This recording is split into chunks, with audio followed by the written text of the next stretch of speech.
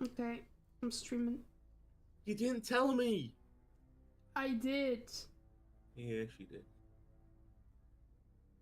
It's just lying again. I've never lied once in my life. You're doing it right now. Yeah.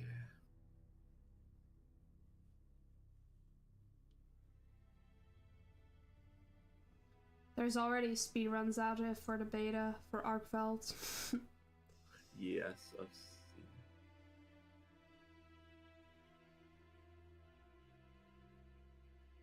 You've seen them? No, I've seen people upload them.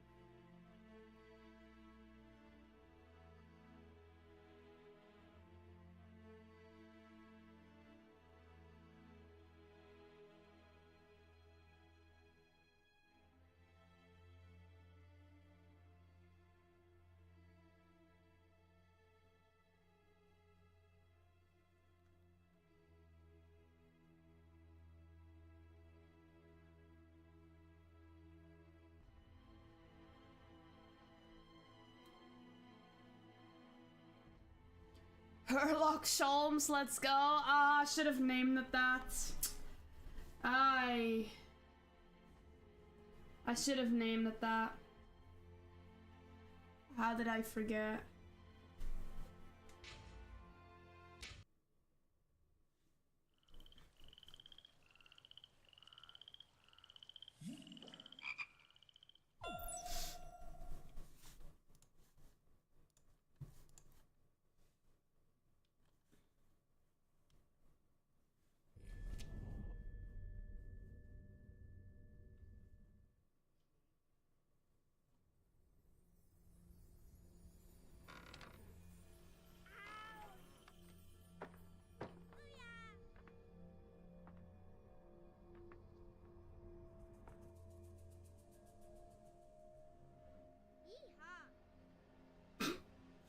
Yeah.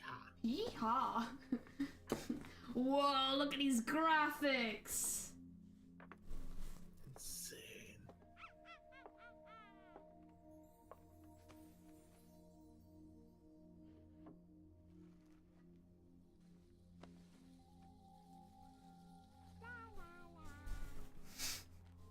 Ow!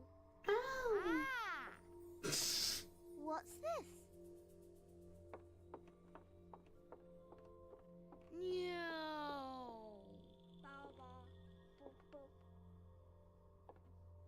What?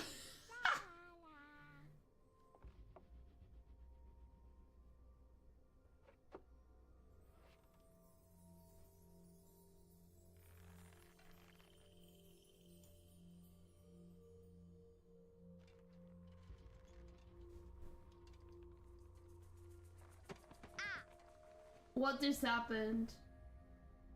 Ooh. Ooh.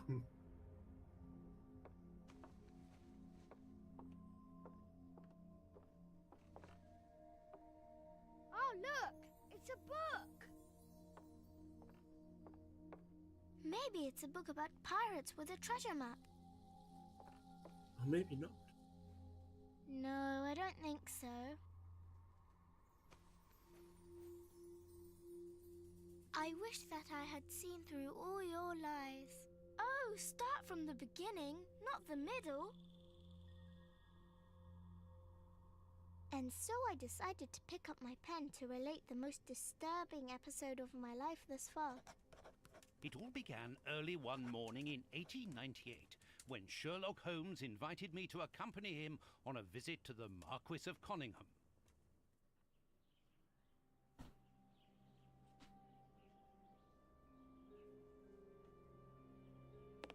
Watson, my dear fellow, we can now go and inform the Marquis that we have found the Samoan necklace, and very much faster than Inspector Baines, too, which pleases me. Have you really solved the theft, Holmes? And so quickly? I have indeed, Watson, and believe me, it was completely unnecessary to spread out all over London, as our friend Baines thought was best. He likes to boast that his methods are equal to mine, but once again the outcome has contradicted him. After all these years of accompanying you upon your investigations, I thought that by now I should be reasonably capable of following your train of thought. But in this particular case, I must admit that I don't understand anything at all. Ah, you see, but you do not observe, Watson. There lies the difference. It is a matter of course. A matter of course, in the middle of the night, when everyone is fast asleep, the service bell within that room rings out and alerts the servants. They dress quickly and come running, but the door is locked and there is a strong smell of burning from within. A few seconds later, the master of the house himself, the robbed Marchioness's husband, the Marquis of Conyngham, arrives and unlocks the door using the sole key. A fire has started inside the room, but they have managed to arrive in time to put it out. It is at that moment that the Marquis realizes that the famous Samoan necklace, which had been safe within its glass cabinet only a few hours earlier, has now disappeared. In order to explain, let us confirm my theory before the arrival of Inspector Baines.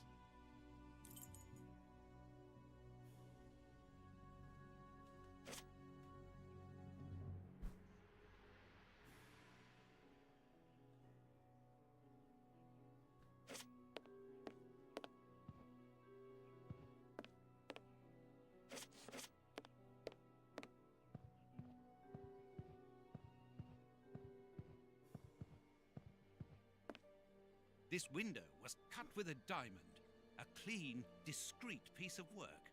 This is where the necklace was. See how tiny the hole is, and not one fingerprint upon the window.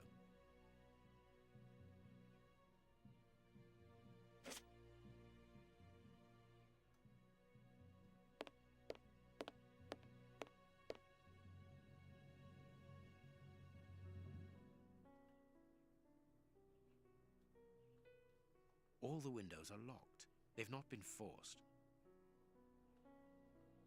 A mark, undoubtedly made by a diamond. Someone tried to cut the glass, but he was interrupted. Therefore, the thief tried to escape through the window, but he was interrupted.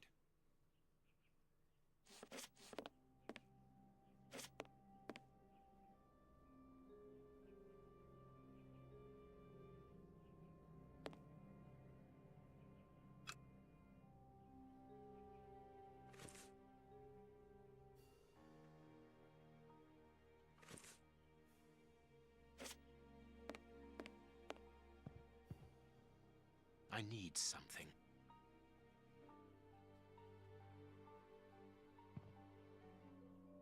Let us examine the crumpled scores that have fallen off the piano. Nothing of interest here. These sooty prints were left by a tiny hand. I don't understand why these music scores are covered with soot.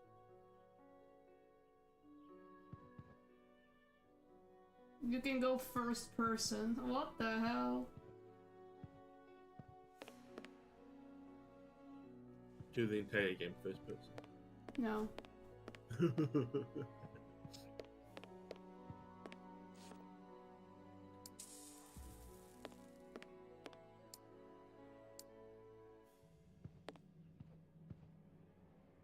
When the servants arrived at the door, having been alerted by the bell, they saw evidence of the theft and the fire, but they didn't see the thief. This door is very hard to force. The Marquis is the only person to have the key. The thief could not get out through here until eventually, when the door was opened by the servants.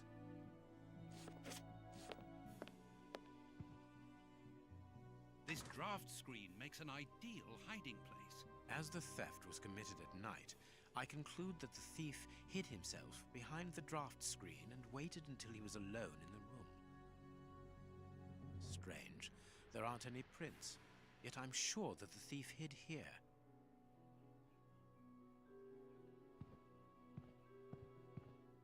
These documents are not very interesting, even though they're addressed to the Minister of Maritime Affairs. The Marquis himself. A candle. It must have fallen from the chandelier. Not very well kept, this aquarium. I can see a dead fish floating on the Oh surface. no! Poor fishy. All the windows are locked. They've not been forced.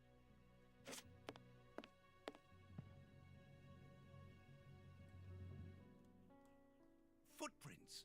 You are not going to get on your knees to examine them. There is no need. It is soot. The servants must have trodden in it while they were putting out the fire.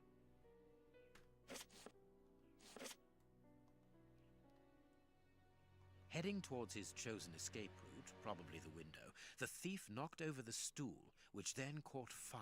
But why didn't he try to put the fire out at once? Strange. There are some objects here that have been knocked over.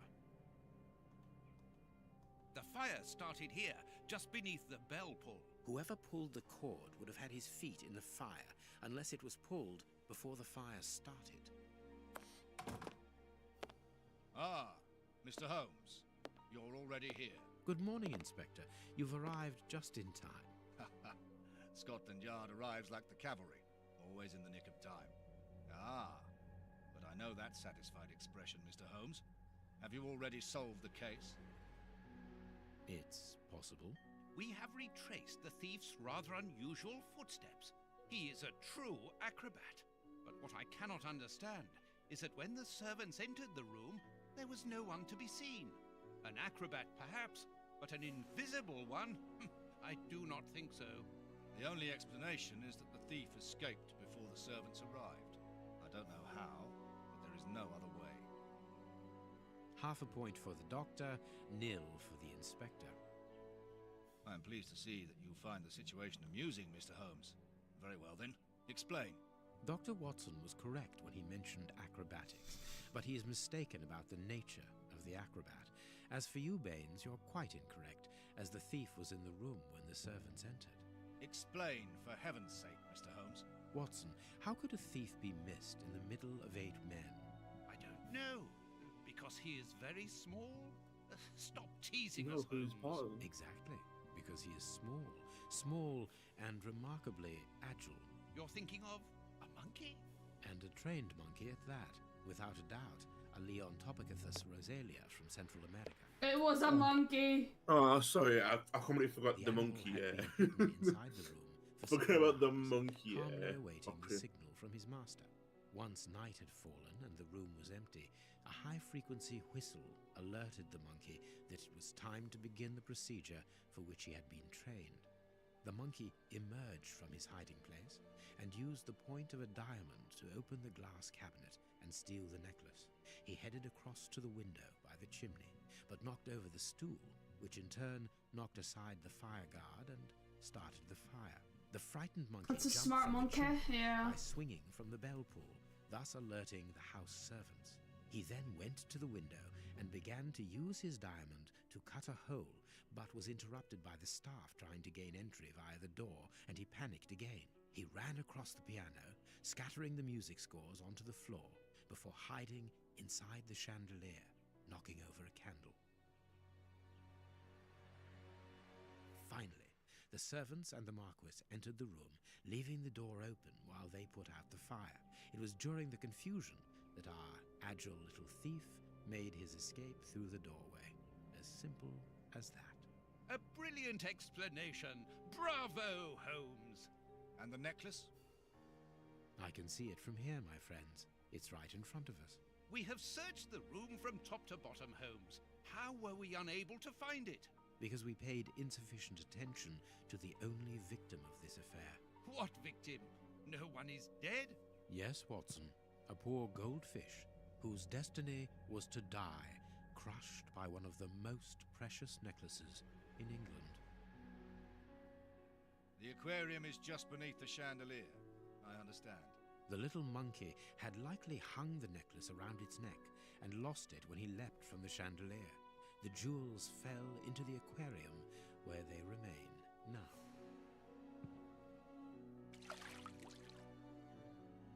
Whoa!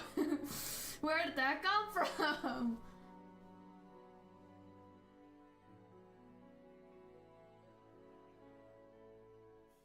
Marquis, here is your necklace, intact, just a little wet.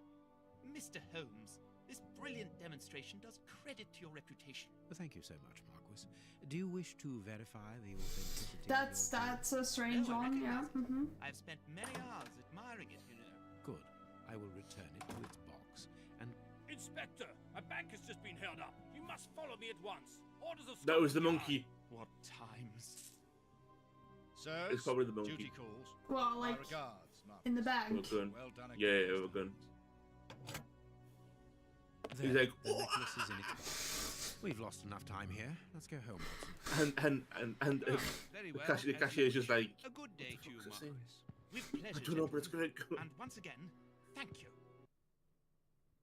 Paws in the air, bitches.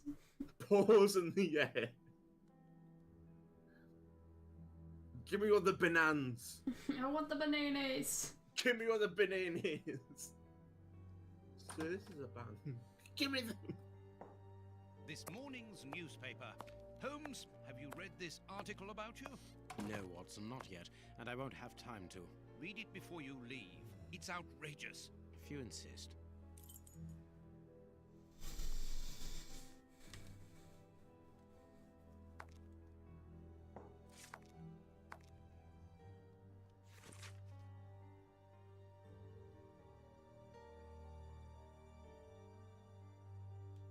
Prince Woodville, French culinary expert and bagpipe player, might be our next king. That's not so shocking, my dear fellow. You know exactly to which article I'm referring, Holmes. How can Farley dare to tarnish your reputation like that? You know, Watson, that wherever glory walks, jealousy is bound to follow. As for the forgery of the necklace, I suspect that we shall soon be enlightened in this regard. Come in, Inspector Baines, the door's open. Ah, Mr. Holmes. How did you know I was here? You are one of our rare visitors who avoids the second-to-last step of the stairs, which creaks dreadfully. And if I add the clinking of the handcuffs at your belt, to what do we owe the pleasure of your visit, Inspector? Have you read that, Rag?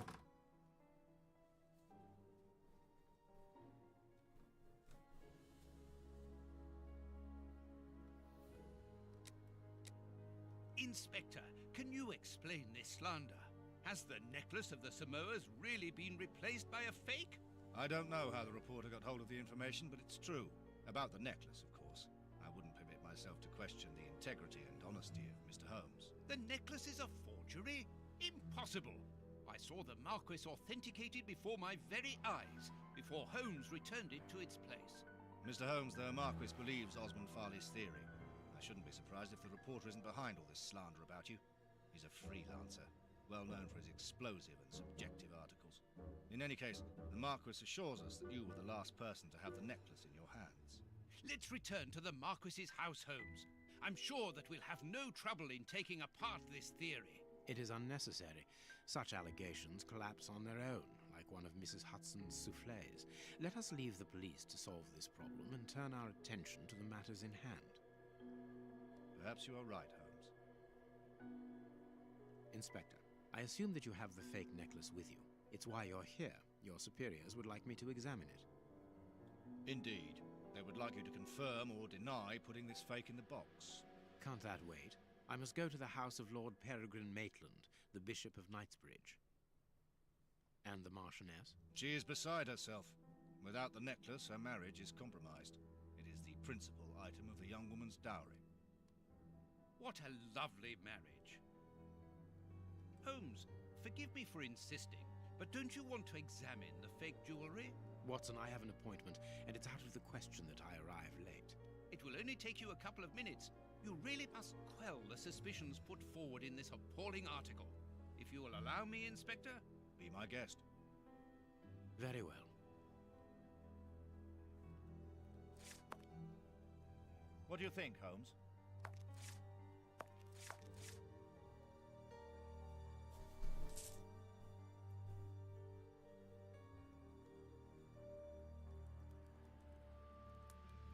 Oh, this? These three yes. pearls are of poor quality. You can see where the monkey touched it. This pearl is too small. It is not in its place here. This pearl is a different color. Too many defects. This necklace is a fake. This is nothing but a vulgar copy, and at a glance it would appear that the How forger did was no one intended notice for it that? to be seen as such. How could we have Well, been I did. fooled by such Too a late. blatant imitation? I don't understand. Yes, how is it possible? Holmes, do you have a theory about this? I have absolutely no idea. You insisted that I examine the necklace, and I have done so. Now it is important that I keep my appointment. I'm sure, Inspector, that you will throw some light on this affair. Holmes. You may accompany me, Watson, if you care to do so. Goodbye, gentlemen. I'll keep you informed as to my inquiries. Goodbye, Inspector. You mentioned a bishop, didn't you? Are we going to his home? Yes, the Bishop of Knightsbridge. I put his address on our map of London on my desk. Would you get it for me, please? All right, Holmes.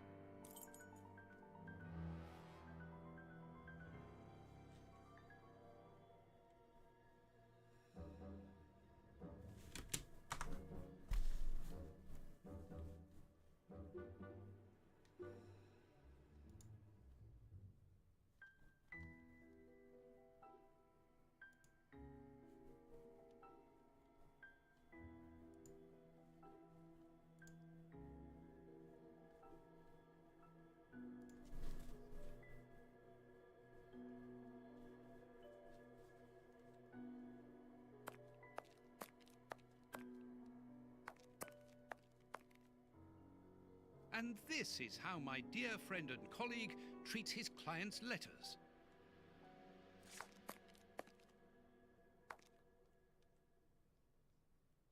The harpoon that was used to kill Black Peter. A horrible murder.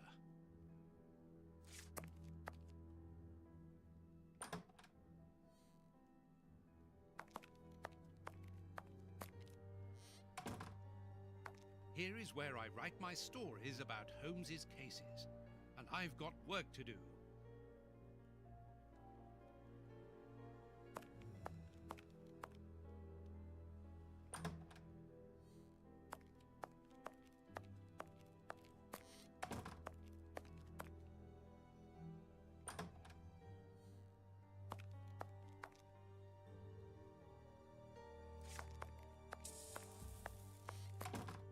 This bust was used to fool Colonel Moran during the case of the empty house.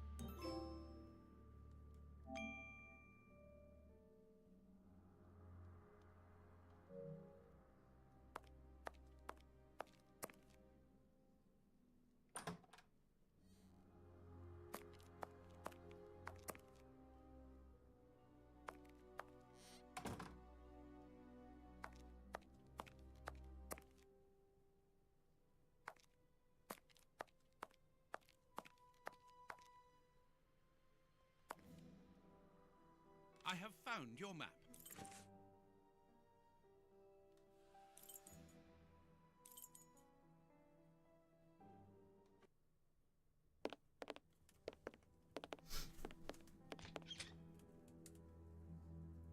The police?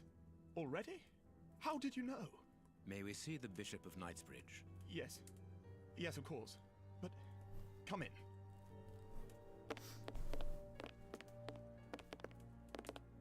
What has happened, Reverend?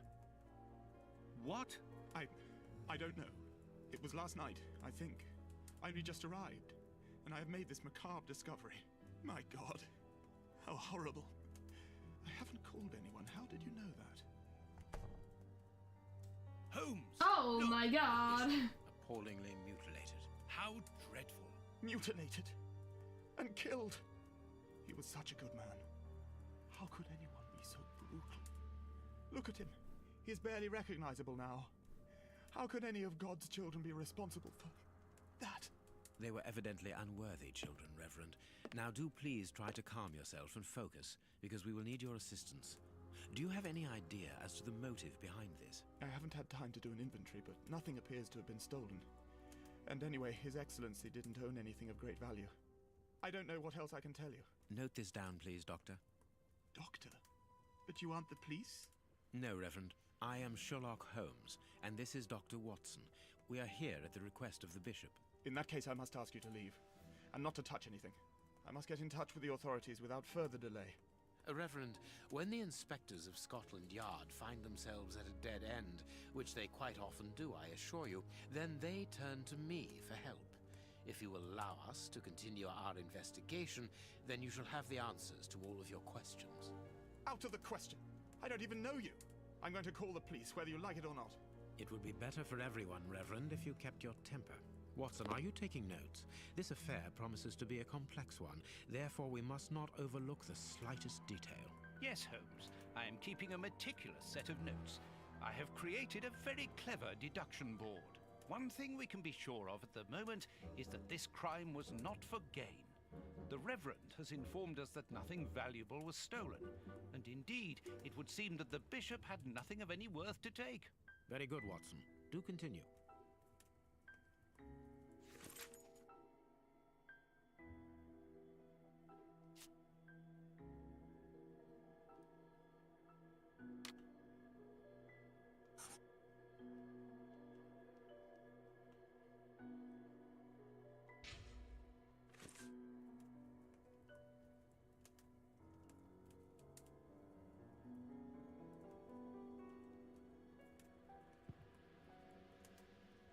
A broken phial and blood near the neck. What a strange smell. Phew. Chemical components, I think. A bottle of whiskey. I can make out fingerprints stained with blood and dirt. A broken bottle of whiskey. However, the Bishop of Knightsbridge was known for his sobriety. It would seem that the brutes who tortured the Bishop to death were Or his intoxicated finger's with broken. I alcohol. just saw like, oh god. Oh, he's fine. This stove is filled to overflowing. There is blood on this paperweight.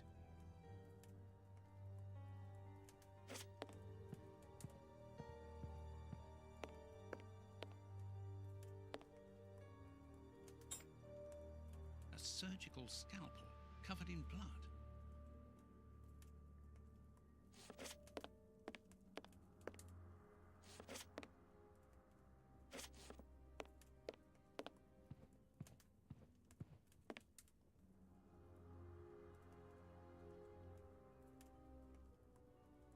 His feet have been burned.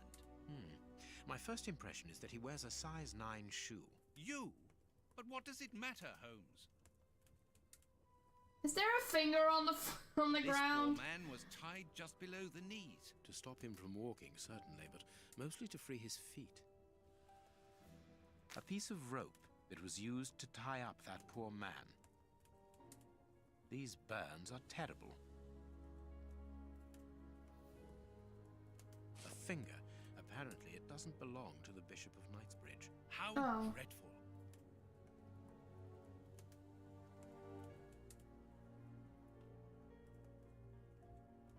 The fingers have been crushed and violently struck. My God, Holmes, this man was horribly tortured. His forearms have been ripped. Pieces of skin have been torn off. What do you think, Watson? I'd say that he was eaten alive. The If monkey. you've noticed a curious degeneration of the skin The tissue monkey did around it. the wounds. His stomach is covered in scratches. Quite evidently, they weren't made recently. So, these wounds were not made by his murderers. The fingers have been crushed and violently struck.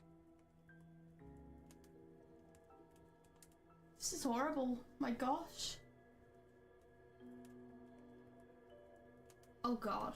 His chest has been lacerated, I would say, with a very sharp and fine blade. There isn't any doubt the wounds on the bishop were administered with this scalpel. You can see by his expression that he suffered terribly. His mouth is covered in blood, and I can make out strips of skin between his teeth. My dear friend, everything points to this man having gnawed at his own forearms. That's unbelievable, Holmes.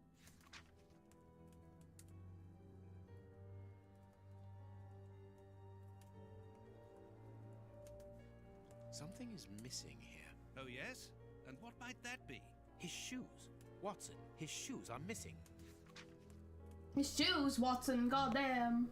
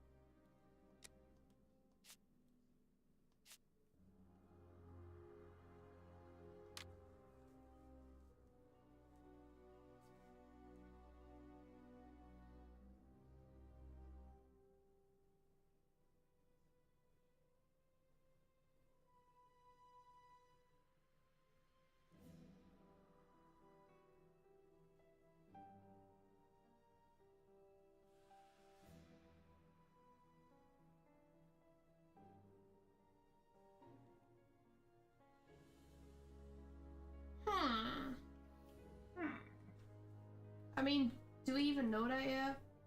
Like...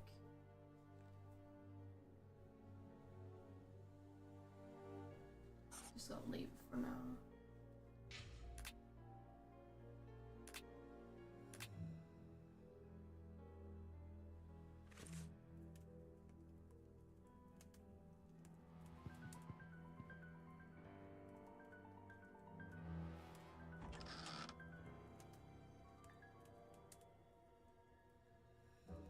This metal rod is for fastening the chilies.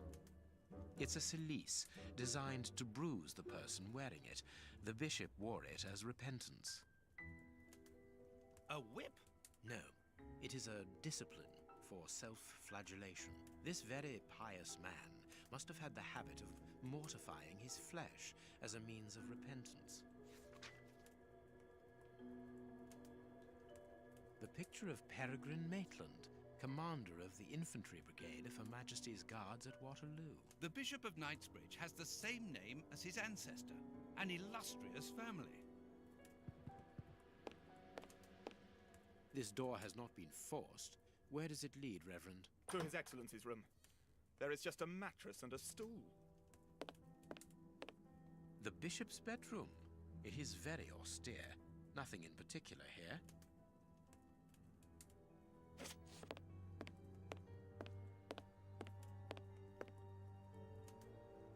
Closed.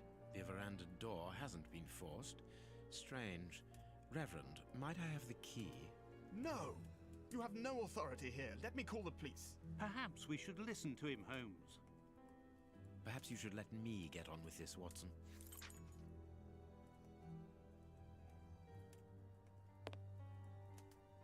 Closed.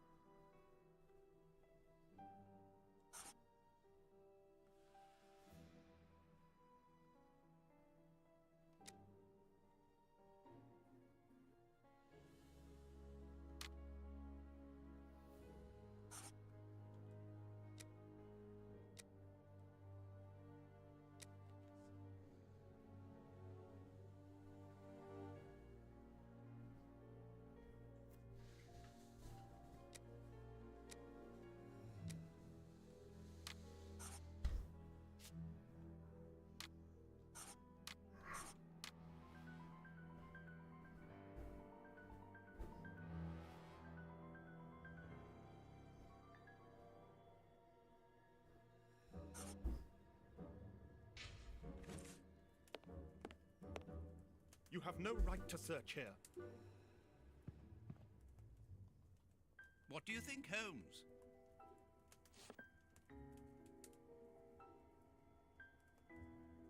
Watch where you're putting your feet, Watson. Have you noticed these prints upon the ground? Well, yes, those muddy marks. See here, Watson. Footprints can often provide more vital information than the very best of informants. Yes, if you know how to make them talk, that is. It's child's play, Watson. We will begin by excluding the contaminating prints, which are yours and mine from where we came in, and those of our dear Reverend who was so impatient to call the police. I need something. Hobnail boots like those worn by laborers. A fragment of stone, peculiar. Well-worn shoes with an odd pattern on the soles. This print came from an expensive pair of shoes, and it seems recent. It is not a laborer's shoe.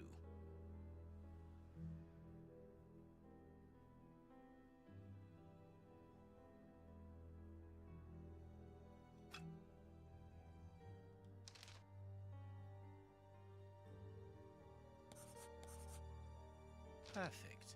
We now know that there were 3 crooks.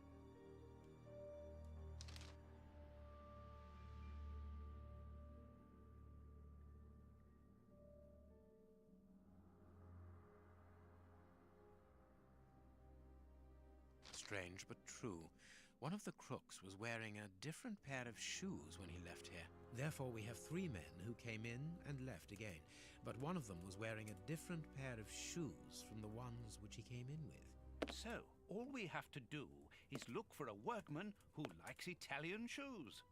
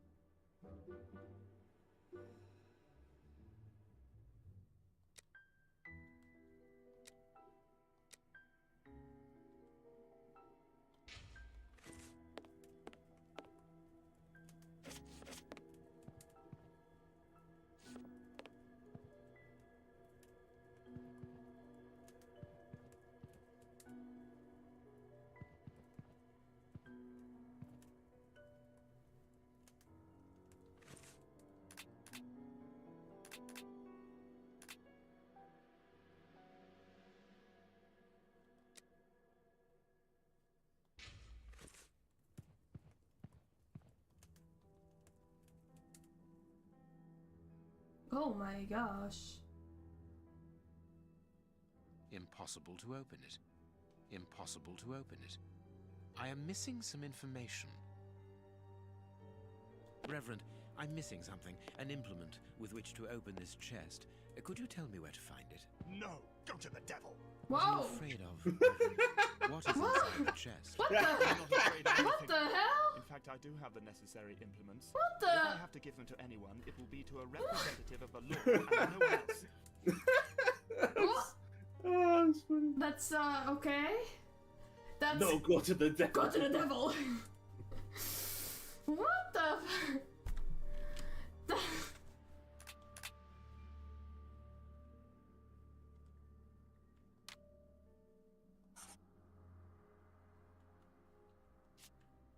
That's crazy. Go to the Perfect. It is evident that the Bishop of Knightsbridge's killers were after something specific, and that they did not find it. Reverend, I shall ask you one more time. Open the chest. The item they were seeking must still be inside. It is unlikely that they will let this matter rest. They will most certainly return to finish what they started. And I'm telling you once more, the chest is locked and shall remain so. Very well. We have reached an impasse. You are a stubborn man, Reverend. Watson, accompany our friend to the police station and return with Inspector Baines. Baines and no one else. I shall wait for you here. Go. Alone at last. Now I can continue my investigation. Well, we're not really alone, but you know.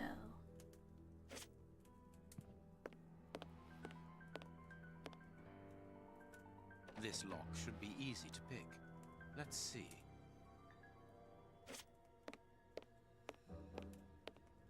Alone at last. Now I can continue my investigation.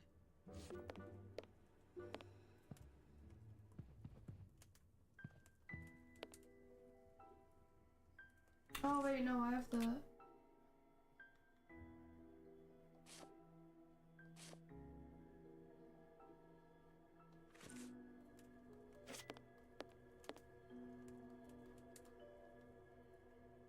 This lock should be easy to pick. Let's see.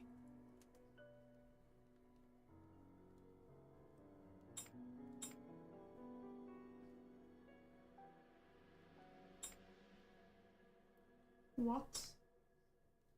Oh.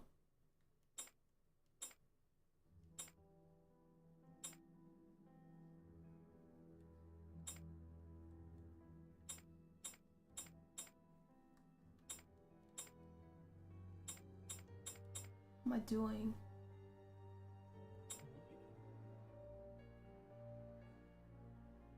Oh, right. The...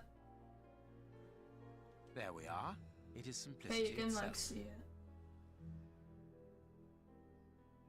There isn't anything much in this room. It must be used as a reading or meditation room. This inkwell was tipped over recently.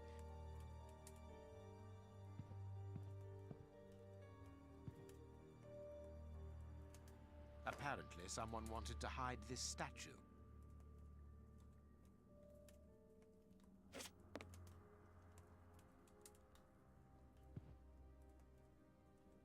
An ink stain.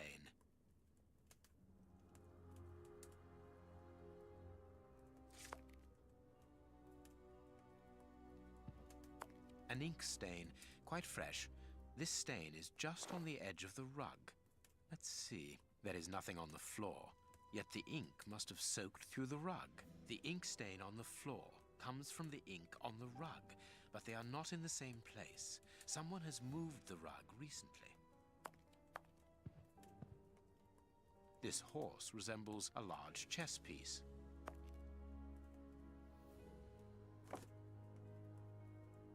There is a message underneath this statue. Let's see. This message was written by a woman, but for whom was it intended? Interesting, this chess game.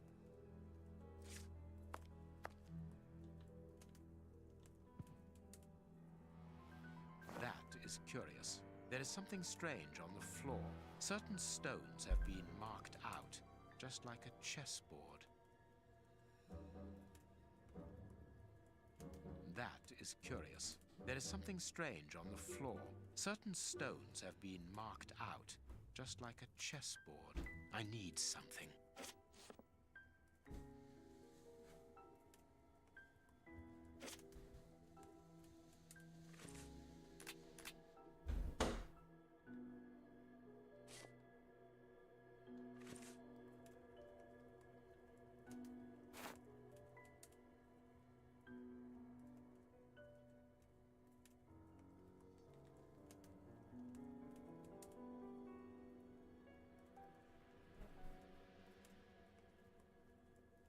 What?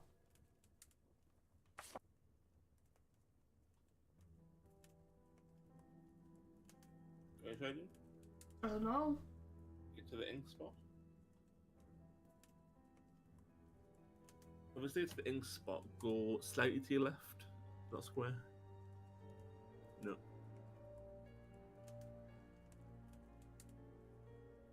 Not where you were. Right. From the horse. Yeah? No, on the horse. Go on the horse. Okay, go right to up one.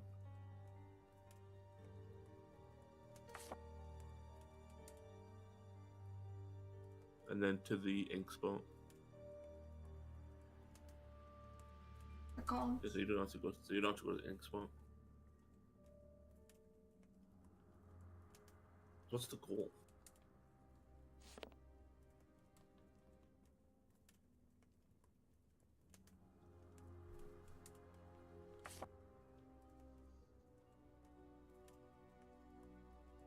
It's not over here.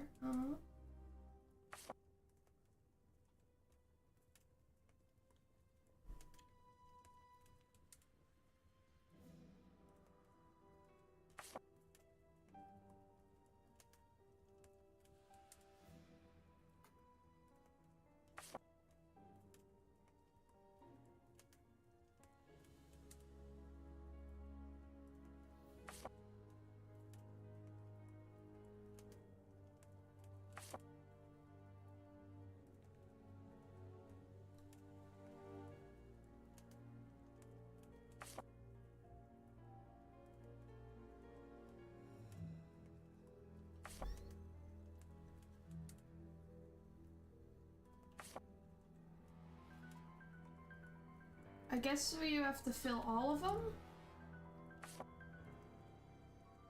You can only do a certain way because it's... It's a 90s. Yeah. So it can only move forward to... It can only go in an L shape.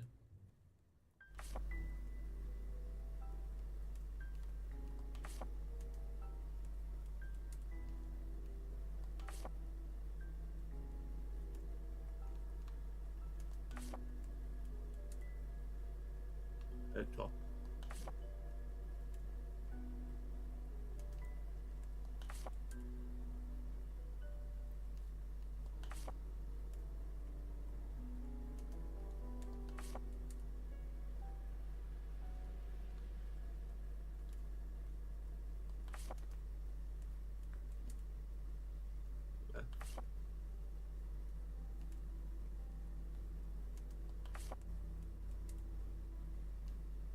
Top one.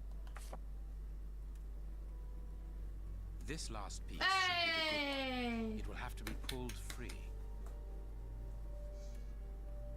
Oh. What?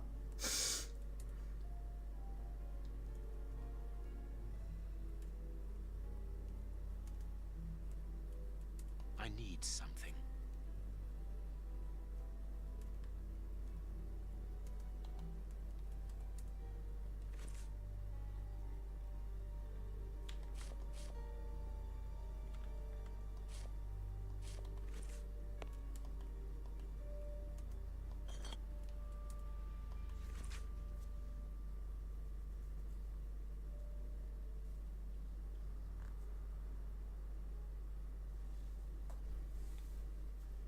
Packet of letters addressed to the Reverend.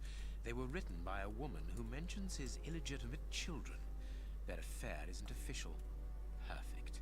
I have you now, my wayward Reverend.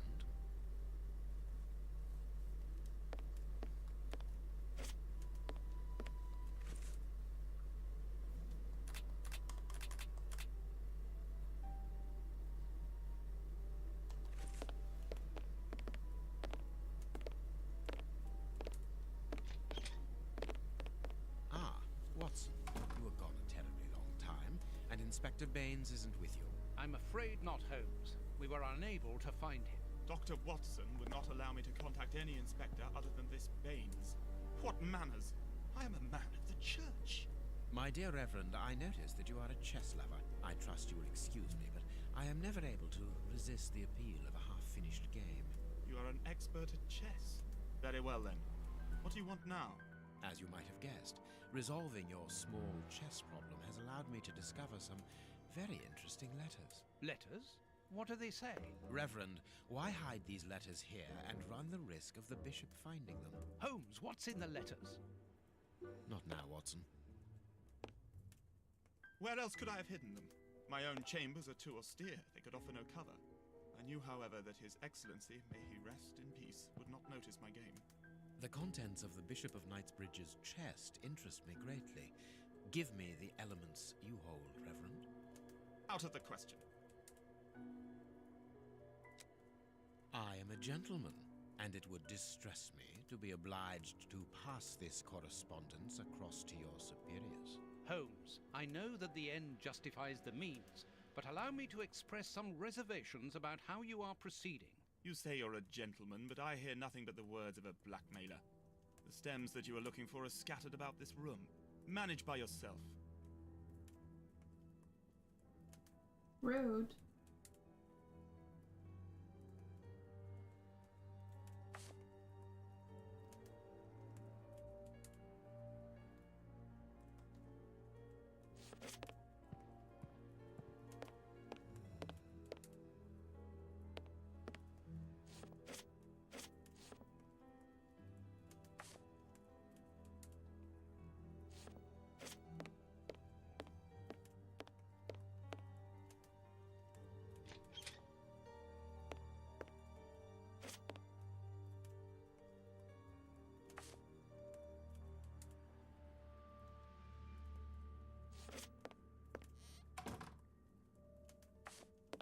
You have won.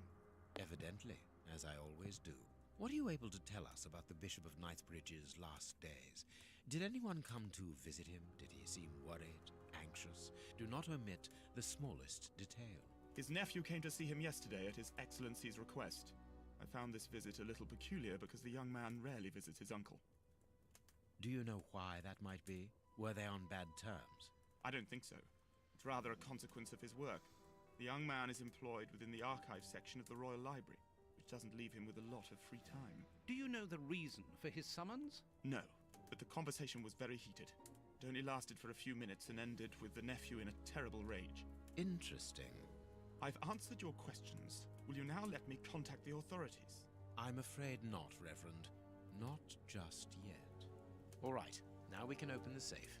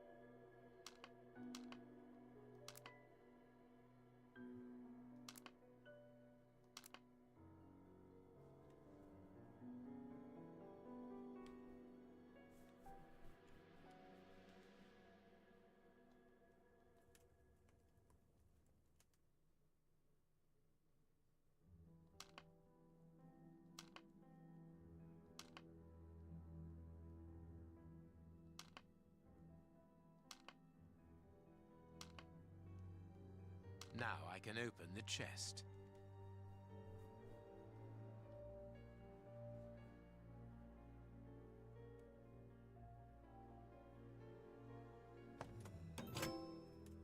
Here we are. I am eager to discover what remarkable treasure could justify such an act of barbarity. Extraordinary. This chest is impenetrable. How is it possible? No one other than the bishop should be able to open it. You open the chest with disconcerting ease, Holmes.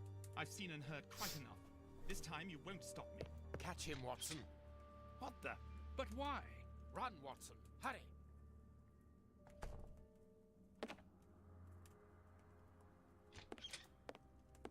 He's escaped. I hope that your motivations are founded, Holmes. I don't much like skirting around the edges of the law like this. It is annoying. Let's leave without delay. What have you found in the chest, Holmes? What in there is so precious for these men to commit such terrible acts? The Reverend was telling the truth. Nothing important was locked inside the chest, apart from a few religious items which are hardly worth stealing. So, we haven't made any headway. Perhaps the police will.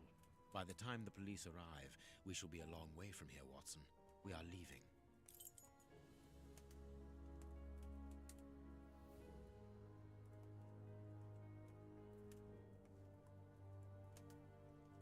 What should we do next, Holmes? Let us return to Baker Street as quickly as possible.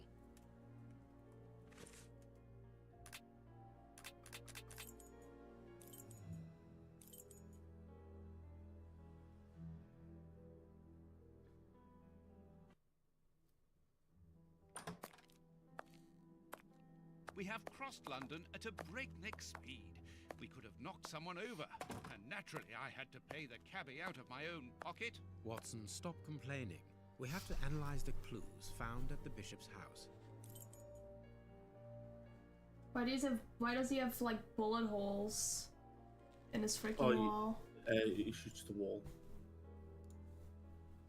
Why? He gets bored. Don't ask. Okay.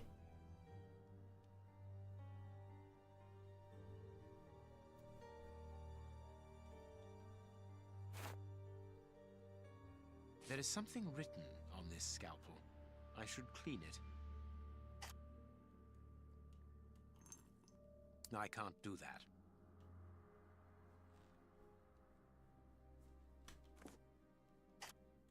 Ah, I can make out WCCH. What do the initials Where? stand for? How many hospitals are there in the Whitechapel area, Does it Watson? stand for which? If we count public dispensaries, enough to keep us busy for an entire month. Did this scalpel come from a hospital? Yes, as the initials WCCH engraved upon it show us. We must think on how best to deal with this. We do not have the time to investigate every hospital in Whitechapel. I have cut a small piece off the rope. That should be enough. A lot of fragments of black stone are wedged into this rope. Their color seems unnatural, but they are too small for me to examine them. Black and damp earth. This rope is only worn on one side. I need something.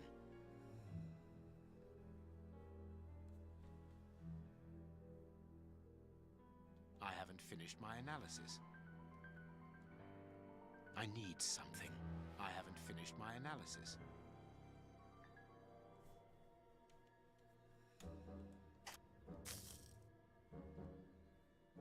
This fragment of stone is very smooth, and it seems to be of a peculiar quality. I shall have to strip it with one of my products.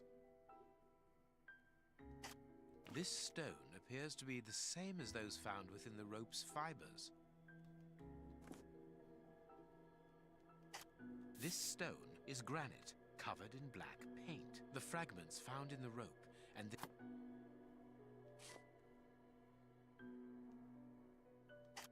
black and damp earth under the nail.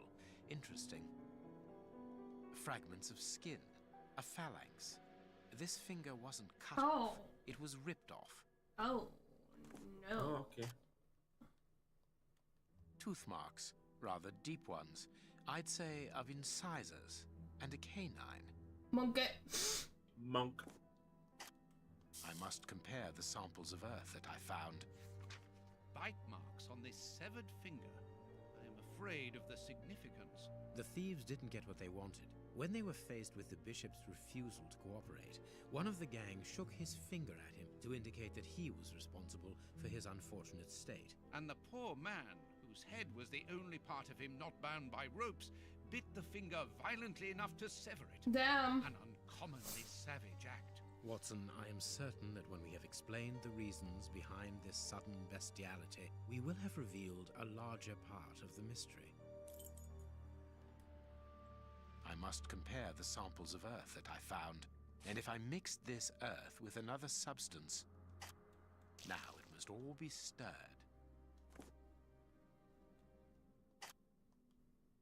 The samples of earth taken from beneath the fingernail and from the ropes originate from the same place. How do you know? It took just a little water to analyze the consistency.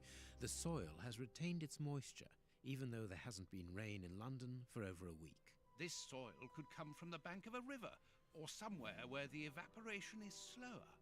A mine, perhaps, or a trench. The banks of the Thames are clay soil, unlike our samples, so we can rule that out. The nearest mines are 12 miles away, so I would rule that out also. I would therefore conclude your last theory to be nearer the mark. A trench? A pit. Watson, bring me your register of the London hospitals. Studying the scalpel has given you an idea, then? Indeed. I'll get it.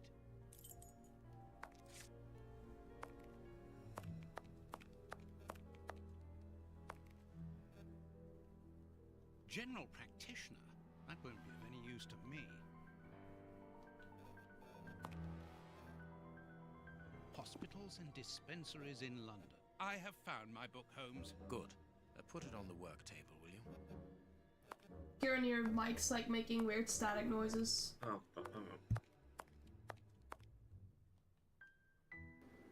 on. I have found my book, Holmes. Good. Put it on the work table. Yeah. Sure. Yeah.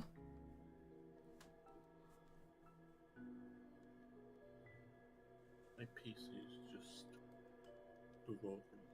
Here is the section showing Whitechapel. I made several notations on these pages during our investigation into the Ripper, which might prove useful. All we need to do is to find a hospital or a public dispensary near a location where pits have been dug and black granite has been used. It's simplicity itself. I haven't finished my analysis.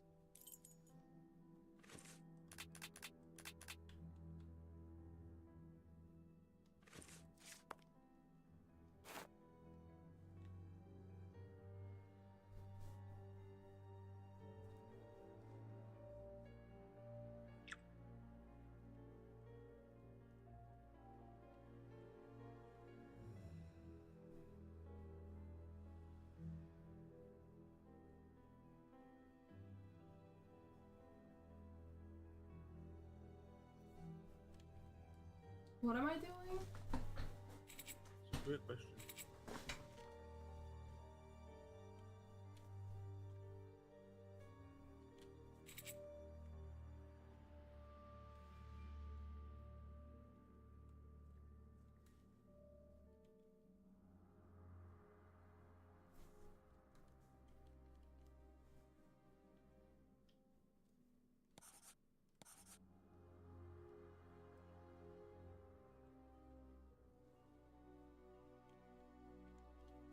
I must analyze the clues.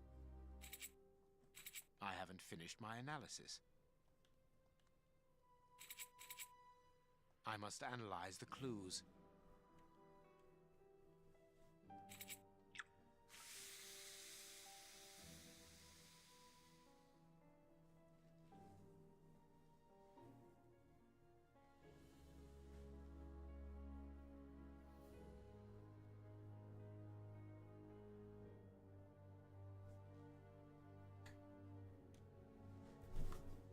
I haven't finished my analysis.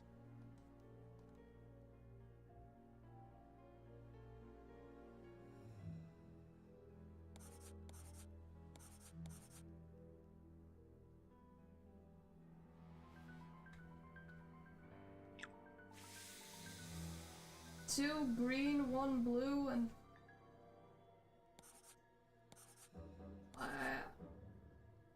okay.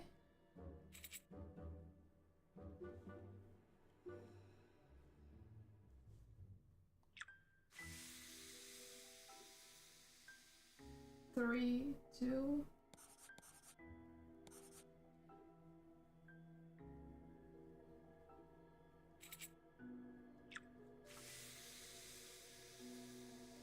Three, two again.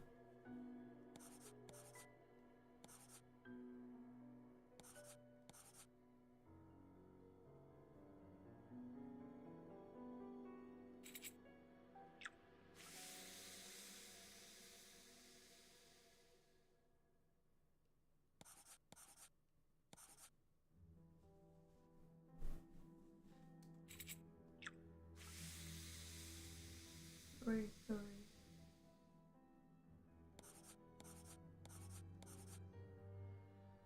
Poison, and apparently very virulent. Poison. Discreet, efficient, and only detectable via a thorough post-mortem. Have you been able to isolate the active components, Holmes? Not with any certainty. This toxic substance surpasses my own knowledge in the field. It is without doubt the work of an expert chemist. A chemist and a criminal. As you say, please find my monograph on poisoners of the last 30 years.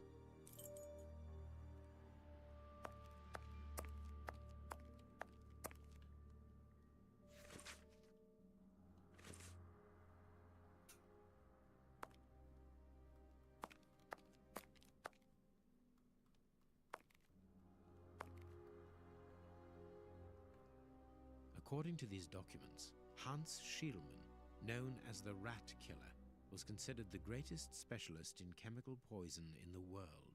Is he at liberty? Happily, no.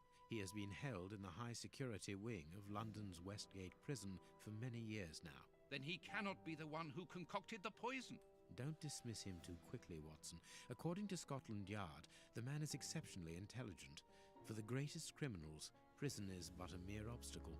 Let's plan a little visit to see Mr. Schielmann tomorrow. I haven't finished my analysis.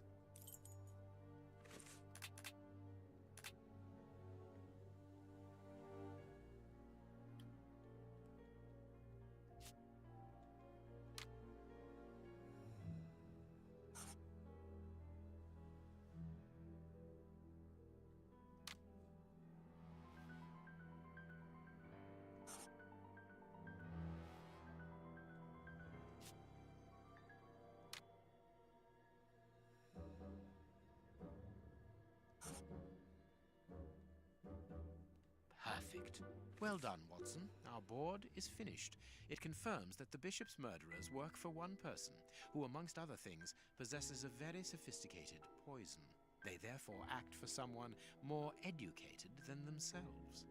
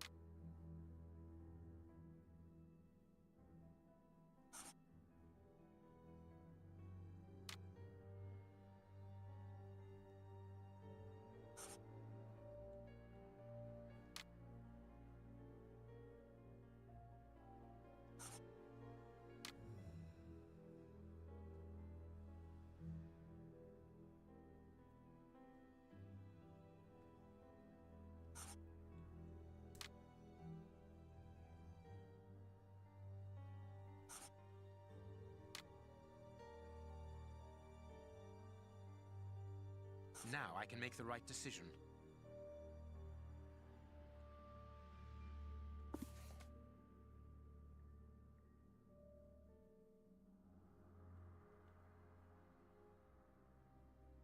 The public dispensary number 4661. It's just opposite the Whitechapel Street Cemetery. Yes, Watson. The murderer with the missing finger must work in the cemetery, or at least visit it. He could have taken a rope, one of the type they use to lower the coffins into the graves. The granite is minute particles of tombstone. And he only had to cross the road to steal a scalpel from the dispensary opposite. So smart, Amber would be You remember proud. Wiggins, I know, thank you, the thank Baker you. Street irregulars? Yes, the street urchins, whom you employ upon occasion, and Wiggins is their leader. Yes. Well, I have hired their services again. I have instructed them to find out the address of the bishop's nephew. I think he's here.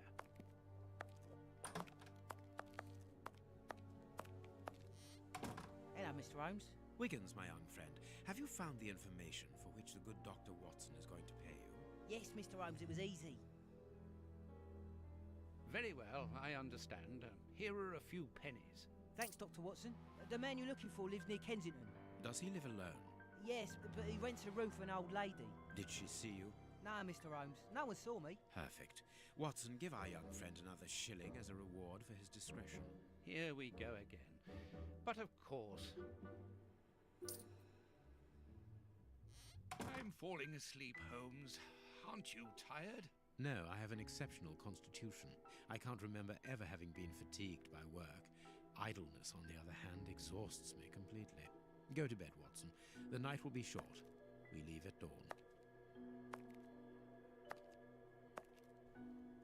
Wow, this is a real adventure. It's exciting. I like it better than made-up stories.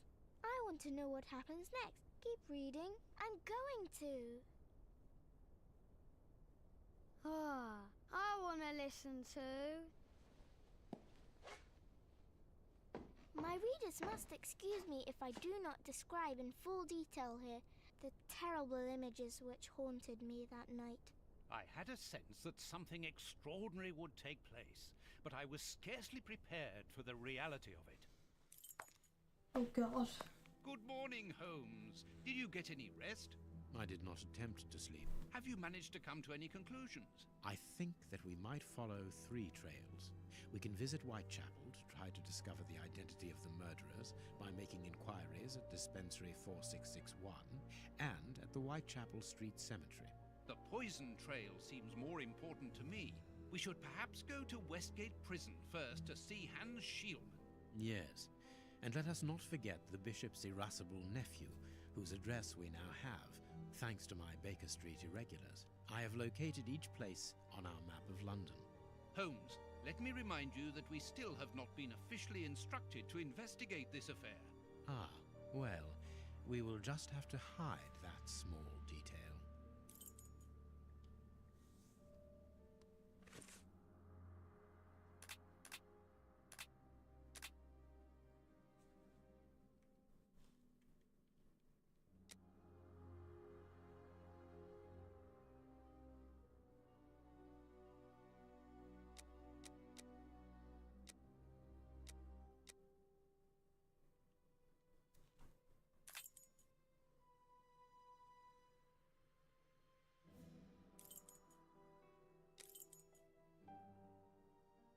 Whitechapel.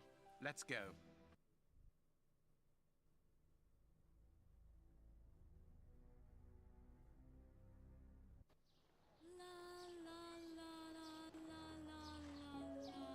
Here we are in the heart of Whitechapel. Keep an eye on your wallet, Holmes. This area is the highest for pickpockets in all of the kingdom. Don't worry about my wallet, Watson. It would be easier to move Big Ben than to steal from me.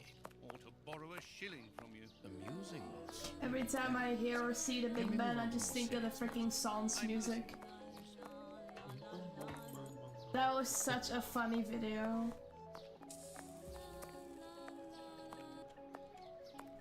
Like, that video should not be that funny.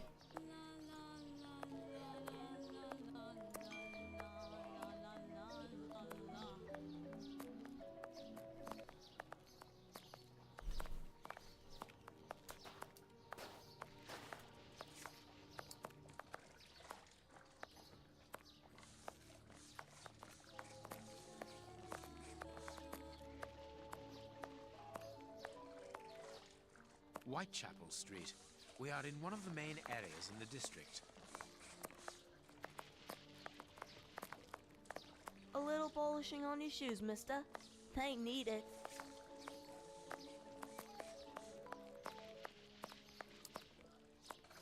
You ain't from round here. You shouldn't stay here. It ain't healthy.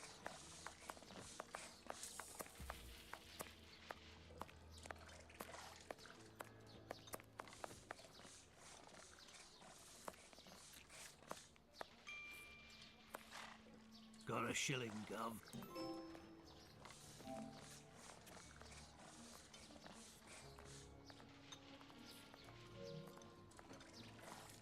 A cab builder. Nothing interesting.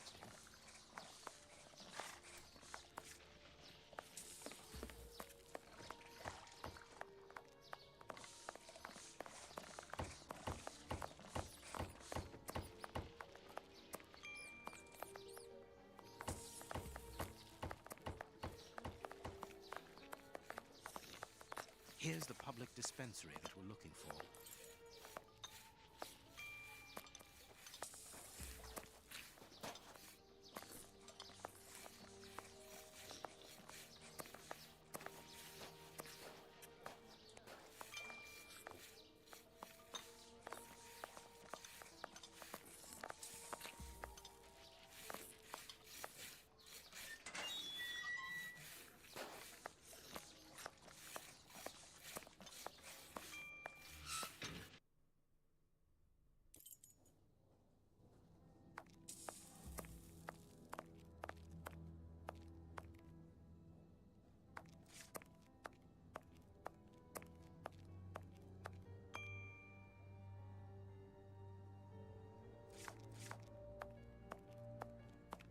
Like all the sick lying here, this person is very quiet.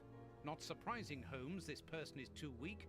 She's obviously suffering from malnutrition, and for more than a few weeks now.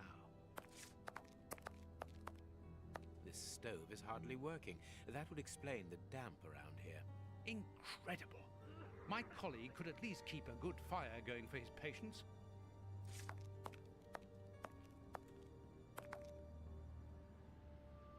Good day.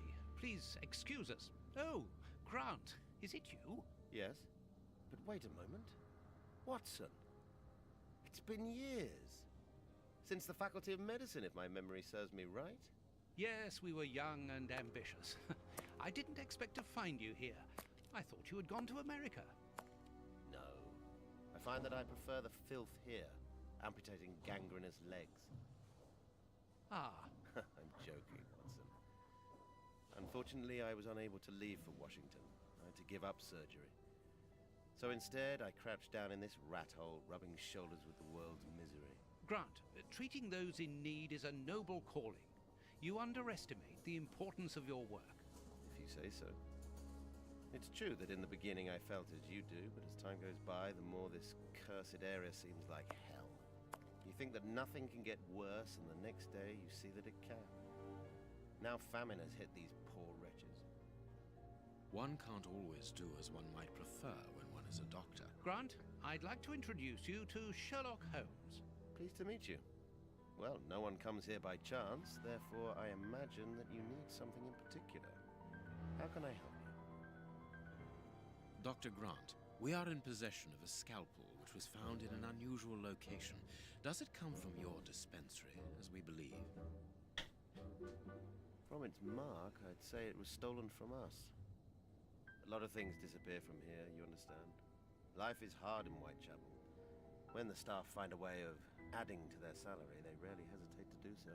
Thank you, Doctor. Farewell, Doctor. See you soon, perhaps. And take care of yourself.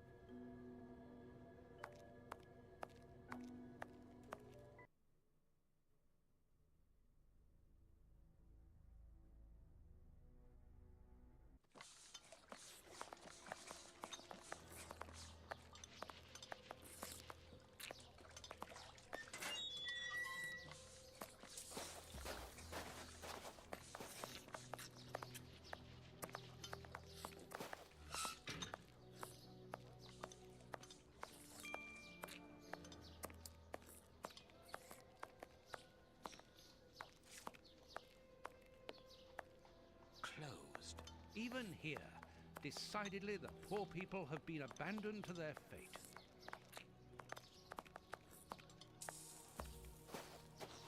Buy my flowers, my lord, for your dear departed.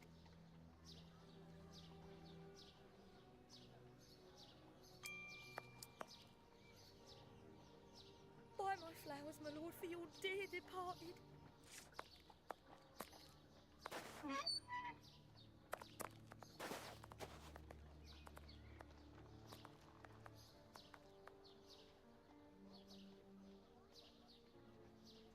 This cemetery is the very image of Whitechapel. Sinister, frightening, and ill-kept. What a terrible place for one's final rest. At least hunger no longer gnaws at them.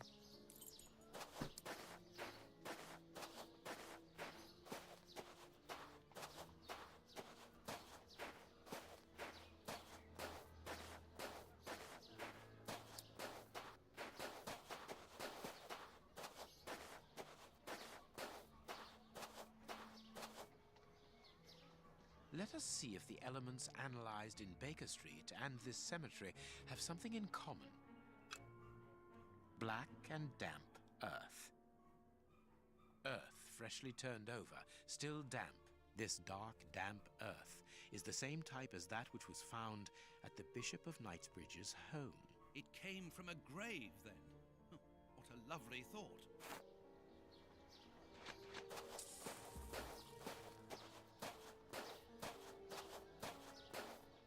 This must be the gravedigger's cabin. Well, judging by the state of this place, they don't work very often.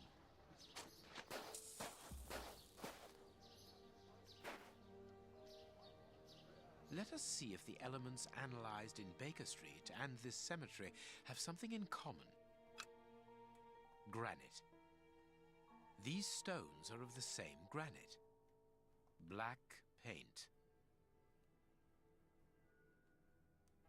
Black paint. These stones are of the same granite. The same black paint covers these stones. This black painted stone is identical to the fragments found in the rope which we analysed at Baker Street, and in the footprints of the Bishop of Knightsbridge's murderers.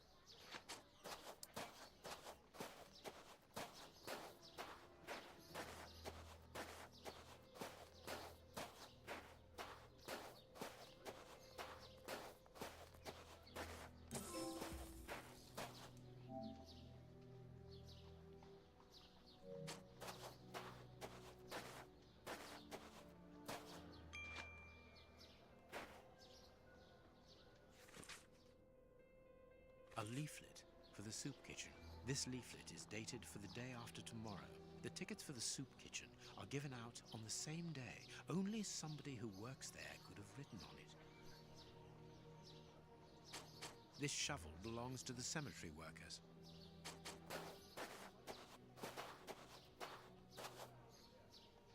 Let us see if the elements analysed in Baker Street and this cemetery have something in common. This rope is only worn on one side.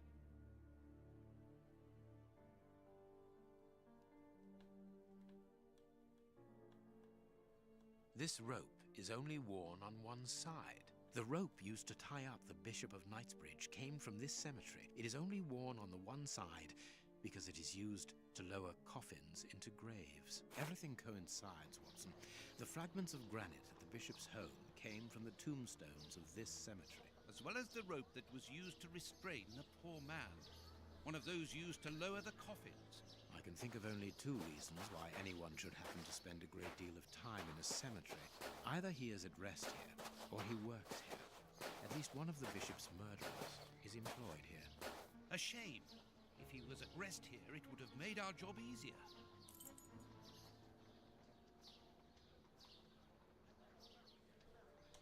Let's look for a mobile soup kitchen, Holmes.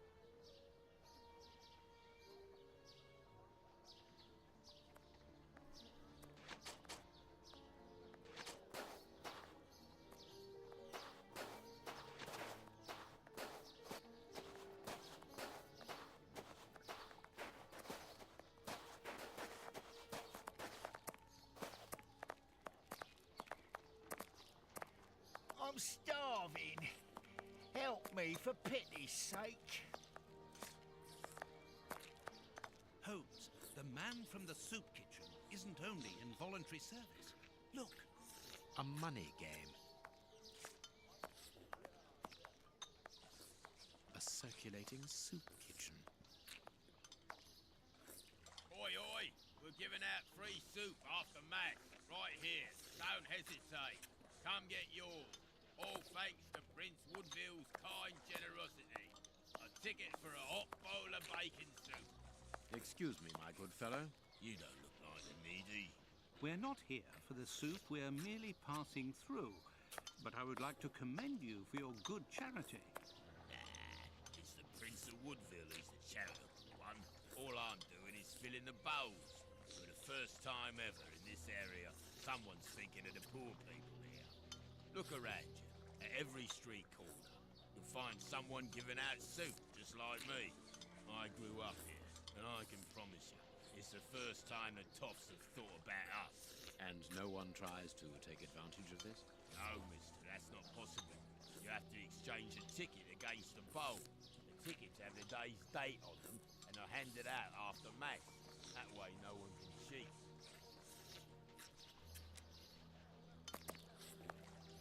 You again. You can't have any soup, you're too rich.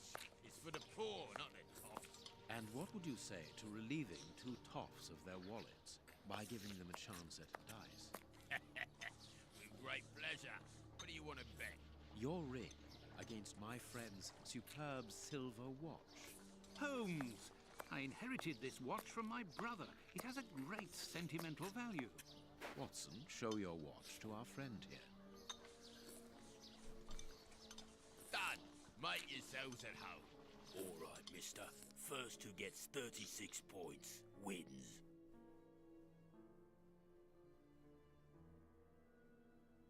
Oh.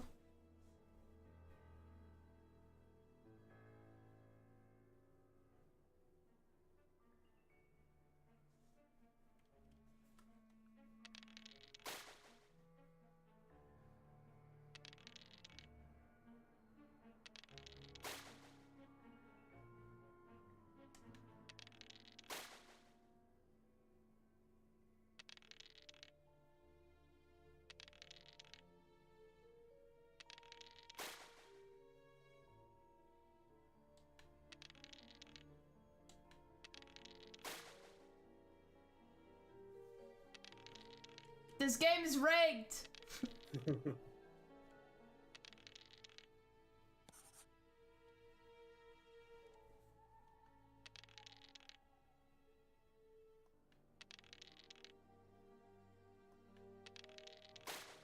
Fuck!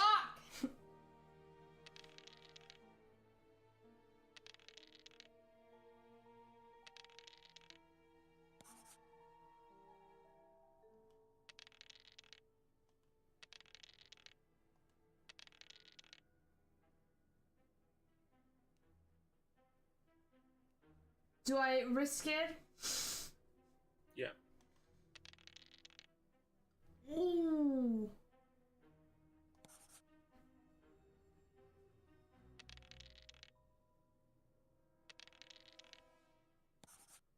Fuck!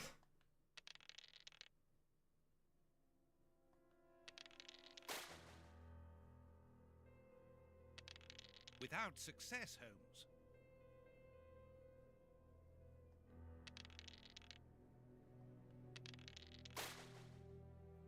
Bro.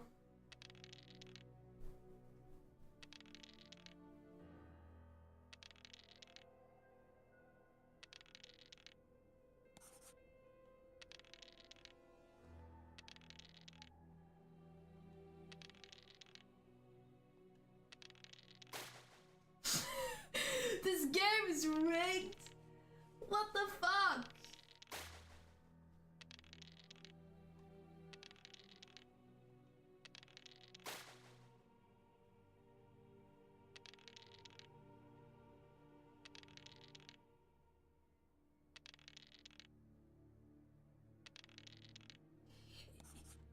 Why can he roll 4 times and I just... Bro! This game is rigged. I swear. No. Fucking hell.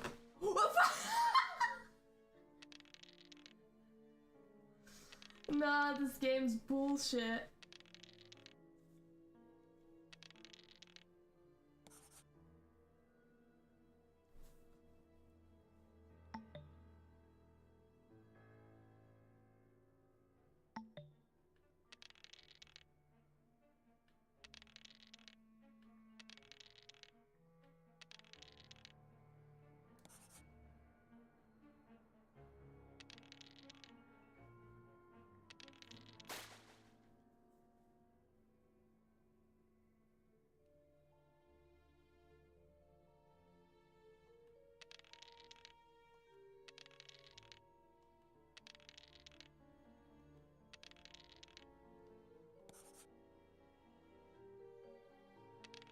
Without success, Holmes.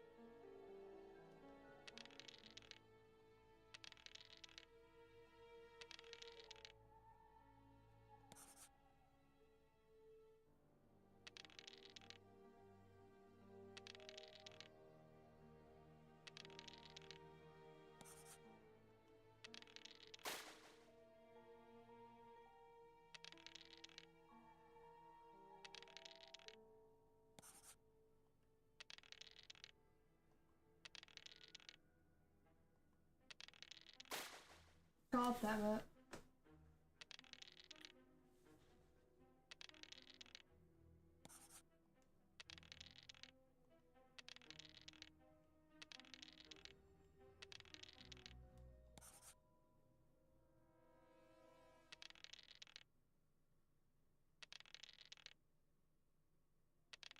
Without success. I hate this game.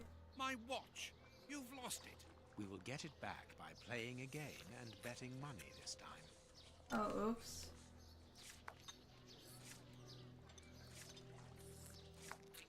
Wait, how do you pause?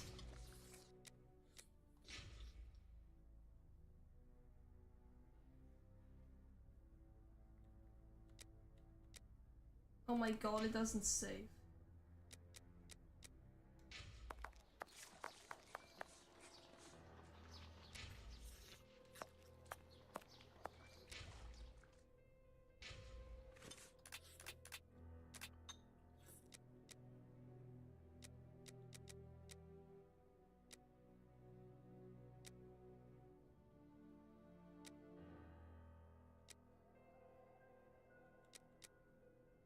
Is it a trophy to like?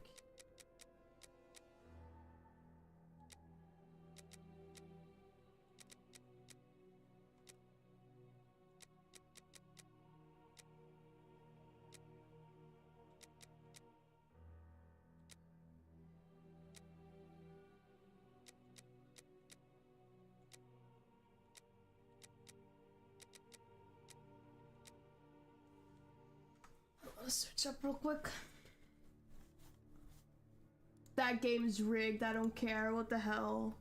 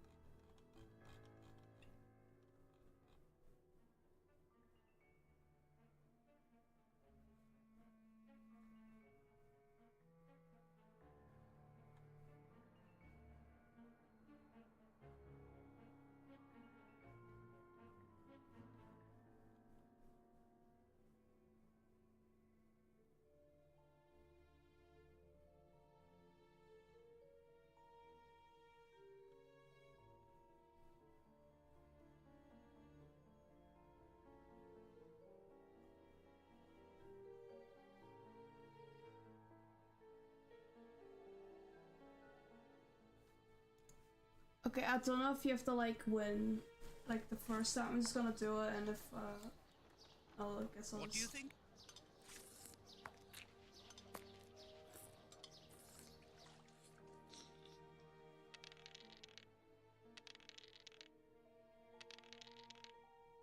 This game is rigged. It's rigged. It's rigged. This game is a piss take. Oh my god. There's no way I am this unlucky.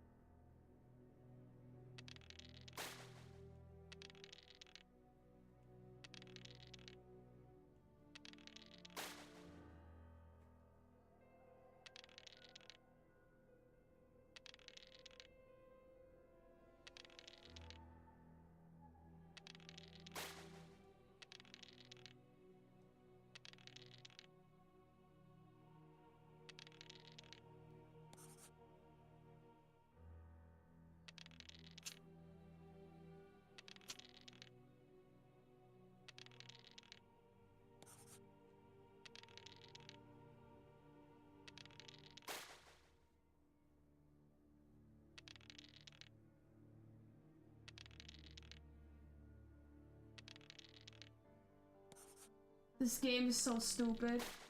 This game is so stupid.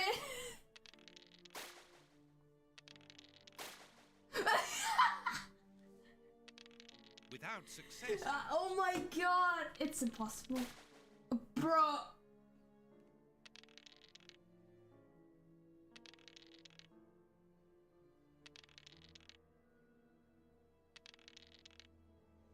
And he rolls like 4 times, and then, yeah. And, oh my god.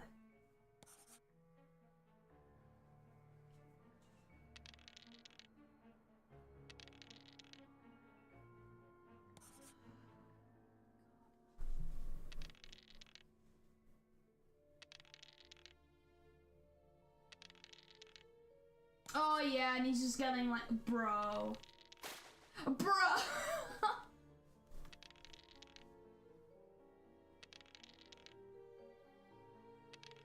Without success, Holmes.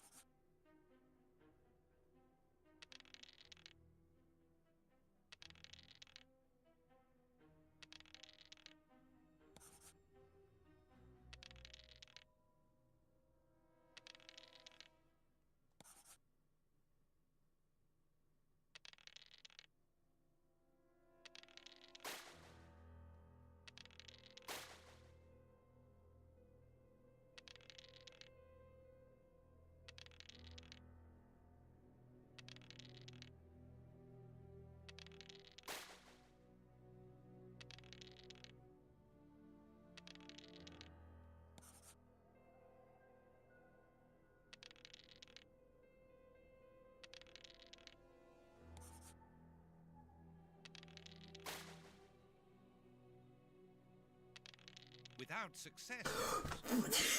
This game. He got 2 5s. What is this game?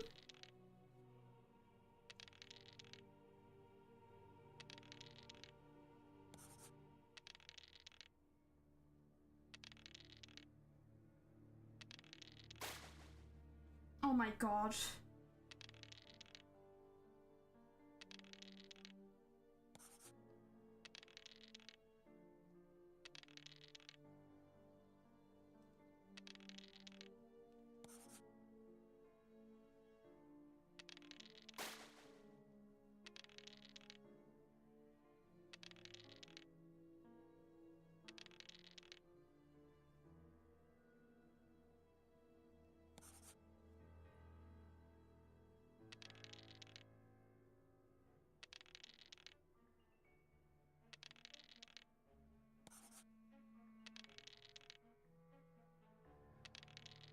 The fact he keeps getting 5s is ridiculous.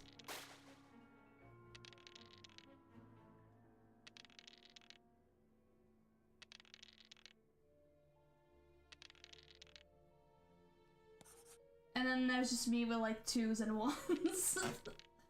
Oh, this game.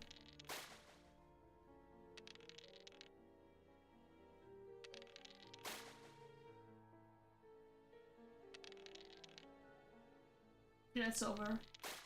Oh my god.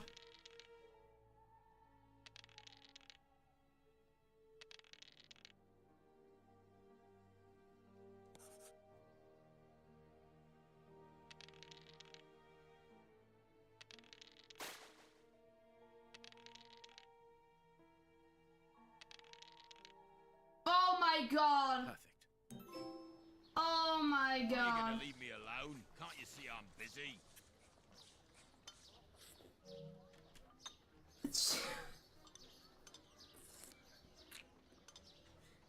That was so stupid. Hey, not so fast. We'll play a game.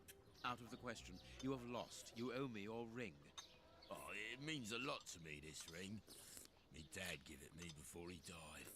He choked on his own glass eye. Me mum didn't get over the shock of it, and she killed herself by smashing her head open with her wooden leg. And she'd only just heard that me sister, who's a prostitute, had caught an embarrassing disease that made all her hair fall out. And worse, our dog got run over when he... As this ring holds such sentimental value for you, I will allow you to keep it. What would you say to exchanging that against some information about Grape Ape? That seems like a fair deal, don't you think? Yeah. Grape Ape works with us. He usually deals with it. I thought they were saying Great Ape. It's like, is this Dragon Ball? What the hell? Well, last time Dragon I Ball? saw him, he was with his mates from the dispensary. Them that deal with the morgue. Now that's all I know. It is quite good enough. Keep your ring, my good man, as a souvenir of your poor father. A souvenir of me dad, me mum, me sister, and me dog. One further thing. You said that Grape Ape's friends work at the morgue. Which morgue? The morgue at the dispensary. That was the stupidest minigame ever. That was rigged. Wash the dead. It was dress them, rigged. Cut their hair. They clean the blood off the floor. Chase the rats. Stamp on the cockroaches. Mister, I can tell ya, I prefer giving out soup. There isn't a certain curse amongst the employees. Listen, we didn't play for info about the whole city.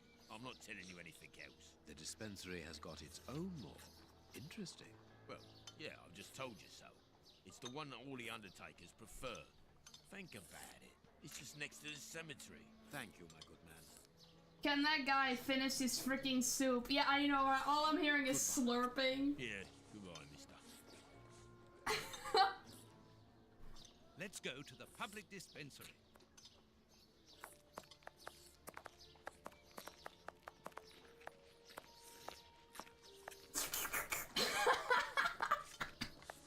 That's all I'm hearing. Some good soup. And no matter where I go, all I'm hearing is slurping. Oh, it stopped. It stopped, it stopped. Now we're in freaking in a hospital or something, I don't know. Narnia. How can I help you? Gaiman, did you see that we're getting 5 days of PlayStation Tell me, Plus? Doctor, do you have a morgue in your dispensary? Do I? Yes, it is the busiest place in the building. What? I would like to see it. The door Do at the far I? end. The one What with do you the mean, do unpleasant I? smell. Do I get it? Very good. Well, Farewell, Doctor. See you soon, perhaps. And take care. your uncle probably gets it, right? Yeah. Yeah, so it would count for No, you no, as no, well, no, right? no. Yeah, no, I know that, but I'm saying, do you think I'll get it as well? Oh no, I think it's only PlayStation Plus users. See, that's just bullshit. I think it just automatically goes to, I see names that have something in common. I'm not sure though. Might be a lie.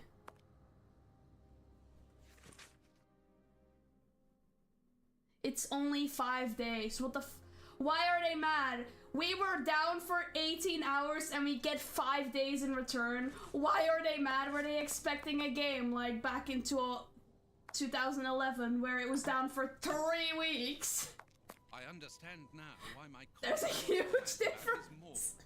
This place is a real mess. Concentrate, Watson. We must look for clues about Grape Ape's friends.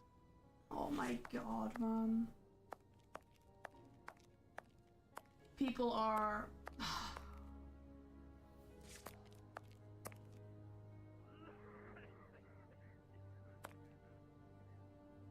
Look at the Just have no words for that. Should be happy we're getting 5 I days. haven't told you yet. COD has hit a new law. What? COD has hit a new law. I don't know what you're saying. Okay. COD have done something stupid again.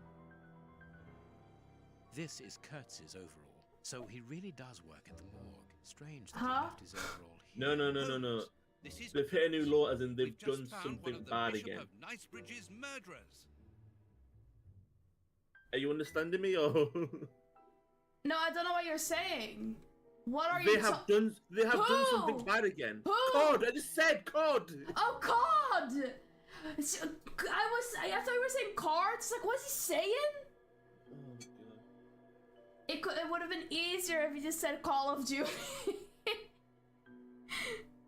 Even Gavin. I'm pretty sure Gavin didn't understand. I had no idea what you were saying. He did because he thought I meant the player count for COD. Okay, like I had no idea what you were saying. I was like, what's he saying? Cards? What? Perfect. Oh god, okay, what did they do this time? They have made blueprints that have ammo mods attached to them. And zombies. A small metal stem. Well. This Kurtz was carrying a lot of things. Okay. Yeah, just pay to win.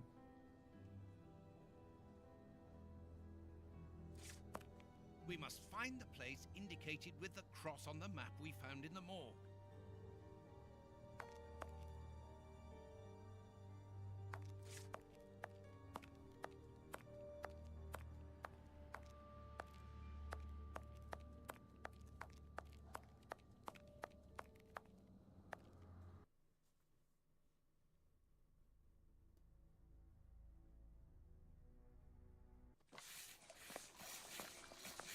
Oh god, here we go with the soup slurping again.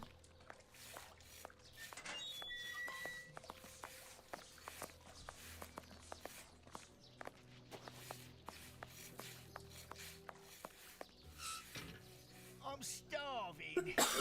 Help me for pity's sake.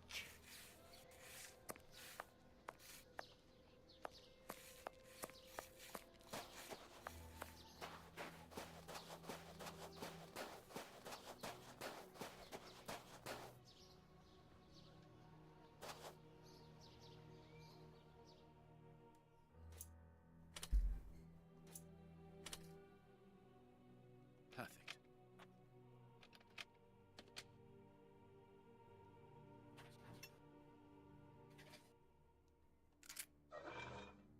It's open.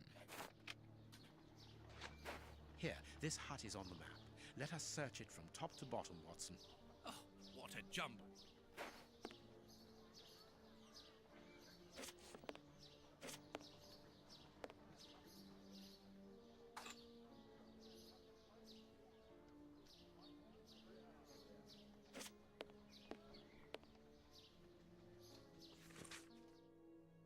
came and asked you something. What is it? Zombies only, or do they work in multiplayer? How is it that there is no room? Probably in this zombies cemetery? only.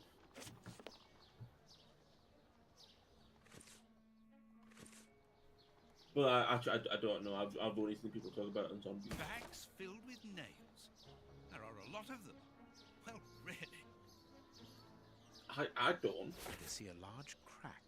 I'll need something thin.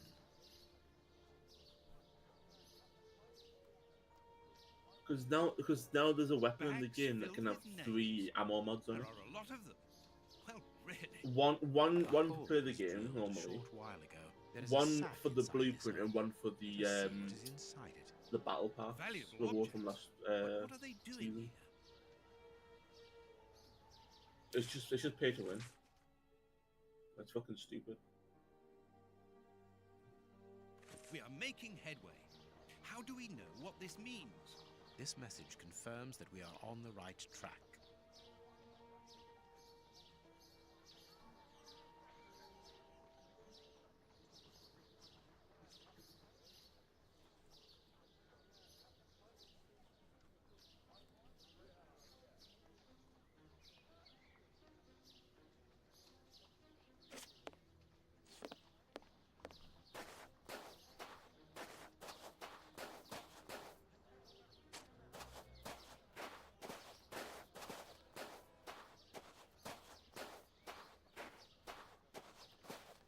Here is our tree.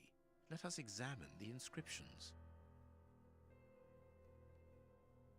Sally and John. This design was the last to be done. Sally and John is engraved here as a symbol of their love.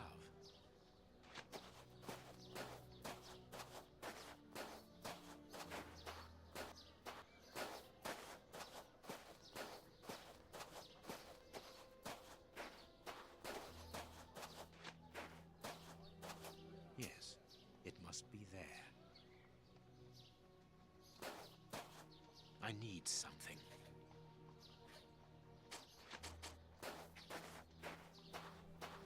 Oh yeah, just a quick heads up.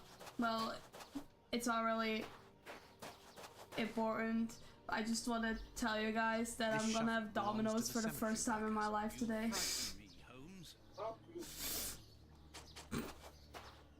I never had Domino's before. I hope you enjoy it. Yeah, me too. This must be the grave. Dig quickly, Watson. Very well, Holmes. Look, a metal box.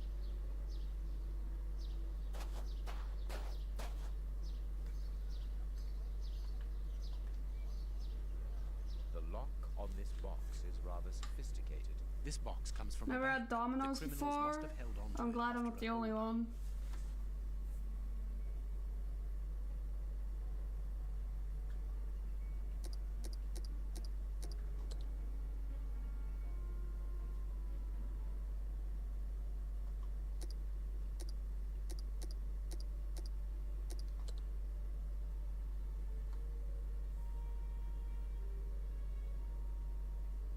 Domino's isn't bad? That's good to know, that's good to know.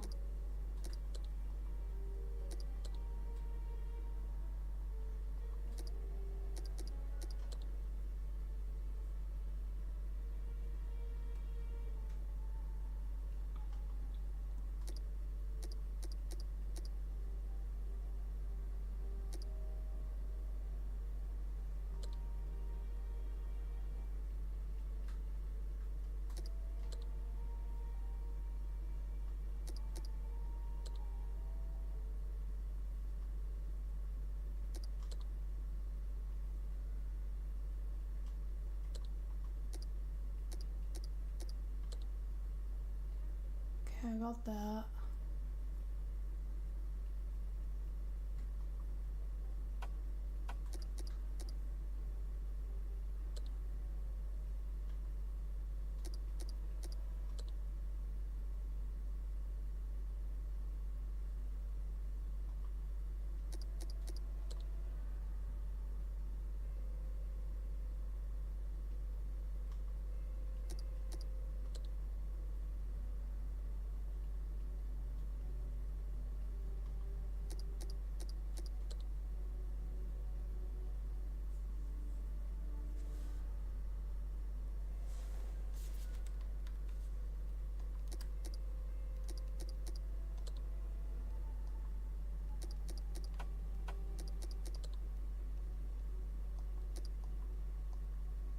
There we are.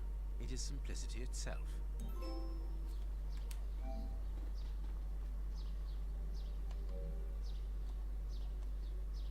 A hammer covered in blood. This key must be important to be hidden here.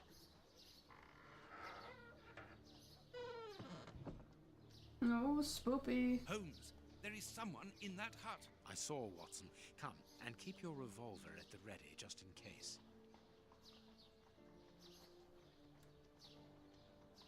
These candlesticks are undoubtedly stolen.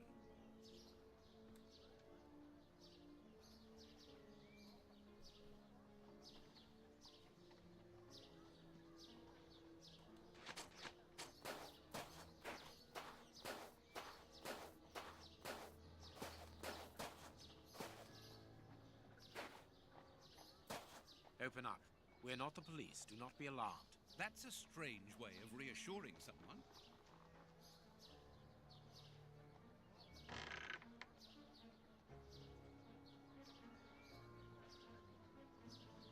Holmes, they are children.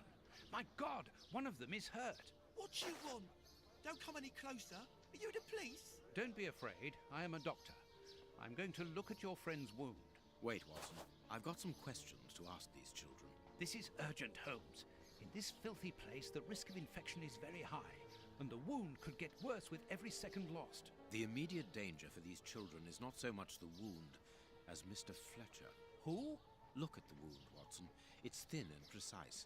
It was made by a sharp, well-kept blade. Any other blade, less well-kept, would have torn the tissue around it, and its size would be irregular. So what does that imply? In this area, who would take such great care with a blade?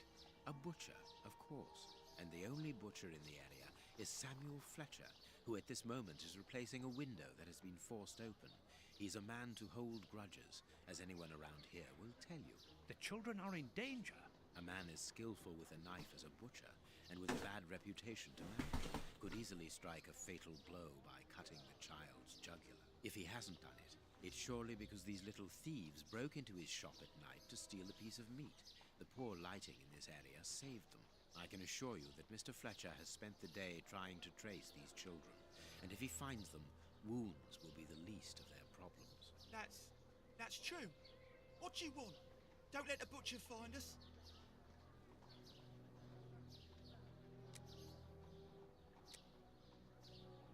Justice is sometimes harsh, young man. If the police hear about this breaking and entering, they will see Mr. Fletcher's side of the story. No! Don't call the police! Please, mister! We don't want to end up in prison! I'm looking for a certain Kurtz.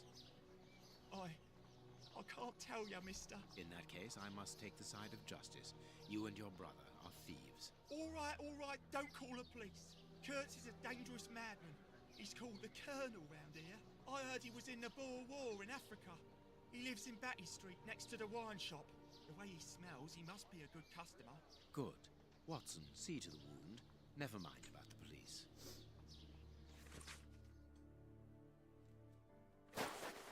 We must protect these children from that butcher, Holmes. It won't be necessary. I've had dealings with Samuel Fletcher before now. He's not the monster I've made him out to be. If he had wanted to kill them, he would have done so, even in dim light. By wounding the little thief, he wanted to warn him never to set foot in his shop again.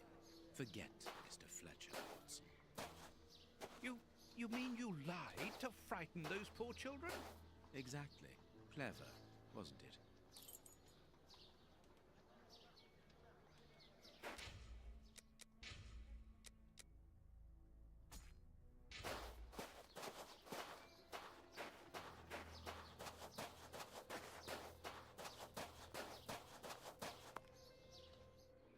Well, mister, that's a mighty fine outfit Damn. in there.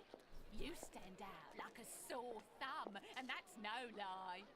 Watch that you don't get it all dirtied up, but you'd be welcome to come back to my place. It's not far, and I'd sponge it down for you. Don't go back to Jenny's place. You'll get malaria. Thank you, madam. I'm certain that you would make a very good job of it. That will not be necessary, however. But your thought was a kind one. We'd best be leaving now, sir. Here, please accept this sovereign as a token of my gratitude for your concern. Well, I never. Thank you. Gay man. That's right, generous of you. My, Gay man. You are very welcome, madam. Madam, he calls me. Bless my garters. What a gent. If you're ready now, sir. Yes, let us go. What a remarkable man the Prince Woodville. Spoke to such a woman as though she was an equal. Let's find back.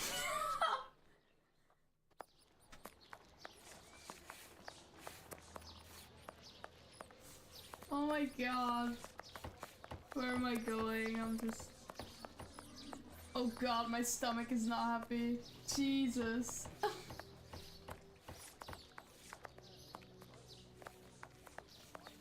My stomach's thinking about Domino's right now.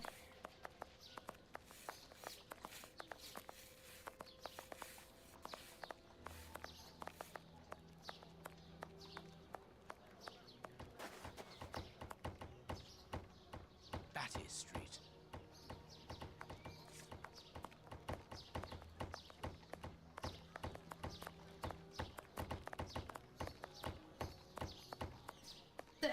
The background noise in this game is so loud. Liquor seller. He must make a fortune in this area.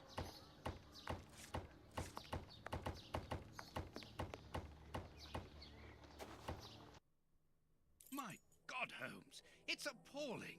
And the smell. But what can have happened here? Stay calm, Watson.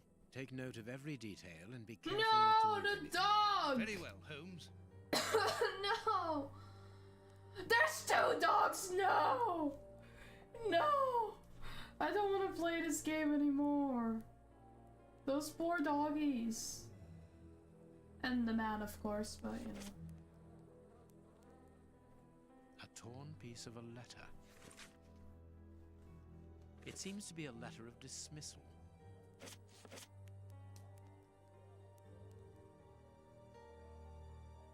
What a horrible wound. This part is in shreds. The skin tissue has decomposed, yet the death is recent. How dare they do this? You will be The avenged. skin is deeply torn. Let us look at our deduction board, Watson.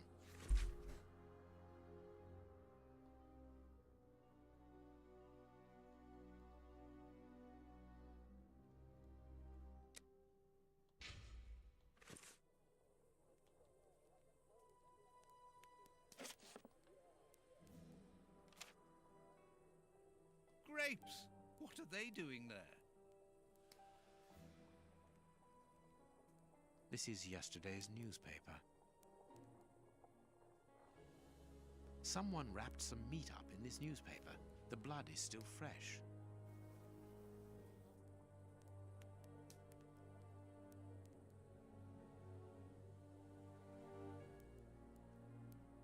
An old photo.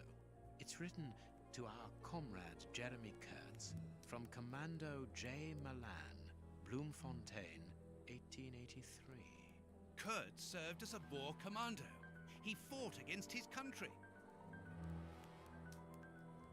The dog's bowl is empty. Someone brought food for the dogs, probably just before the fight broke out. And just after they had been fed, they attacked a man to eat him. Incredible.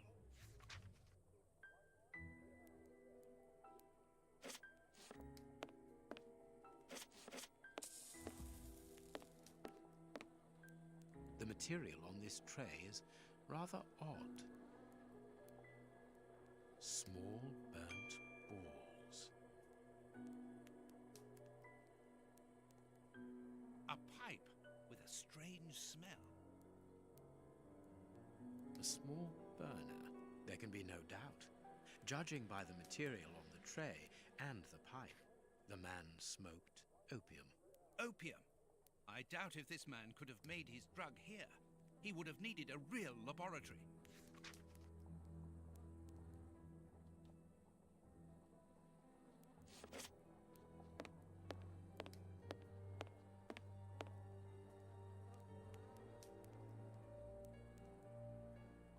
skin was deeply torn. What a horrible wound. This part is in shreds. The skin tissue has decomposed, yet the death is recent.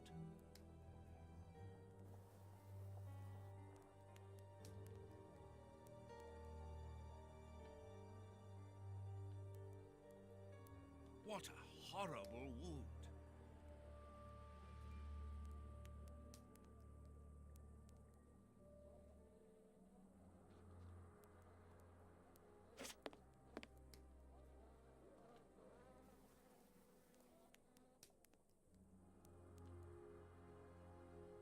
It is a dog bite.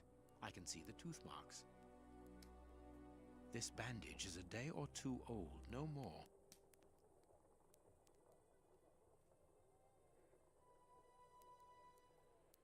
This bandage is a day or two old, no more.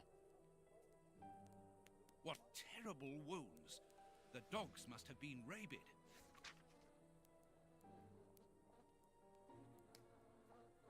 This part is in shreds. The skin tissue has decomposed, yet the death is recent. Only a dog could inflict so deep a wound, but it appears that the wound was gnawed at afterwards. This bandage is a day or two old, no more.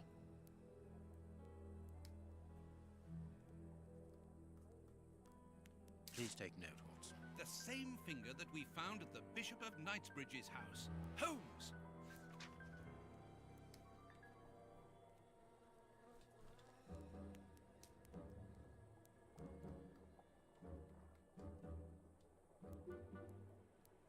Size 9. Hobnail boots like those worn by laborers.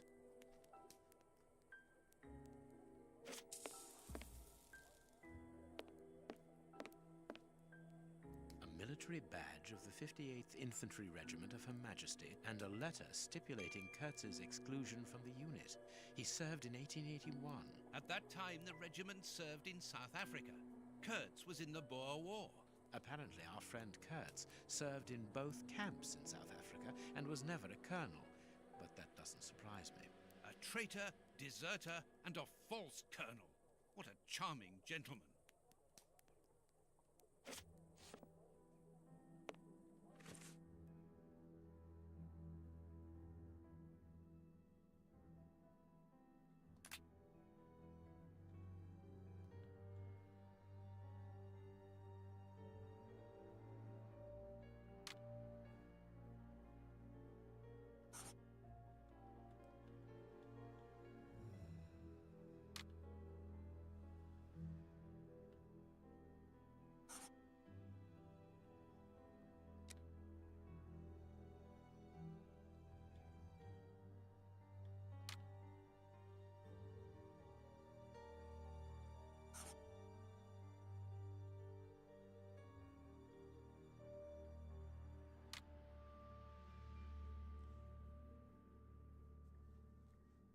My deduction chart is incomplete, Holmes.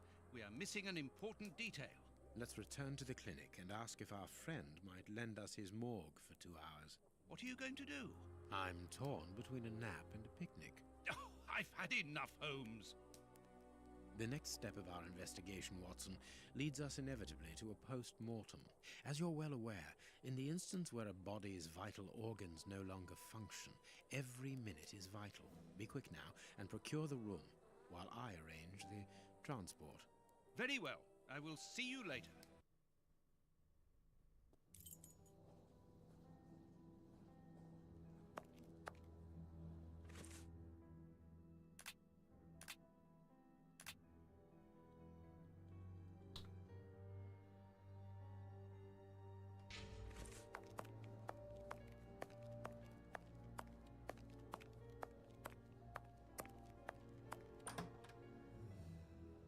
Grant, you are still here.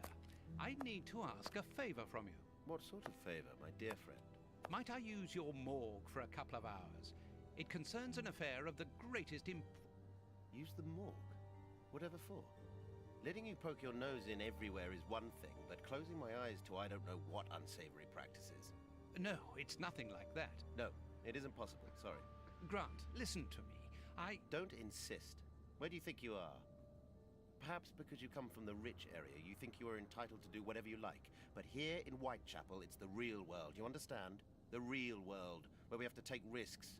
Do you even know what that means? And this shabby health center where I've been stagnating for years, it's a public establishment under my authority, for whatever that's worth.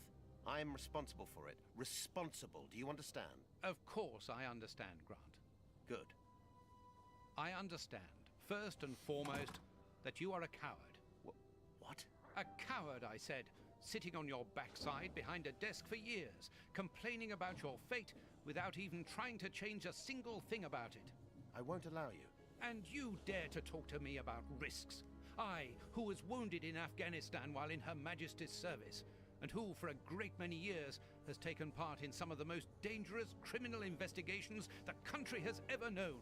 But as for being responsible, as you call it, it begins with doing your job properly, particularly when one is a doctor and caring for the poorest people within our society. The real life? Ha ha! Don't make me laugh. I am a doctor too, Grant, don't forget.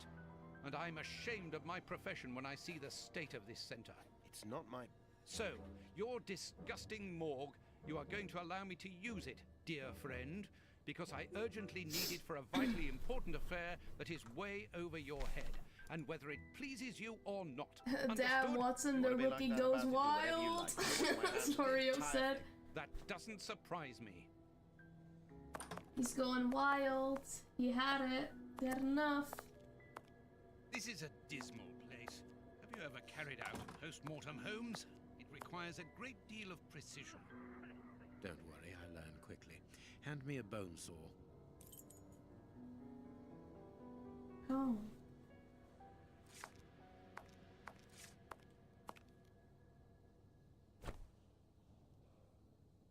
Go carefully, Holmes, even so. I must clean the body first. I must mark the places to cut.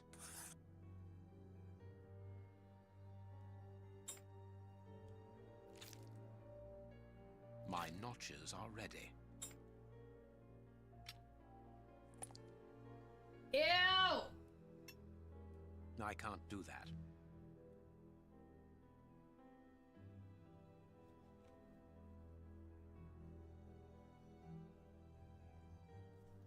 I can't do that.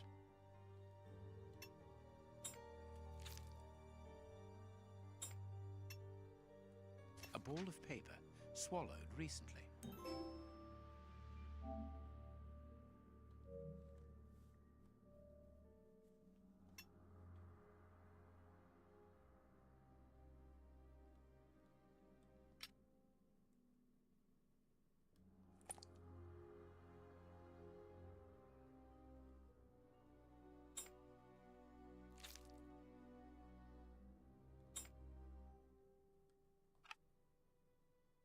This liquid found in the lungs should be able to tell us something.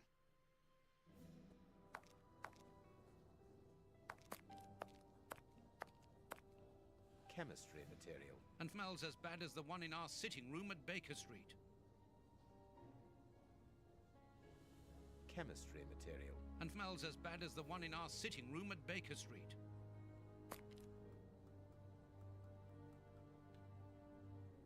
This liquid found in the lungs should be able to tell us something.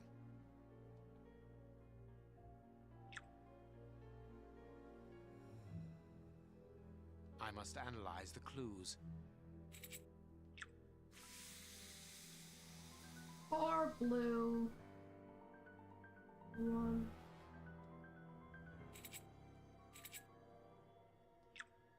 No, how do I... Fuck!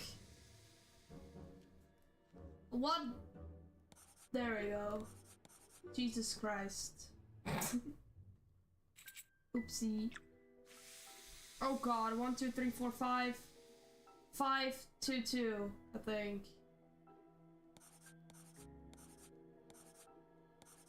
Oh god.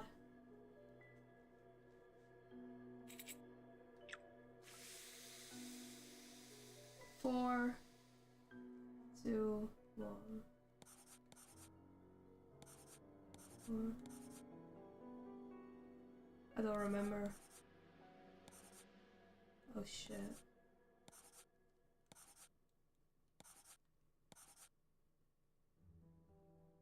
Oh shit, I don't remember.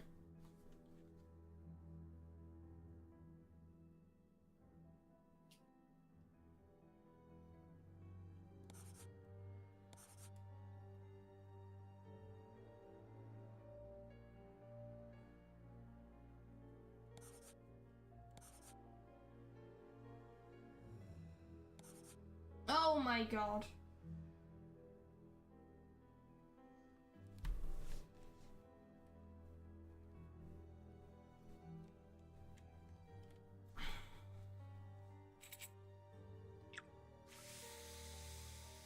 Well, that's easy.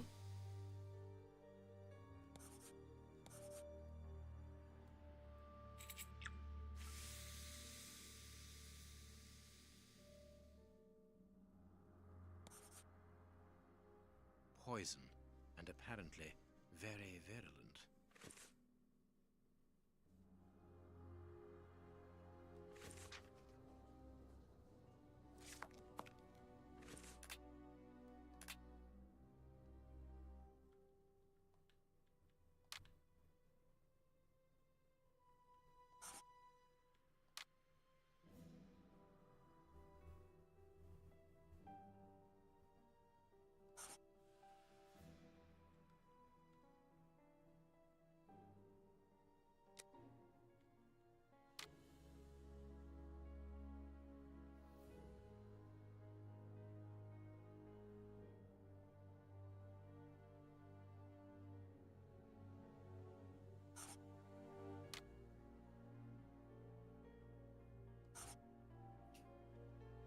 That was a most instructive post-mortem. This man was murdered by his accomplices because of his missing finger. I see. He was overly conspicuous, walking around with a bandaged hand, as the police would have been looking for a man with a missing finger. But how did they manage to disguise the murder by making it look like a dog attack? The post-mortem revealed the presence of poison in his system. Everything points to it being a less potent form of the poison we found in the bishop's rooms. This man died as much from the poison as from fighting against those animals. I believe this new version of the substance provokes such a rage that the victim attacks anything in his path, and in this instance it was dogs. We're dealing with sorcerers' apprentices whose creations are ever evolving. They are attempting to obtain a particular effect, and they try out their formulae on human guinea pigs. You're saying that his accomplices forced him to drink it? No, he took it himself, voluntarily. The poison wasn't to be found in his blood, but in his lungs. I also discovered numerous traces of opium. I'm beginning to see. They mixed this horrible poison with his opium, knowing that he would soon smoke it to ease the pain caused by his wound. Exactly. And such a profound knowledge of both chemistry and toxicology is uncommon. Very well. We know the reason and the manner, but we're really not any further ahead. How will we find the two other men who murdered the bishop? By going to 13 Burner Street. It is in this area. But where did you get that address, Holmes? From his stomach. I see. He wanted to get rid of the address. No, he wanted revenge. I don't follow you. When the man with the missing finger began to feel the effects of the poison, he knew that he was going to die, and he knew that there would be a post-mortem. Shall we go? Why did he smile like that at the end? That was scary. Don't smile like that, Holmes. Oh god, here we are again.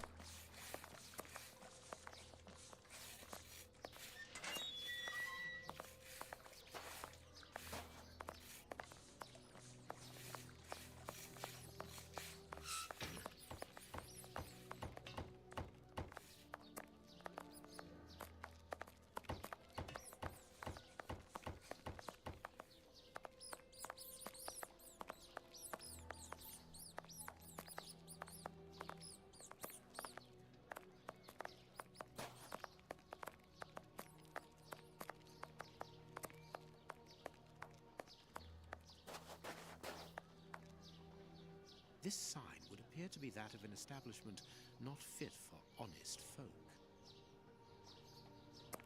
There's our opium den, Watson. Let's go. Good day, gentlemen. Welcome. What can I do for you? One of your regular clients looked within himself to give us your address. He was very helpful. Oh, I understand. Our clients quickly become regulars. Your friend isn't with you? Sadly, no. He is tied up with his dogs. I understand. I do love dogs. Come in and make yourselves at home. What am I hearing?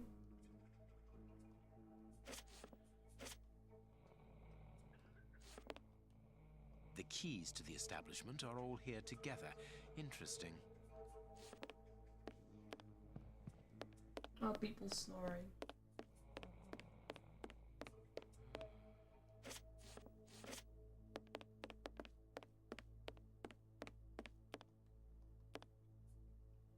Closed.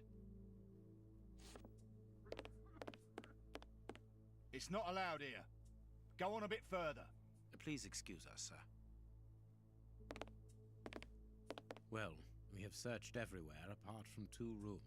One of these rooms interests me particularly. You are thinking of the guarded room, aren't you, Holmes? I am indeed, but we should not consider any confrontation with the guard.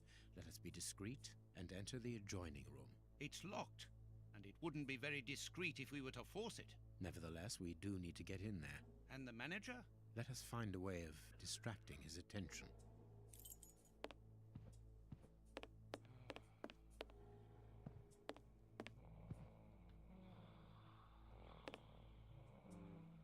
Jasmine tea, judging by the aroma.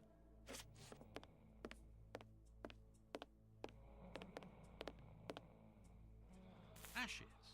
It's not very clean here.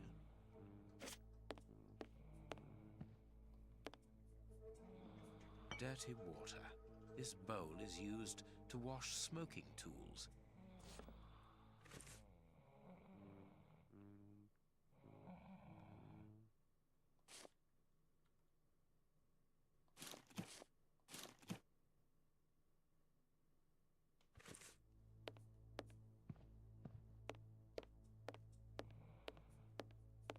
Holmes, you talked about making a client sick, but you were exaggerating. Surely you aren't going to force someone to drink? Another of our differences, my friend.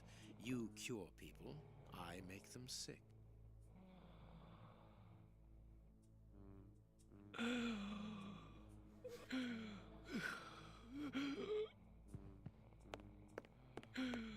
What's the matter? Are you ill?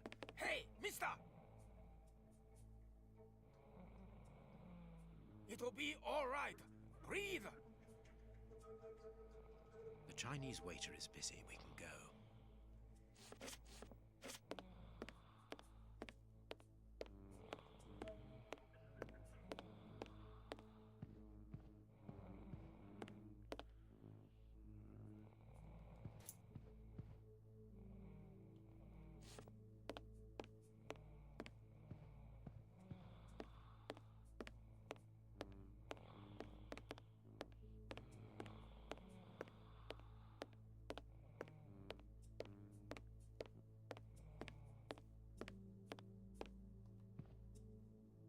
Closed.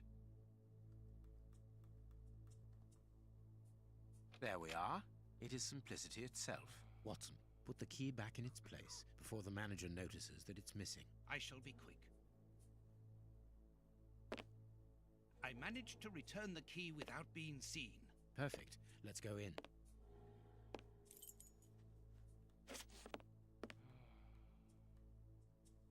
This billhook is very thin and solid. A ventilation window. This stick will serve as a weapon or for something else. Phew! What a stink! This bottle is full of barbiturate acid. We use it in medicine sometimes as a tranquilizer. This small opening gives onto the guarded room. Holmes, shh! Listen. Yeah, but That's different. I don't mind getting money for killing, but he was a sort of pope or something. And we didn't even get...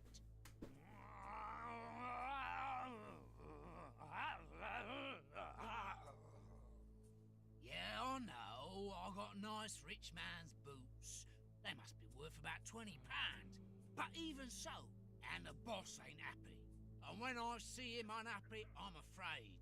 I don't fancy ending up like Kurtz.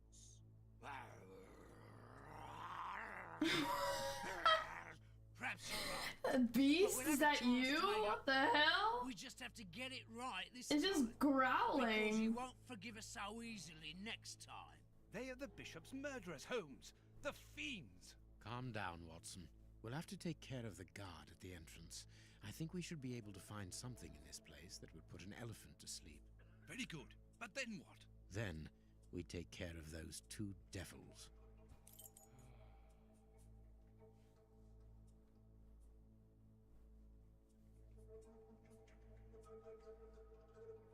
Phew! What a stink. This bottle is full of barbiturate acid. We use it in medicine sometimes as a tranquilizer. A syringe that could be useful.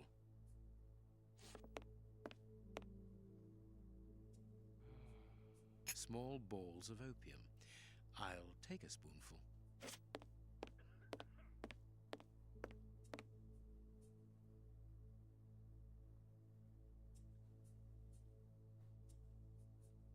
I need something.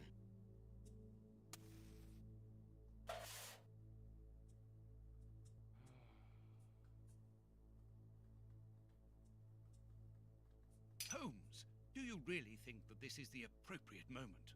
Don't worry, Watson. My mind only requires stimulation when it is unoccupied. That is not the case at the moment. I am merely heating these opium balls to obtain a liquid solution. You have a potentially very powerful sedative there, Holmes. Be careful, such a dose could be lethal. This door shouldn't be open. Let's hide, Holmes. This place isn't very favorable for that. I hate the idea, but we will have to rely on luck. There, it's locked. We've been locked in.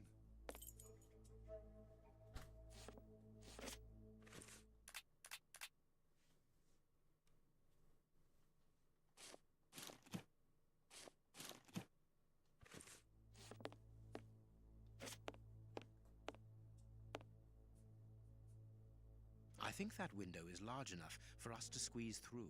This window is well and truly stuck. We'll have to pull it free.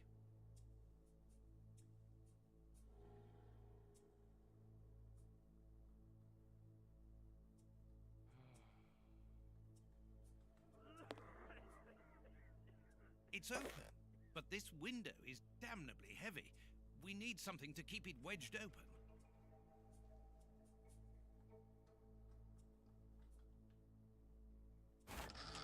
Good. We can get out of here. After you, my dear fellow. Very well, Holmes.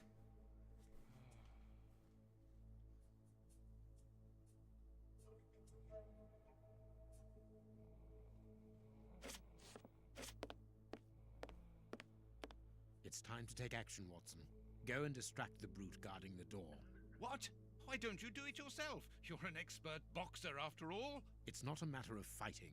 It's a matter of luring him to me. Ah, I see. I imagine that the sedative is for him. Well deduced, Watson. Do something to bring the guard towards me. Good luck, Watson.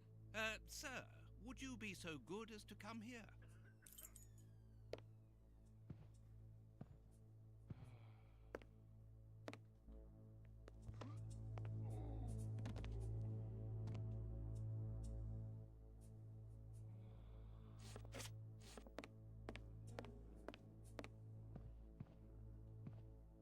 No, not that way. We must take them by surprise. Let's get to the corridor by these stairs, Holmes.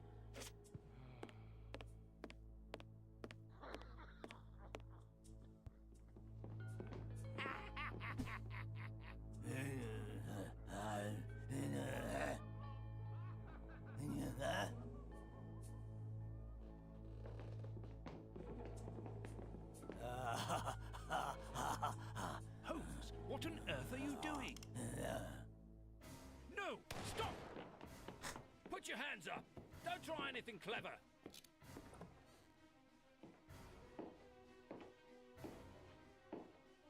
You're under arrest. Take them away. So be it. Come, Watson. Let us go. What's happened?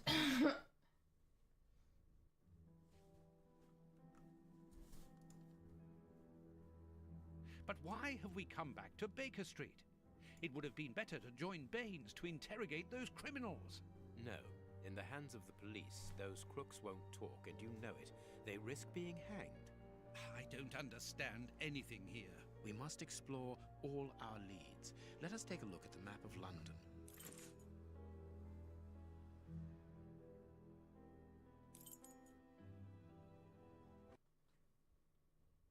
We have arrived. The bishop's nephew lives here. Yes, he rents a ground floor room.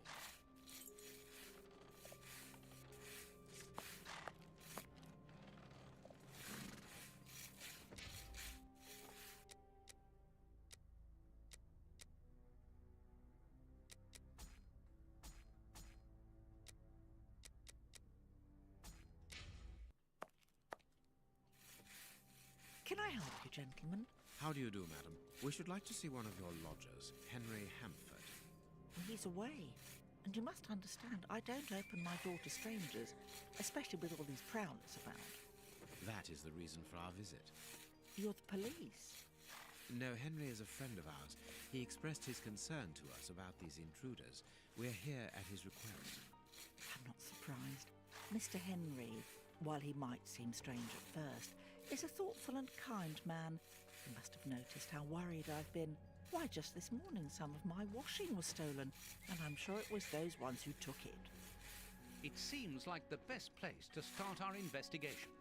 May we step into your garden and then perhaps look into our friend's room? I don't see anything wrong with your looking over the garden, but his room... You understand, he didn't warn me. I understand.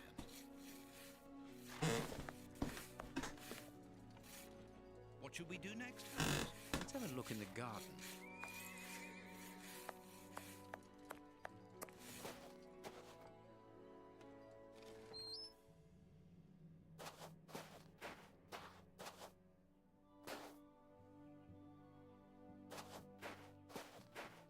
Indeed, there appears to be some linen missing. There should be a spade here.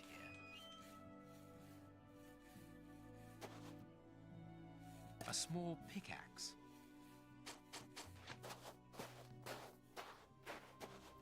A rake.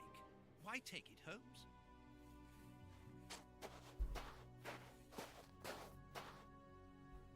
Tins of food tied to one another. The wire seems long enough.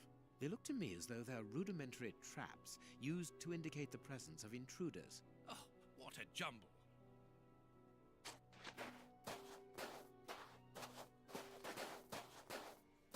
There's something interesting here. I need something. No, it is unnecessary. Good, we can pass. That confirms that the young man was being watched. The remains of a small meal. Someone has stayed here rather a long time.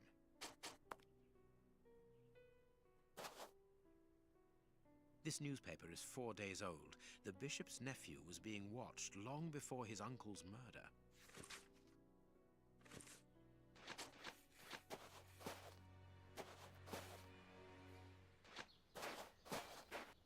I can't do that.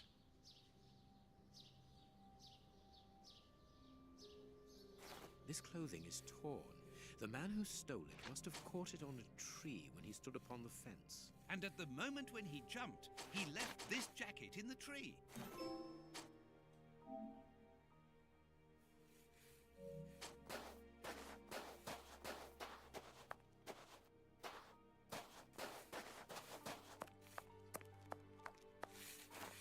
Is this the washing you were looking for? Oh, yes, that's it. Where did you find it? On the ground, doubtless blown there by the wind. They didn't steal it then. I'd have felt better knowing that those lurkers were nothing more than clothes thieves. That is not the case, madam. This affair seems to be rather more serious than that. It appears that these intruders were spying on Henry. Now please, let us see his room. Gracious me, whatever next. Come in. Take the first door on the left. It's open. He never locks it. Never? No, never. Well, you know him. He doesn't do things like everyone else.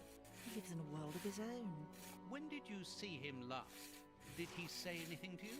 Yesterday morning, he just muttered a few words. I can't always understand what he's saying. When he does talk, that is. I can ask him a question, but he just stares off somewhere. The floor, the ceiling. As if I wasn't there. At first I found it strange, but I've gotten used to it. Yes, I know exactly what you mean. He's sometimes nervous too, isn't he? Oh, yes. The background As is soon as so anything loud I can sits barely in, hear them talk. Even when he's alone in his room, he gets cross. And then the next second he is standing stock still. He stares off into space and calms down again as fast as he became angry.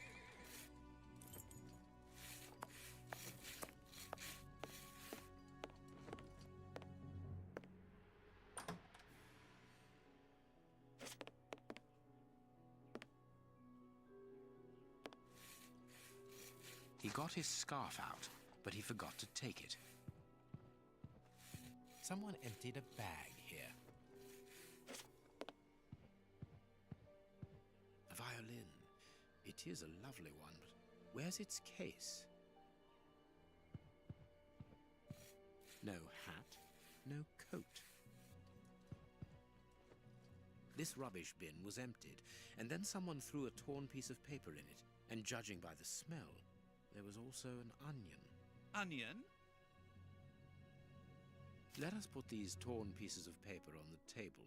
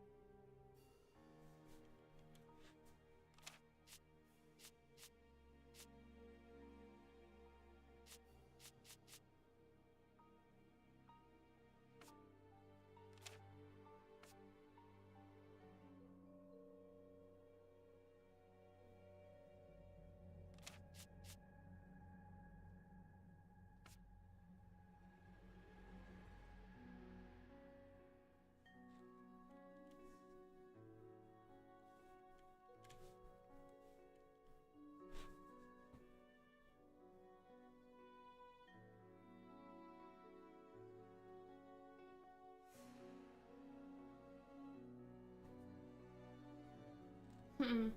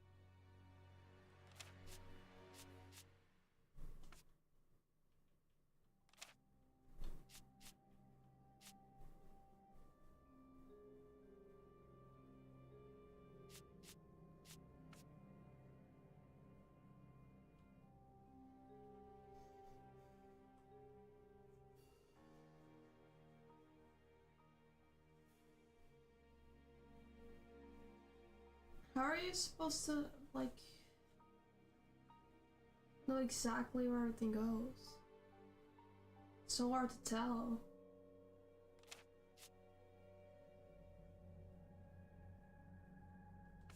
I mean, I guess.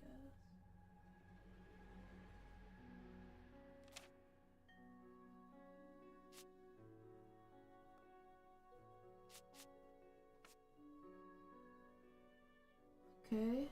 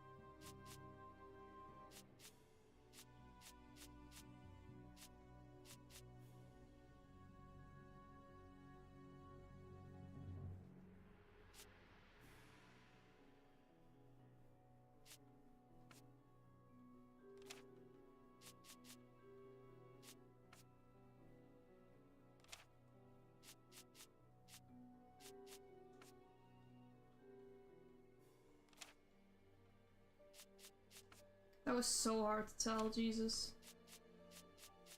There we go. Both sides of the paper are blank. All this for nothing, Holmes. Perhaps not, Watson.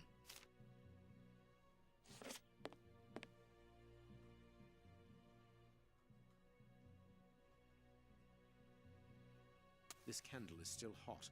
It's been used recently. During the day? Whatever for?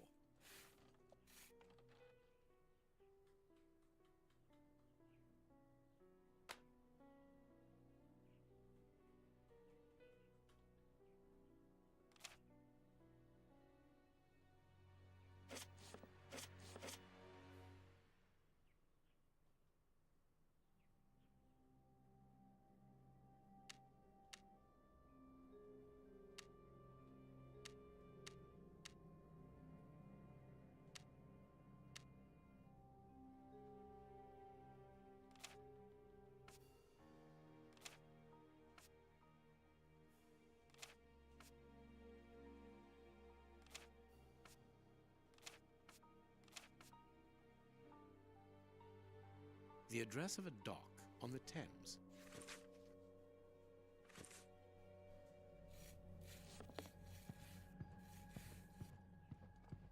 There is something interesting here.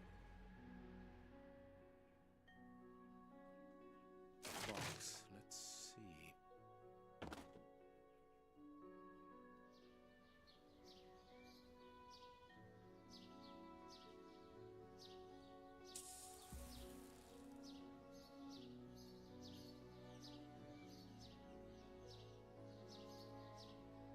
He scratched the lock's cipher codes for himself.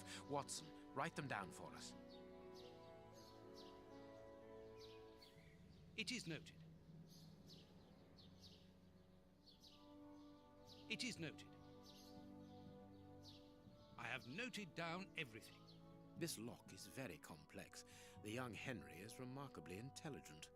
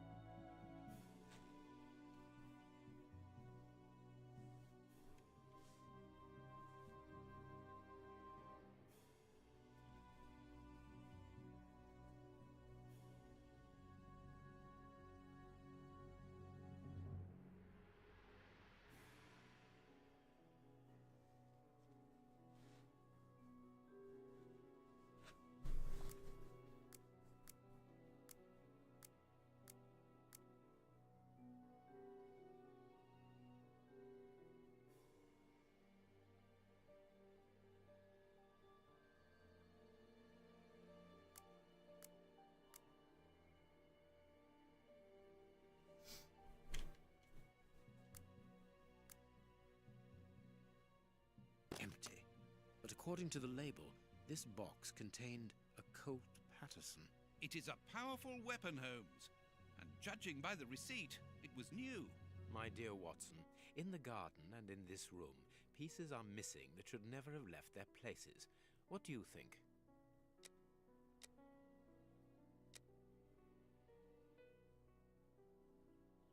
Quick, Watson, there's not a moment to lose. Go and thank that charming lady while I try to recapture our new friend. Recapture? What makes you think that he has run away?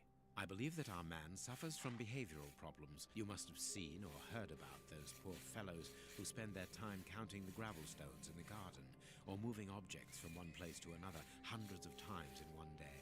Well, the bishop's nephew suffers from a moderate form of this condition. Nothing would be more disturbing to him than to leave a personal space in such chaos. And yet this is what he has done with this room. For it to reach such a state of neglect can only indicate that he was in a most desperate situation. And do you think that you can catch him? Yes. The candle here is still warm, so he left only a few minutes before our arrival. But it is the missing violin case and the large pistol which concern me. We know that he is quick-tempered and volatile. It is never wise to leave a gun quite capable of killing a bull in the hands of someone like that. Did he leave to go to the address which was written in the invisible ink, do you think? Undoubtedly, Watson. And as for the missing spade, I can tell you that it will be used for digging. Are you ever going to stop delaying me with endless questions? So, gentlemen, have you found anything? We have learned enough to promise you that they will not return. That makes me feel better. Thank you, gentlemen. We are going to pay a visit to that mysterious address, Watson. But first, we must detour to Lambeth. Lambeth? What are we going to do there? Pick up an old friend. He will be a precious help in our locating Mr. Hamford. Good. And who is this friend? A friend who helped us in the case you so romantically titled The Sign of the Four.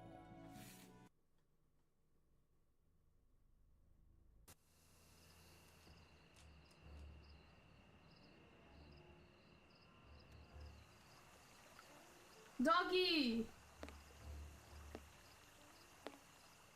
Here we are at the address that the nephew took such care to hide. I wonder what it is that links this place with the bishop's murder. The reason He's so small. between the young man and his uncle is somewhere here in this industrial area. It's with the dramatic music. Oh my god. He has come to look for this evening. It's an enormous area, and there are dozens of potential hiding places. How on earth are we going to find him? The old dog Toby is the best sleuth hound in town. If the extraordinary Mr. Hamford is here, Toby will find him without any doubt. But I've rarely seen such an old dog. Do you really trust his sense of smell, Holmes? Absolutely. Besides, you are going to follow him. Take the bark and go around that disused factory. If the nephew wishes to run away, he can do so only through there. If you find him, hold on to him until I rejoin you. Very well. Get ready, Watson. Let the battle commence.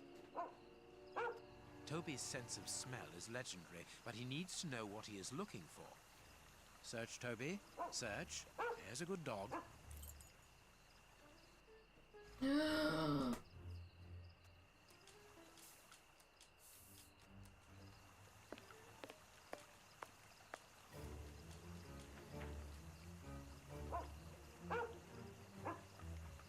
Toby, you have found his trail.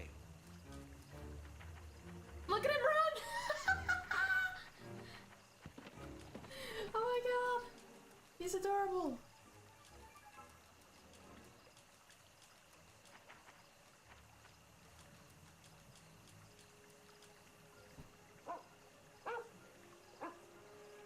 Our man came this way.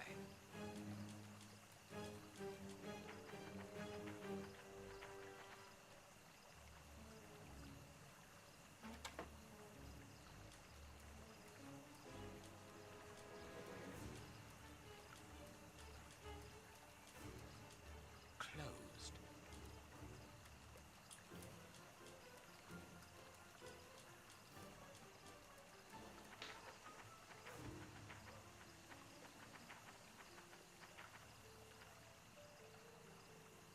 Grease.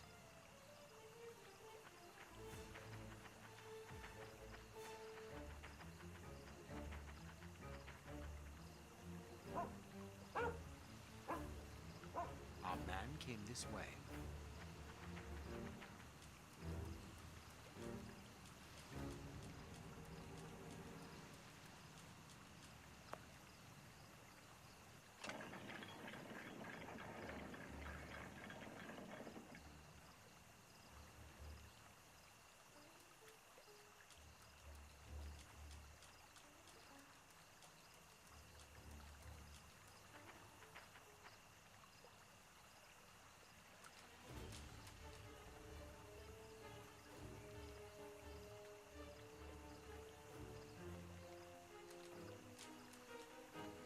You go, old timer.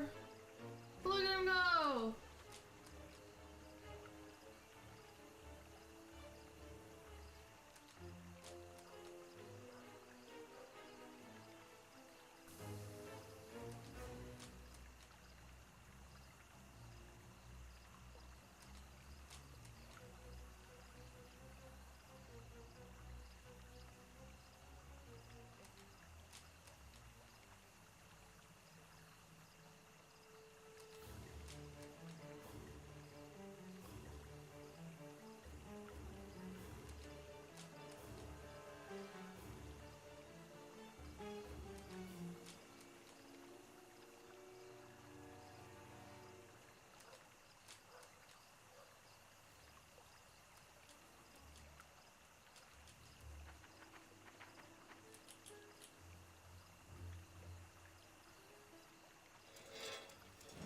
How's he doing that?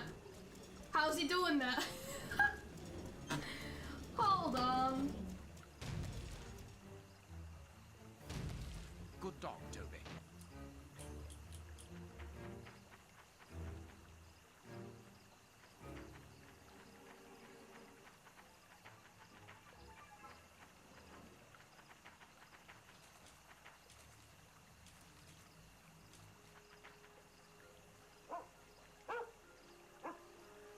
He left by this door. Locked from the inside.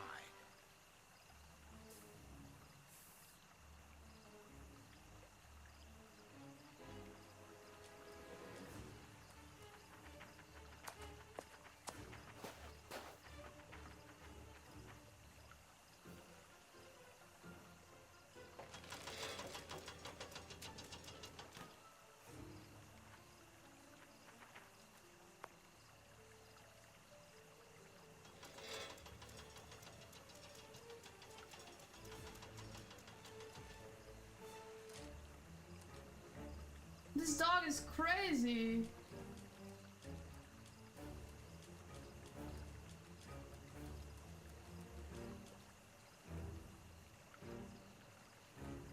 Well done, Toby. How did he do that? True detective. Oh my god. The door is locked, but we can force it.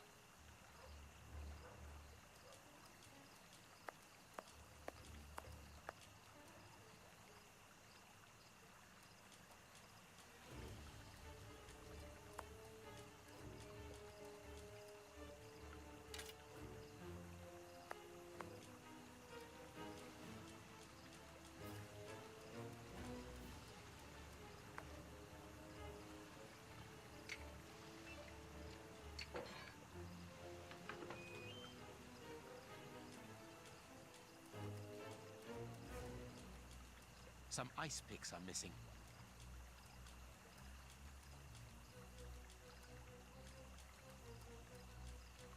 He used ice picks to climb through the window.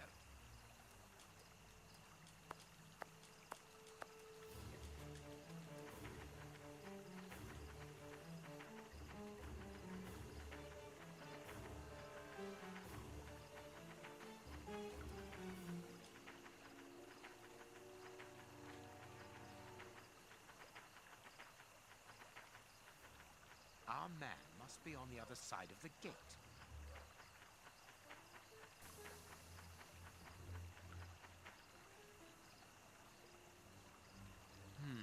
It would be better not to go down there.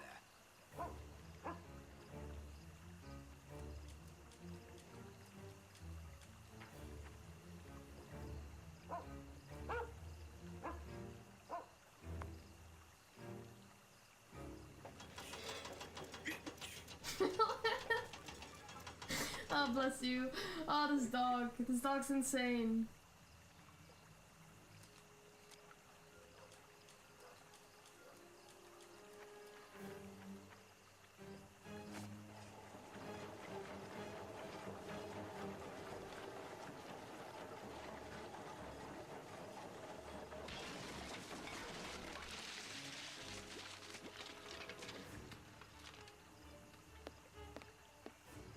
Whoa, it's just walking over now, like...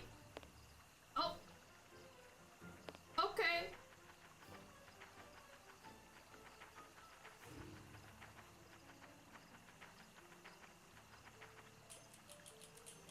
Toby, don't jump. Let us find another way in.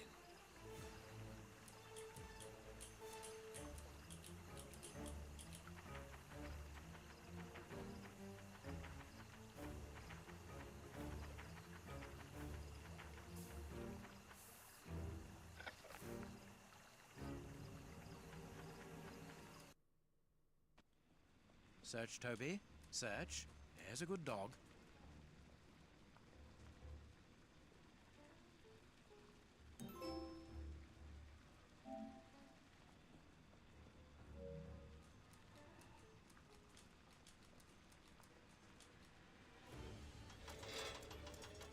Now I can go down.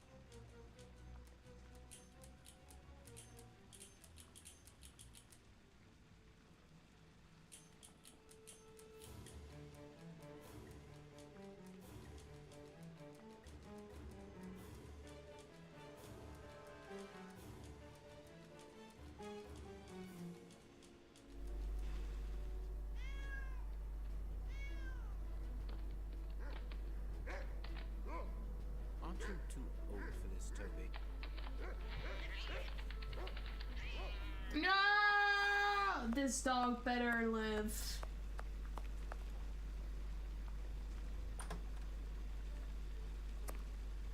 Oh, that's dangerous.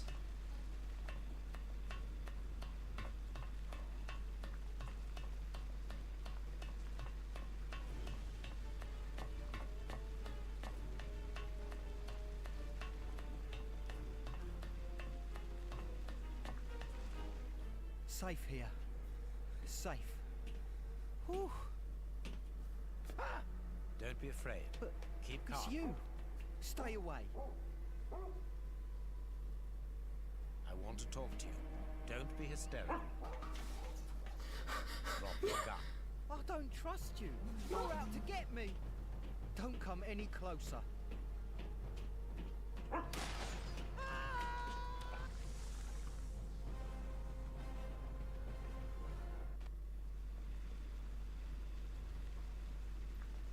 Is the dog alive?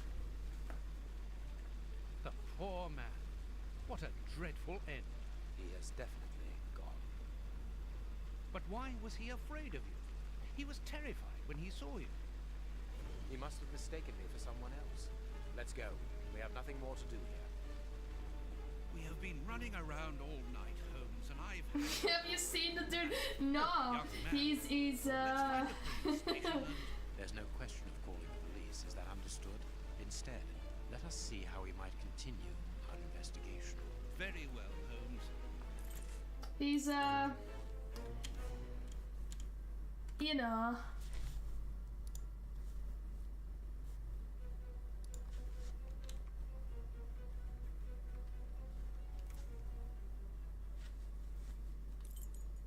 He's been barbecued.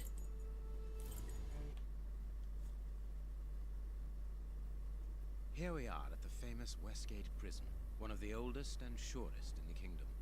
I've heard that it is soon going to be demolished. Don't you find it strange that it still houses criminals as dangerous as Hans Schielman? There's nothing strange about it, Watson. The name of this prison is linked with numerous failed escape attempts. As long as it stands, the criminals will fear it. Good morning, gentlemen. Are you expected? No, but we wish to meet with one of your prisoners, Hans Schielmann. I'm afraid that at the moment that is impossible. Access to the cells is controlled strictly. You can't go there without permission from the director. Then would you be so good as to announce us? I am Sherlock Holmes, and this is Dr. Watson. The famous Holmes and Watson. What an honour. My name is Brighton. Frank Brighton. I'm afraid I can't announce you. I'm not allowed to leave my post, under any circumstances. But I'm sure that the director won't refuse to see you, even without an appointment. Do you see the corridor behind the reception? Follow it to the secretary's office. You'll find him there. Thank you, Warden Brighton. One last thing. Hans Schielmann received any visits lately? None. And I'm sure because I've dealt with receiving visitors for several weeks now. I volunteered because it's a calm post to be in. We don't get many visitors and it gives me time to write. Just like you, Dr. Watson. I enjoy literature and the... Very good. Thank you. That was very impolite, Holmes. That man admires our work. You could have given him... Another time. Let's go and meet the director of the prison.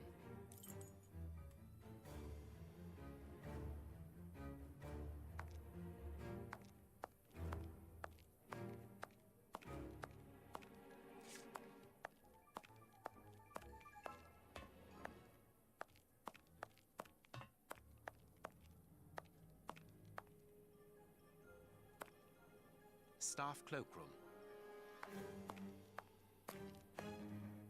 The locker room. This is where the prisoners' things are kept. Let us go to the secretary's office.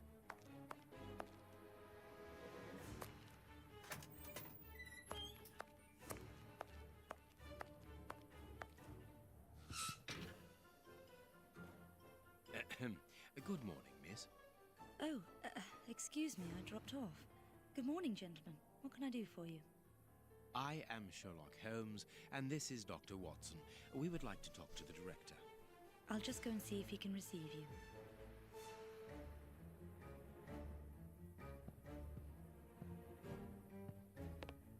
Tiredness, pale face, stiffness. I believe that the young lady is expecting a happy event. It would seem so.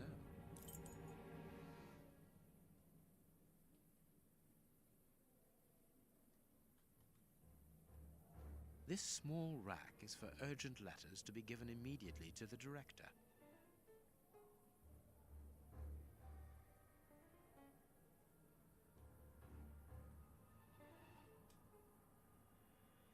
This charming secretary is Miss Jenny Patterson.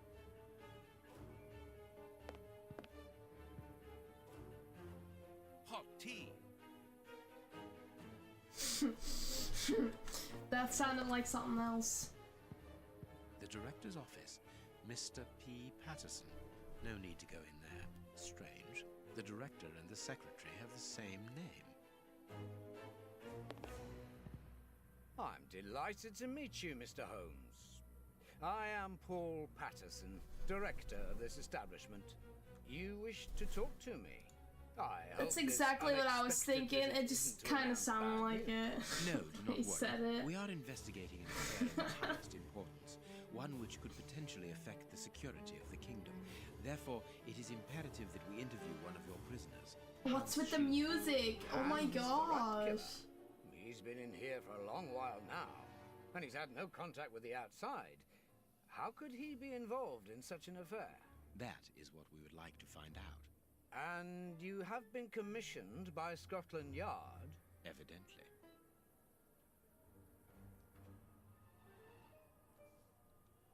Very well. I have complete confidence in you, Mr. Holmes. I will draw up a pass that you should give to Warden James in the guard room. He will show you to the cells. Thank you, Director. Keep me informed of your progress. And if there is anything else, don't hesitate to let me know. We shall certainly do so. Miss Patterson, you have the same name as the director. Are you related? Come, Watson. Watson. Anyone who might have made the slightest study of anthropology would have noted the similarities between the young lady and her father. Mr. Holmes is right, I am his daughter, but he doesn't like to talk about it. I think he's afraid of being accused of favoritism. I'm sure it was your qualities alone which secured you this position, miss. If you must try out your powers of seduction, then what do you say about using them on the rat killer? Goodbye, miss. Goodbye, gentlemen.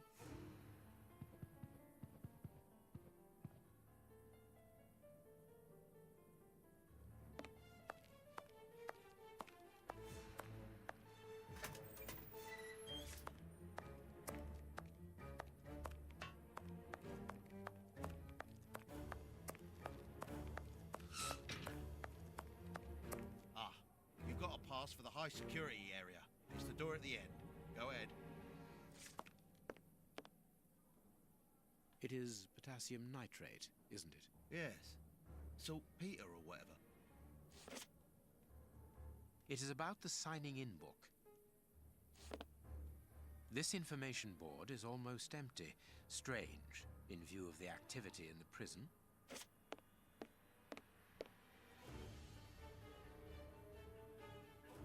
My name is Peter James, Chief Warden, and this is Deputy Warden O'Sullivan.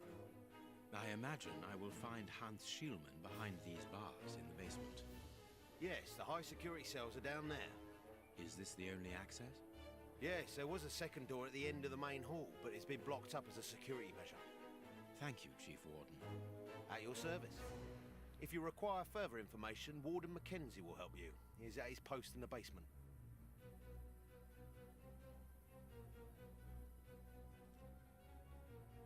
Mr. Holmes, I am a huge admirer of yours. I have followed all your cases and successes with the greatest interest. What enthusiasm. Have you ever thought of a career in the police force? Have I thought about it? It's my dream. And I'm going to try my chance once this establishment closes down. I'm studying hard for the examination to get into police school. Tell me about the prisoners, Warden James. We only have a few. As you might be aware, the days of this place are numbered. Therefore, we no longer receive new prisoners. Those who are already here are among the most dangerous in London. We have 3 at the moment. Hans the Rat Killer and the Flint Brothers. The Flint Brothers? Yes, 2 rather simple-minded maniacs who detest one another despite their relation. They massacred their parents and decapitated their neighbours. It took more than 9 policemen to overpower them.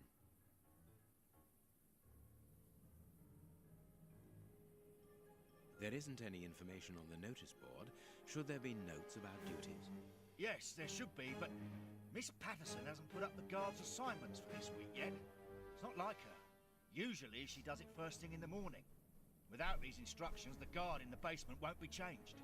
I would go and get them, but I don't want the director to catch me there. He's very strict. Doesn't like us wandering around when we're on duty. And it will get his daughter in trouble. He's not being very pleasant with her at the moment. And I don't want to make things worse. How does not having the information about guard duty stop you from ensuring the watch in the basement? Because of the system of opening the doors, Mr. Holmes. As you can see, they are equipped with a mechanical timer which answers to a code. When the timer stops, that is to say at the end of each watch, the doors block automatically and the code is reset. It is therefore impossible to open the doors without the new code. And who has the code? Only the guard who takes the new watch. He's the only one who can open the envelope that it's kept in. He learns it by heart and destroys the message. Very clever, but let's look at the limits of this procedure. One false note and the system falls apart. See you later, Mr. Holmes.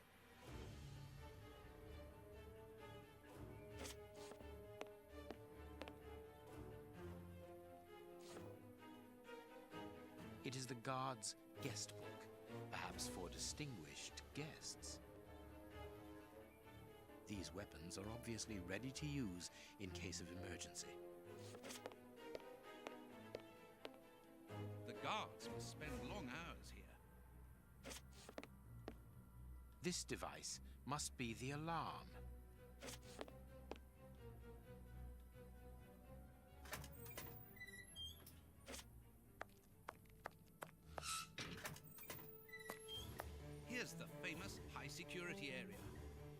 Captain Mackenzie, at your service, sir. Good morning, Warden. I have a pass which allows me to speak with prisoner Hunts. Very well. It is the cell at the end to your left. I'd advise you to walk in the middle of the corridor.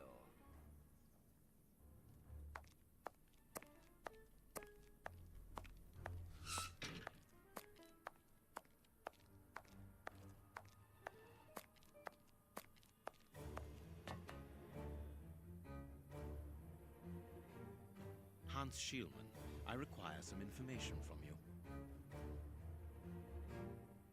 So, who do we have here? The He's celebrated small. Sherlock Holmes himself. Do you know that for all the time I have He's spent small. rotting in here, you are my first and only visitor? I think this is cause for celebration. A confrontation between two geniuses, two extraordinary minds. I'm afraid that you are not quite as great a chemist as you believe you are, Mr. Schielman. I will not say that you never were. No, it was certainly true once. But you see, while you are whiling away your days in here, it appears that someone on the outside is at the point of surpassing you, if that is not already the case. Yes, I heard about that. A chemical poison that eats away at the flesh and provokes hysteria. I recognize talent when I see it, but it's only a matter of time before I win back my laurels. Believe me. What can you tell me? That depends on what you can bring to me. What do you want? Do you know why I am treated so harshly? For my meals, I am given nothing but a hunk of bread. And even then, not just any sort. The... Get to the point. Never interrupt me! What the? Where was I? Oh yes, the bread. Did you know that with a little rye yeast, a pinch of moss, certain cockroach secretions, just enough light and damp, with a few other ingredients that I will keep quiet about, I succeeded in poisoning half the staff here. Unfortunately, a little something was omitted, which would have made the results fatal. Instead, it merely caused acute attacks of stress and powerful hallucinations. Even so, I got a great laugh out of watching them cry like babies when they saw their most primitive fears materializing before them. You are a monster, Mr. Schielman. Thank you. It wasn't a compliment. But of course it was! You others, you ordinary, narrow-minded people, you are afraid of anything that you cannot comprehend. You call me a monster because what you find impossible to face is just the slightest fraction of my genius. If by monster you mean someone who is nothing like you, then it is a compliment. What do you need? Very little. Just something to write with. You see, my brain races like an engine with too many thoughts. I see them crackle and explode into thousands of formulae right in front of me. What a torture not to be able to write them down. What a hell to see them vanish just as quickly as they appear to me. Just bring me something that I can write with. That's all. That seems an easy enough request to fulfill. But listen, I don't want a vulgar inkwell and a pigeon's feather. No, I need material fit for my talent. I want my ink pen. Bring it to me, and I will be happy to pass on to you a little of my knowledge of modern chemistry.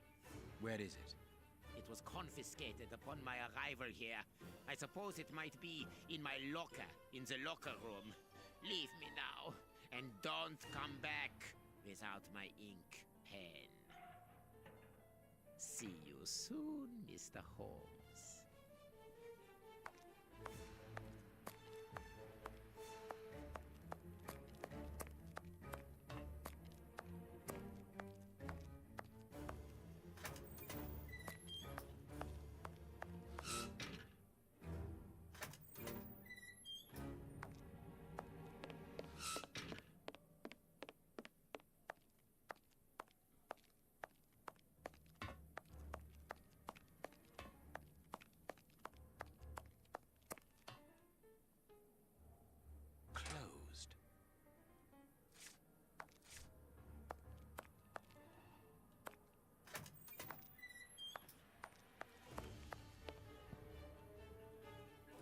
Miss, may we borrow the keys to the locker room? You'll need authorization from the director to open that door. If you wait a moment, then I will inform him. We will wait, thank you.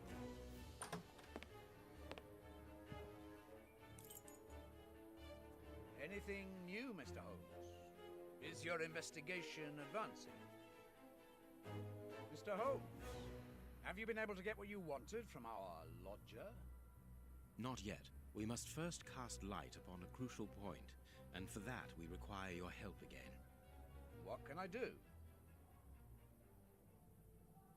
We need to examine Shieldman's civilian clothing. Very well, but be extremely careful. What do you mean? In that madman's compartment, you will find a strange little coded case which refused point blank to open when he was incarcerated. We did try to force it, but without success. Didn't you ask the experts? Of course we did. Experts from Scotland Yard came to examine it, but they came to the conclusion that it was better that the case remained shut than tamper with it too much. I see. They were afraid that some poison or other might escape if it was opened. Exactly.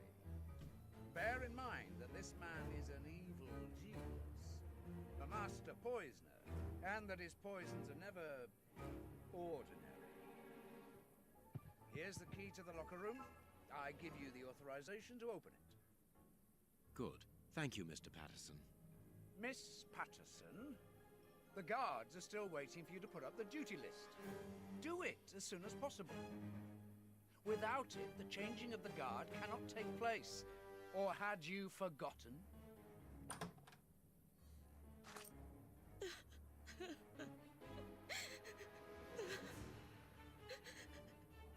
Dry your tears, miss. I'm certain that your father didn't mean to hurt you. Mr. Watson, I can't put up the duty list. And when he finds out, he'll be furious. Why can't you? It's in my locker, in the cloakroom, and I've lost the key. Your aunt. Say no more, Holmes. As you keep repeating, time is against us. Let's go and look at the things in the rat killer's locker.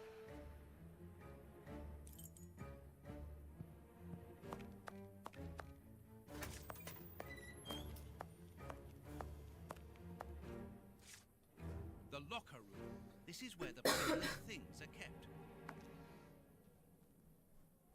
Closed.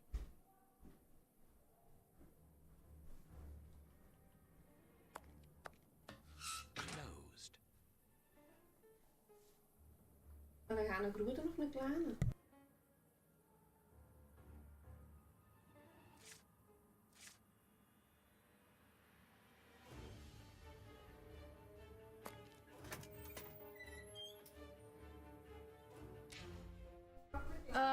Be right back because it's my dinner. So I'll be like 20 minutes-ish. Okay, be right back.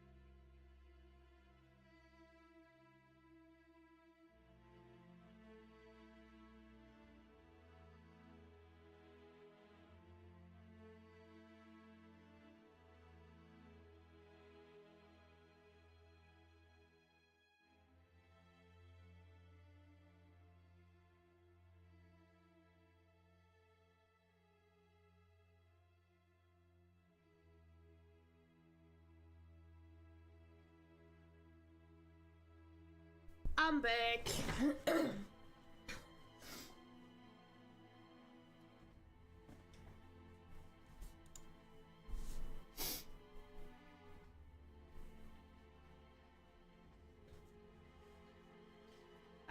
Hi. Domino's was pretty nice actually. Well, that's just probably because, you know, we've never had it before, so it's kind of different. But it was, yeah, it was nice. Okay.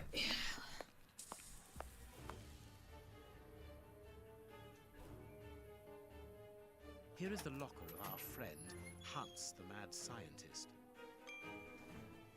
Oh, what a jump!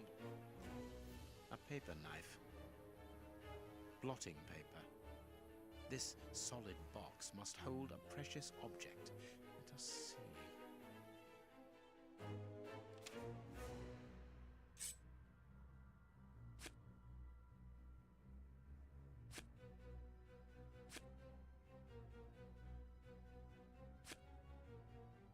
I can't do that. This cannot be a simple coincidence. There is something interesting here. Nothing of interest here. There is something interesting here. There is something interesting here. There is something interesting here.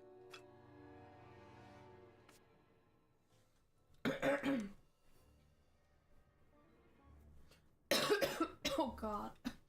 Sorry. That's not right. Start again. Oops.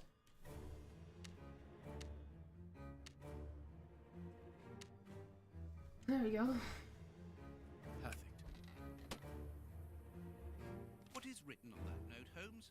Later, Watson, later. We can give Hans his pen.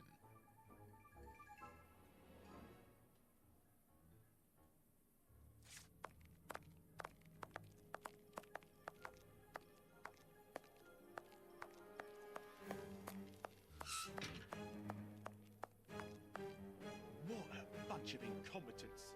Oh, if I was as unprofessional as that, there would be murderers running all over the town. What's the matter? Are you a patient of Dr. Watson? Very amusing. I was going on about the dry cleaners in Westgate Street.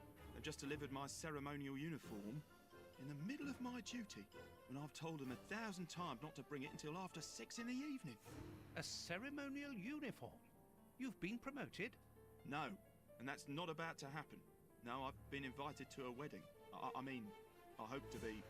I'm in trouble. If the director sees that I've left my post, I'll be sacked without pay. Give it to me, Warden Brighton. I'll take care of it for you. Really?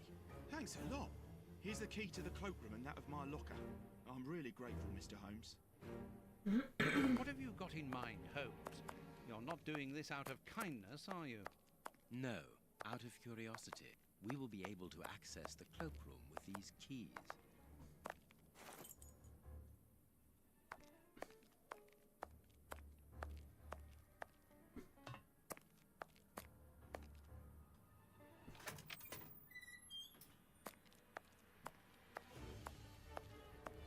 Here is Brighton's locker.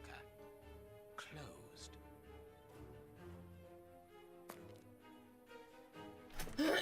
Jesus Christ, sorry, there's like something in my throat.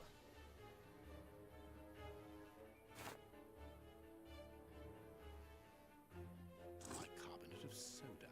Brighton must have an upset stomach, caused by stress without a doubt. The name on the key is Jenny Patterson. That is interesting. Bicarbonate of soda.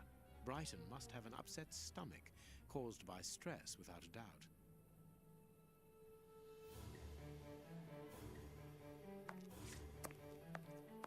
Miss Patterson's locker.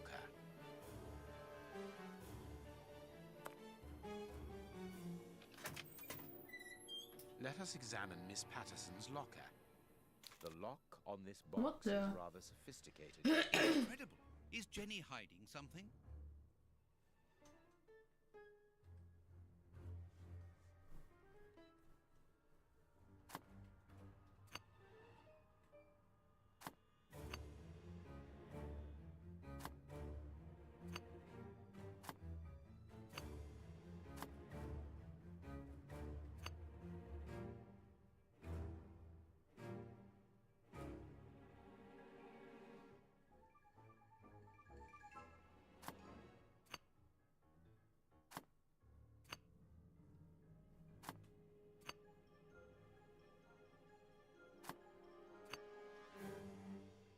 It's really very clever. Little Jenny is astonishing.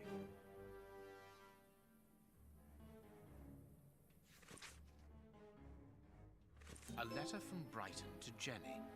Barely literate. Apparently, Jenny is carrying Brighton's child, and it seems that Jenny's father, the director, is unaware of this. A locket, sealing the relation between Jenny and Warden Brighton. Decidedly, this boy is not a great poet. Here is the famous guard duty list. Interesting.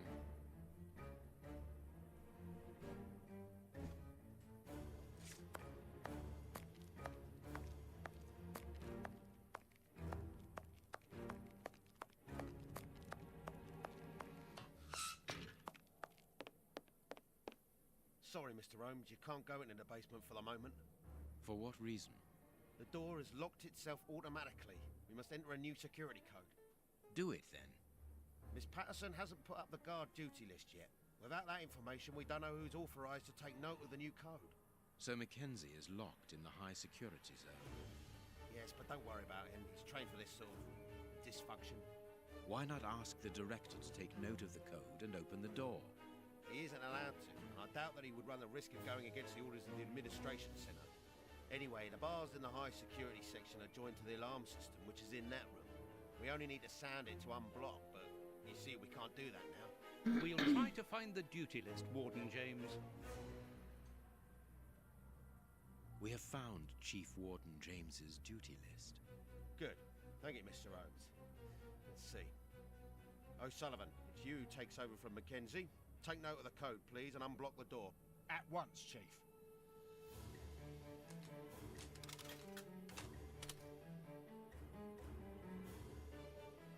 Ah, Mr. Holmes, could I ask you for a favour? Please do. I think I can say on behalf of all the staff that we would be honoured if you would care to write something in our guest book. With pleasure, O'Sullivan.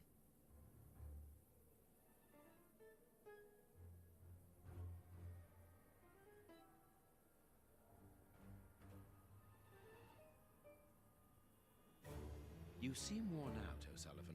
A good night's sleep would do you good. A good night's sleep would do me good.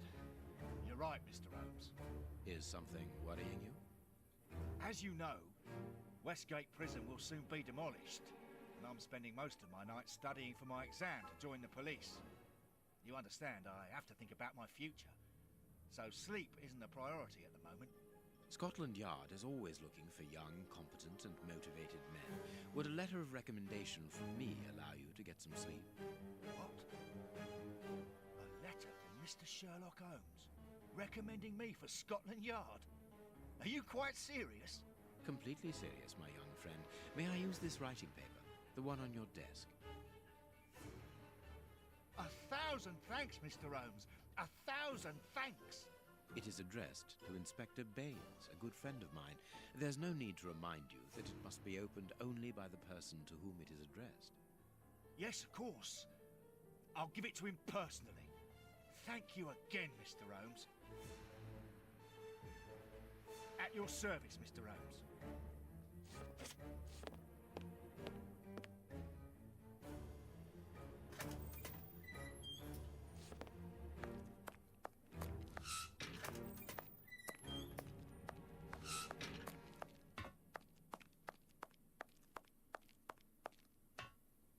Well,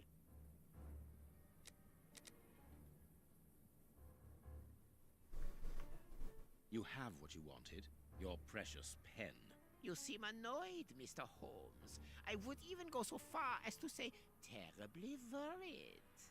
Why should you care, Mr. Shielman? Let's talk about that poison.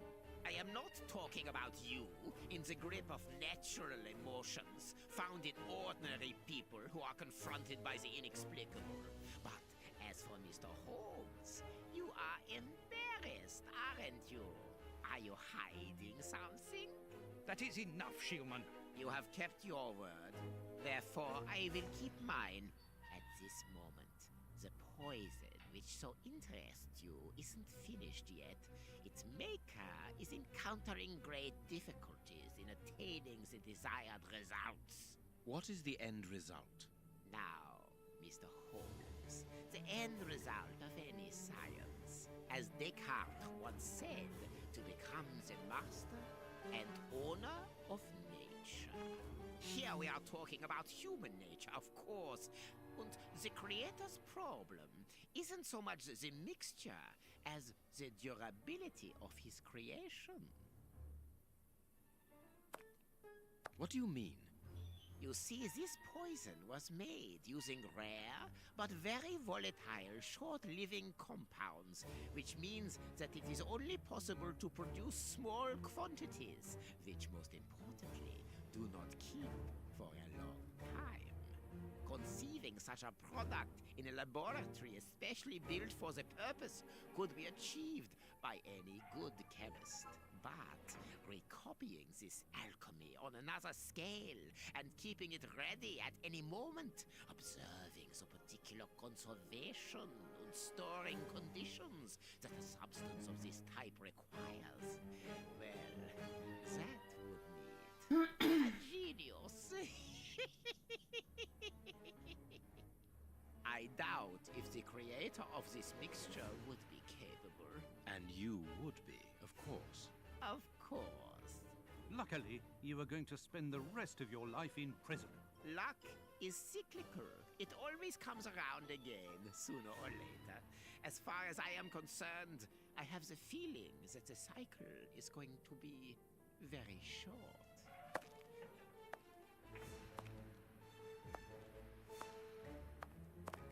Holmes, it sounds to me as though this Shieldman is implying that an escape attempt will be made. Yes, we must go and warn the director.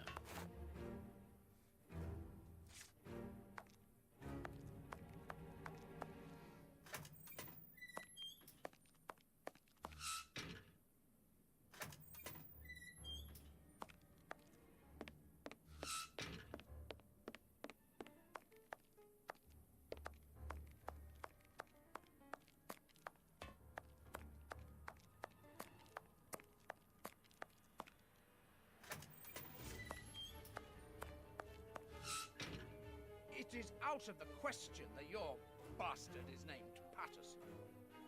Very well. You refuse to reveal the father to me? Well then go and join him. I'm not stopping you. I can't. Director, you will have to postpone this small family reunion. We believe that a serious scheme is afoot. We must act without delay. You're not thinking of... Yes. Shieldman's words leave no room for doubt. It seems that he is planning an escape attempt. We strongly advise you to search his cell. Do you really believe that he's hiding something?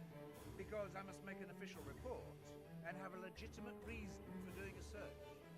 Director, if this prison is still in operation, it is solely because of its reputation. Think of the consequences of an escape. It would be closed at once. And what post do you imagine would be offered to the person deemed responsible? You're right. No one will escape from Westgate under Patterson. I will order an immediate search of Mr. Shieldman's cell. Chief Warden James reporting. The search of prisoner Hans Shieldman's cell has been carried out. No suspicious items were found. Thank you, Chief James. I feel better now. Without wishing to offend you, Mr. Holmes, I am glad that you were mistaken. If I'm not mistaken, we've nothing more to do here. Shall we go, Holmes? There's just one more thing for me to see, Watson. What's that? Mr. Holmes, sorry to interrupt you, but Miss Jenny wishes to see you alone. She's waiting for you in her office. This, Watson. How did you know? Wait for me in the guards room. I won't be long.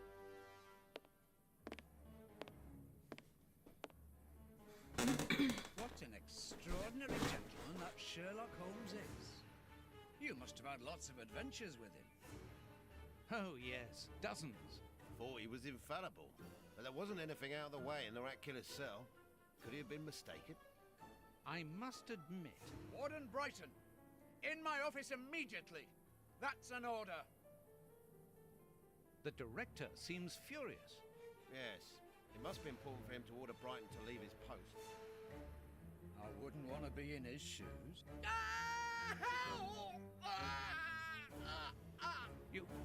Did you hear that? Yes, that's not normal. I've never heard Flint shout like that. But why doesn't O'Sullivan sound the alarm? Follow me, Mackenzie. Let's go and have a look. I'll come with you. No, Dr. Watson, you're not allowed in. Wait for me here. Very well. Hey, but the grill is blocked, Chief. We've been locked in. And that smoke, it's coming from below.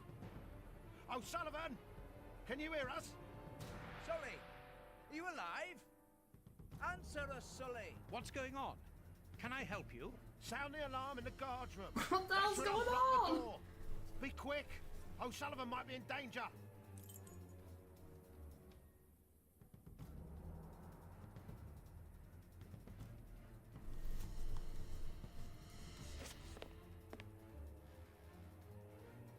Sound the alarm, Dr. Watson. The one in the wardroom. It doesn't work. Hey, what are you waiting for to sound the alarm, Doctor? It's impossible. It's been damaged. I'll run and warn the director. No, Doctor. Our priority is to save O'Sullivan. Go ahead through the visitors' corridor and see if he answers your call. Very well. Take the keys. They're in our room.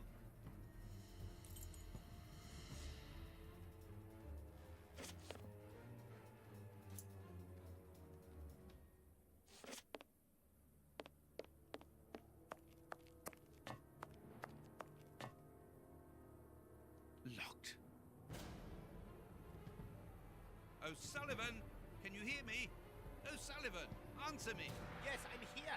Quick, get me out of here. The Flints have escaped, and they are fighting like dogs. Help! It's a catastrophe. It doesn't work. Useless. This door is blocked by the timer, but not the one below. Give me the keys, quickly!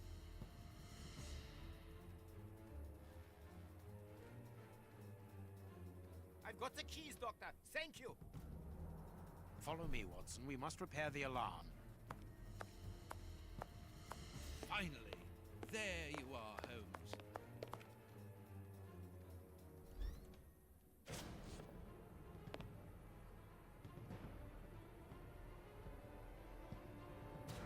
I'm going to turn on the system. Watson, you make sure of the contact. I hope that this isn't dangerous.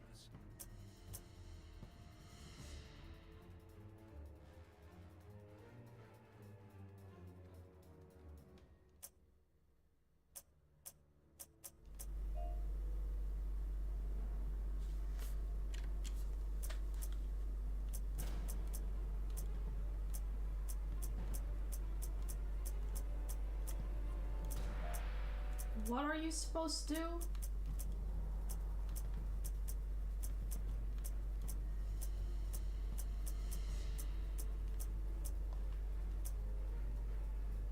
It works. What? It's open. Let's go down. Be careful. From what your colleague said, the Flints are out. We are trained for this sort of situation. And we're armed. Come and help us, Watson.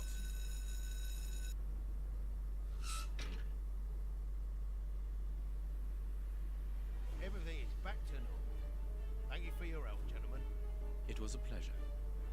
But where is O'Sullivan? He's no longer here. He must have gone out through the visitor's entrance. Yes, and he must be pleased to have gotten out of the basement. Good. We must now check all the cells. It's the procedure in case of an alarm. We'll come and help you. You are evidently fond of wasting time, my dear fellow. Rejoin me at the reception when you've finished.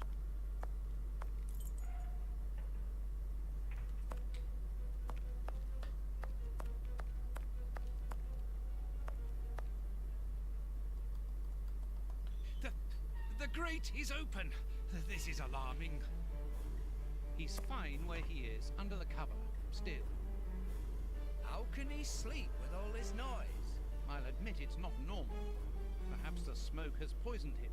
I had better take a look. Be careful, Doctor. He is dangerous. It's gonna be the cop, isn't it?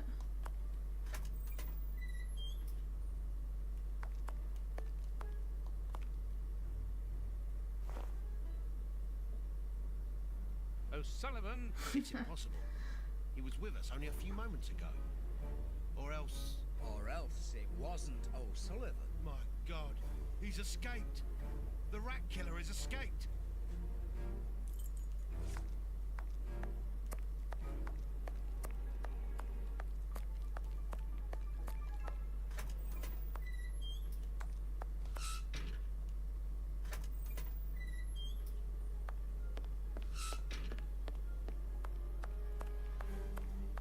Ah, Holmes, there you are. Hans has escaped. I fear that this inquiry is a bitter defeat for us. Not at all, my dear fellow. Quite the contrary. Follow me. Why the devil have you brought me behind the prison? We have an appointment, Watson.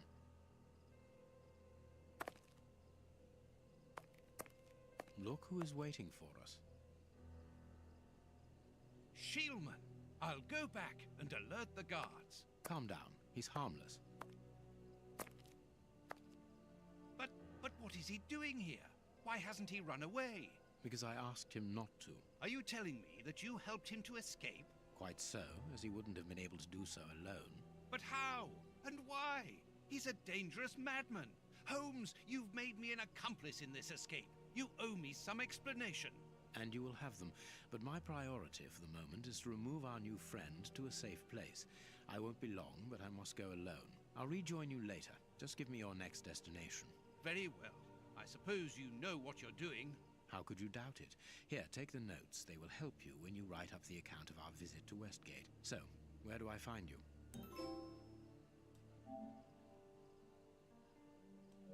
I think it would be better to go back to Baker Street. All right, I will join you there.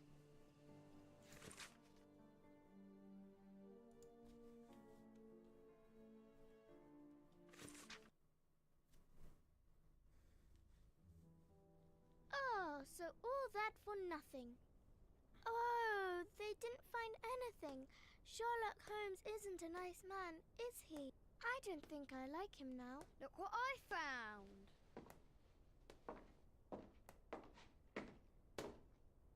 Don't do that.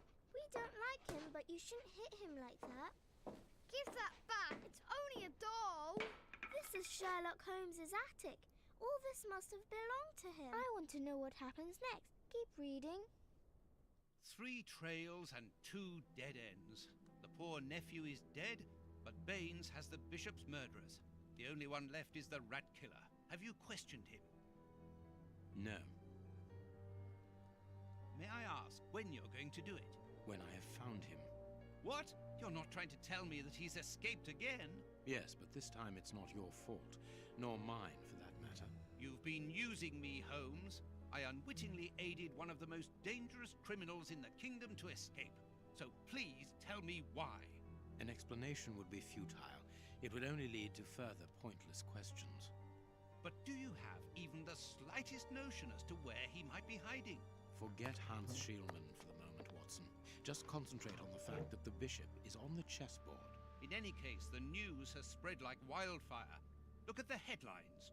All the papers are talking about it. And the Globe Explorer, their editors must be jumping for joy. Let the dogs bark with the pack, Watson. But how could Farley be so well informed? Look, he also mentions our visit to the opium den, and in great detail. How did he know? Let me see. Contrary to what you might think, Watson, I do not consider that all of our trails have led to dead ends. We're simply missing a common denominator, something that links them together. And our journalist's mystery informer might just be that missing link. Should we attempt to uncover his identity? It is essential that we do so. Let us examine the map. We must talk to Mr. Farley.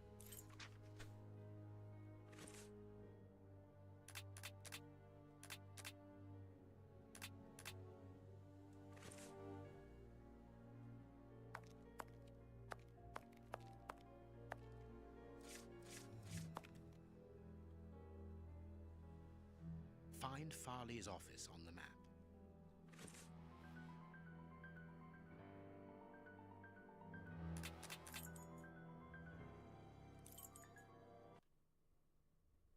Here we are at Farley's office. One cannot say that ethics play a very large role in his life.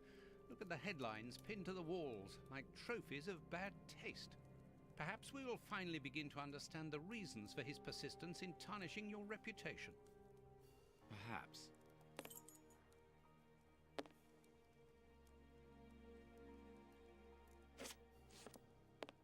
Coffee. It's still hot.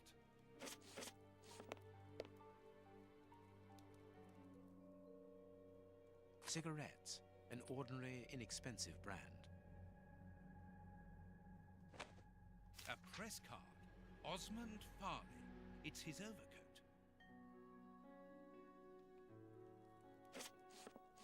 This door is locked. Is Farley afraid of being interrupted suddenly? I must go out for a while, Miss Jean. I won't be long. Ask my appointments to wait, and send this message as a matter of urgency. Mr. Osmond Farley, I presume? Messrs. Holmes and Watson. What a surprise. What is there so surprising about being visited by the targets of your slander? I never slander. I inform. You will have to accept the consequences of these articles, Mr. Farley. Those words sound like a threat, Mr. Holmes. I never threaten. I merely warn. You don't frighten me, Mr. Holmes. I know all of your little secrets. And soon all of London will find out what really hides behind the facade of the impeccable detective. Thanks to my work, the whole world will discover the true Sherlock Holmes. Gentlemen, I don't wish you a good day. What a bore! Even to the point of refusing to shake our hands. Which means that we can avoid having to wash them. Did you notice the crumbs on his jacket? He had just finished eating and his hands will be covered in grease, the same as his mouth. Slovenly habits. That's quite disgusting, Holmes. Do not be deceived, Watson. The workmanship in those tailor-made clothes indicate that he is a man who takes pride in his appearance. If Farley has left without brushing off his jacket or washing his hands, then it is because he spotted our approach and wished to avoid us at all costs. But why? We will find out by searching his office. The secretary will stop you. Please reassure me, Holmes, you don't intend upon knocking her out? Only if we exhaust every other viable alternative.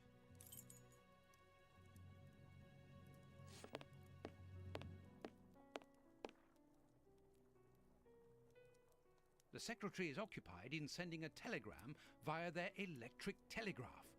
Farley asked that she should do so before he left. We must find a way of interrupting the transmission, which will oblige her to go to the telegraph office in Kensington.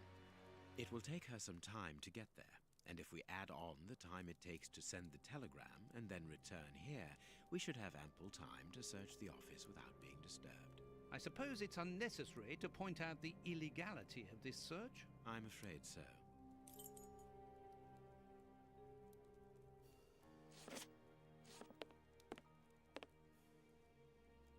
This hanger has a large iron hook.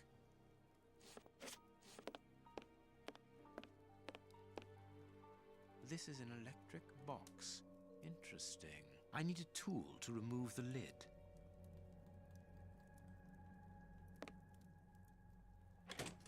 I can hear an electrical humming. The secretary is using the electricity supplied by this switch. Let us see if I can cause a short...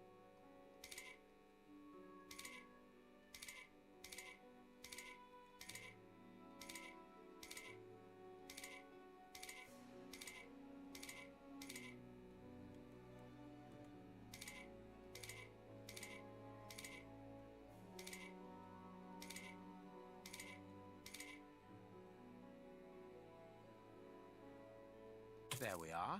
It is simplicity itself. Oh, that's just too bad. Get out quickly, Watson. I'm going to hide here.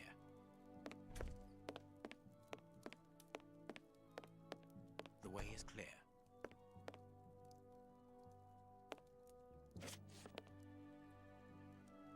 Let's go, Watson.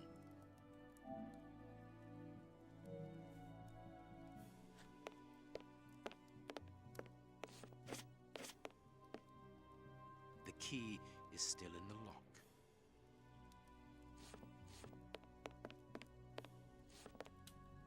This book has fallen down from the shelf.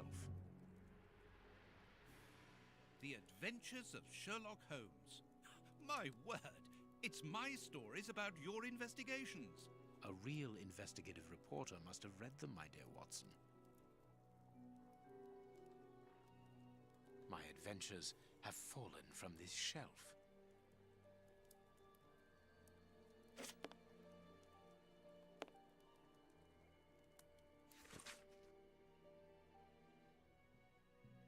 This paper only just escaped the flames.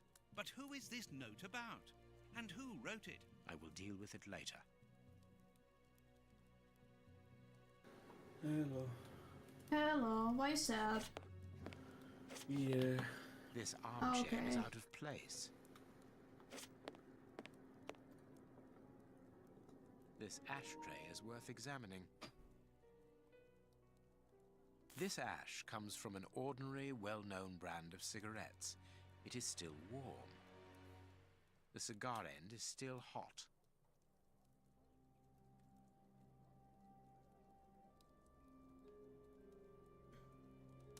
This ashtray is worth examining. This cigar is of a fine quality. It must be very expensive and difficult to obtain. And it is not even finished. What a waste. Farley was not alone when we arrived at his secretary's office. You're thinking of the owner of the cigar. Yes, the reporter smokes ordinary cigarettes. Can you smell the subtle scent of gingerbread? That is the characteristic odor of a Habano Clarissimo. Our mysterious visitor is a rich man, Watson. This category of Havanas is exorbitant, and I cannot imagine a cigar lover crushing out such a marvelous smoke before finishing it. Since we saw no one leaving the building, that must point to a secret exit somewhere. How are we going to find it? By retracing Farley's steps from the moment before we arrived. Look, this room is teeming with clues.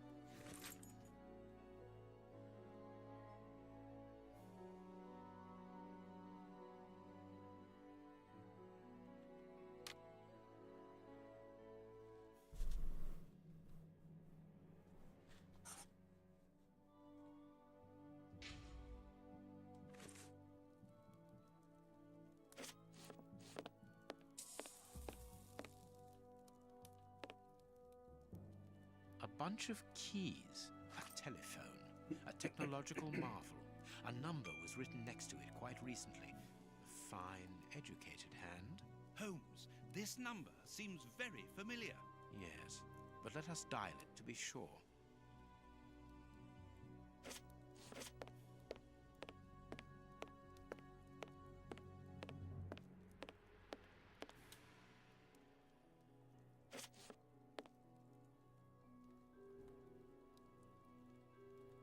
A makeup case with a good brush.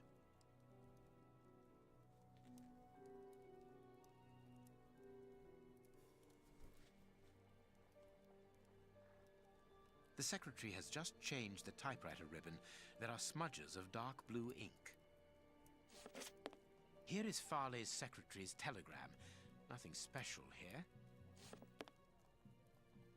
The ribbon is missing from this machine. A page of this notebook has been torn out. We can only see the title in shorthand and today's date. It's a message that the secretary must send urgently. I'm going to recopy it. You can read shorthand? You never cease to amaze me. Were you a secretary before becoming the great Sher? Perhaps, perhaps.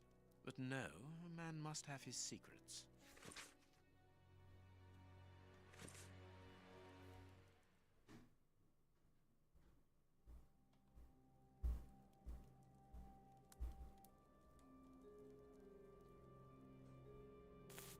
I must look more attentively.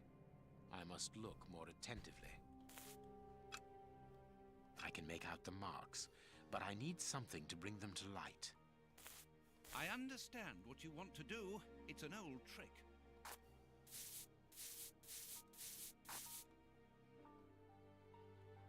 I can see what has been written. Please write it down. Very well, Holmes.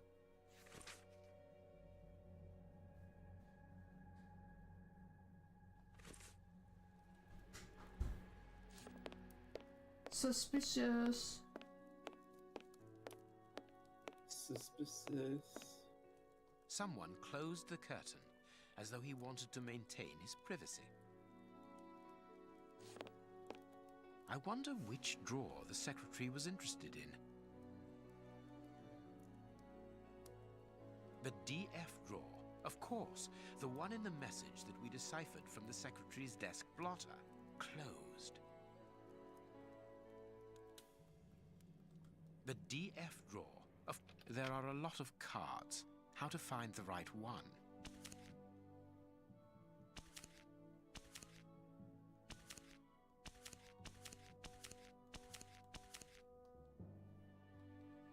These blue stains come from an old typewriter ribbon.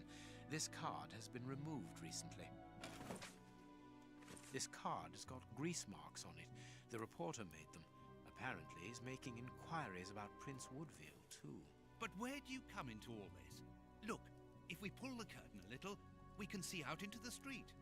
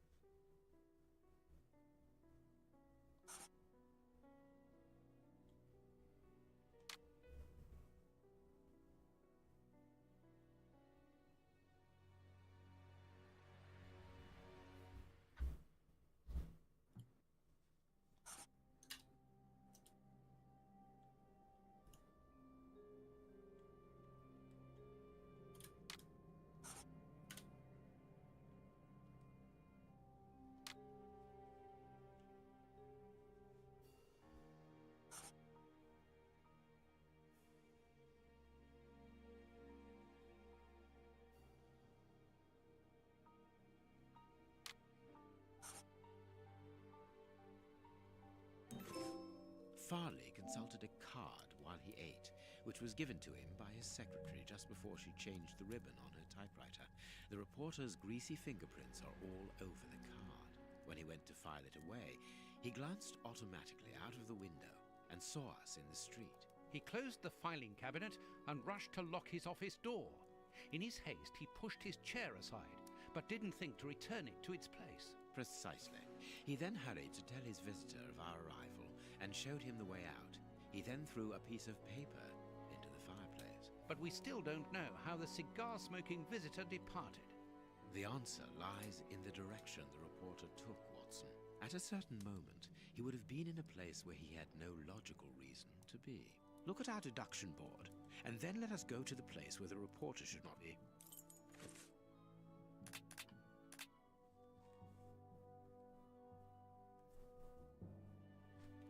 Perfect.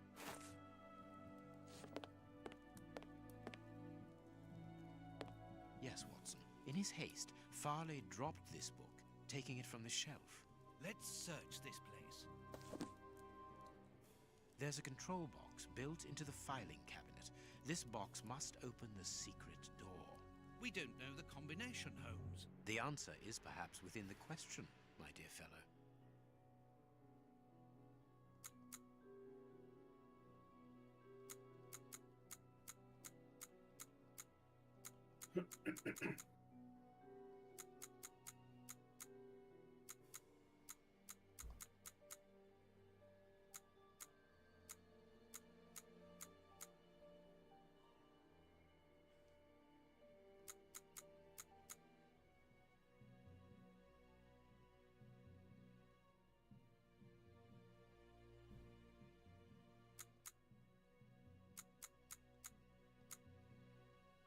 There we are.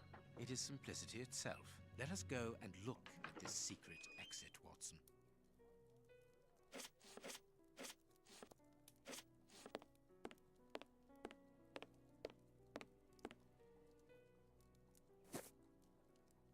Chance has smiled upon us, Watson. This hat was almost certainly abandoned by our mysterious visitor.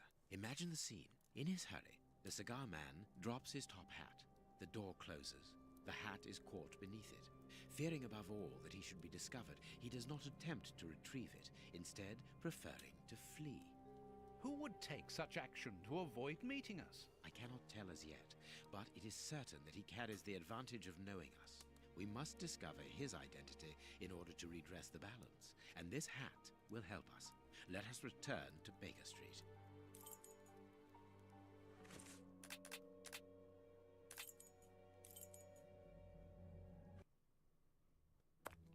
Let's hope that an examination of this top hat will reveal to us the identity of its owner. It will, you can be sure of that. For once, I must insist that you allow me to work alone, Holmes. As you wish. Take your time. I will examine this hat at my work table.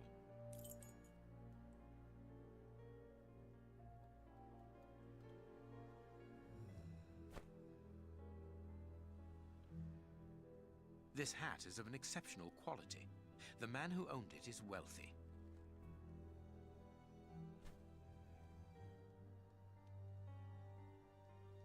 Someone has changed the ribbon for another, more modern one, which shows a certain taste for current fashions. Not a mistress, but someone who pays attention to details. This man is married. His hair is graying, and judging by the odor, he puts camphor on it. He is probably in his early 50s. This hat was made to measure by a well-known hatter located near the Old Bailey. Heat marks and a strong smell of tobacco. A cigar smoker, which confirms that this hat belongs to the reporter's visitor. Slight scratch marks. Slight scratch marks. The man wears glasses, and whenever he puts them on, he grazes the sides of his hat. This would suggest that he is educated and long-sighted, rather than short-sighted. I now have an excellent description of the man that I am looking for. The journalist's mysterious visitor is in a profession highly placed on the social scale. He is rich and married. He must have called Scotland Yard in Farley's presence. He frequents the law courts, from which he makes his purchases. This man is a judge. Let us look through my files to see if I can identify this judge. I have a memoir on the most influential judges.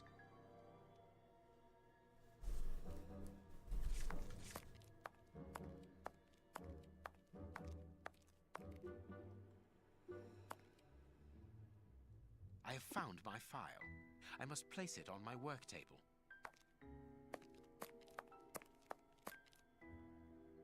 I have found my file.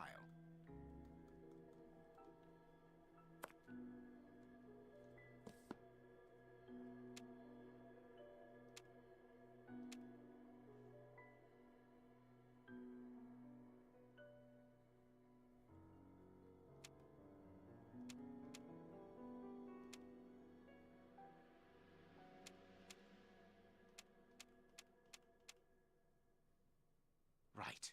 It is him, Judge Beckett. Have you discovered the top hat's secrets, Holmes? Watson, this hat belongs to Sir Coots Beckett, a judge of the court at the Palace of Justice in London. A judge? Wait, did you say Sir Beckett? That name rings a bell. Yes, that's it. What an extraordinary coincidence. Holmes, I was reading something about him in the Globe Explorer only this morning. Decidedly. This Beckett seems to have solid ties with the gutter press. I bought it from a rascal who ran off without giving me my change. I'm sure that I've seen him before, and... Spare me the details, Watson. Show me the article. So, Lady Beckett is on holiday in Portsmouth. That means her husband is at home alone. Good. We shall pay a courtesy call, Watson. With a little luck, we shall leave with a few habanos clarissimo. That you should interest a judge of the High Court isn't surprising. You have solved so many criminal affairs that there are 1,000 reasons why a magistrate should be interested in you. But why should this one feel the need to act in shadows? It's true that it's surprising. Perhaps he simply wishes to avoid being seen in the company of this Farley fellow. Mr. Kirby, our local postman, owes me a favor. He'll give me Beckett's address. At this hour, he should still be at the post office. I'll go there, Holmes. Good, Watson, but be quick about it. While you're gone, I'll make preparations for our visit. Sir Coates Beckett, I've got the address. We can go round after a nice cup of tea. Don't get too comfortable, Watson. We're leaving immediately. He looked so disappointed. He did. What's with British people and their tea, man?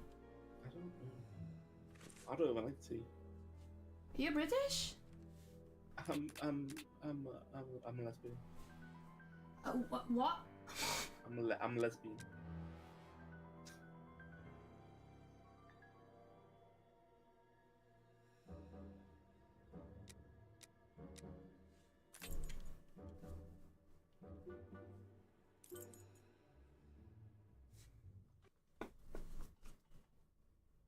This is the front of Judge Beckett's property. It's enormous. It looks very luxurious, Holmes. This man has conducted his career brilliantly. Who says that crime doesn't pay? It all depends upon for whom. You never said a truer word, Watson. Now, let's try to find a way in. What's that package you are carrying, Holmes? You haven't said a word about it all the way here. Cakes for my old aunt. Your old aunt? Stop pulling my leg, Holmes. If you want a sensible answer, then you should ask a sensible question. Very well. I'm going to ring the doorbell. That should be an appropriate task for someone like me. No, leave it. I'll do it.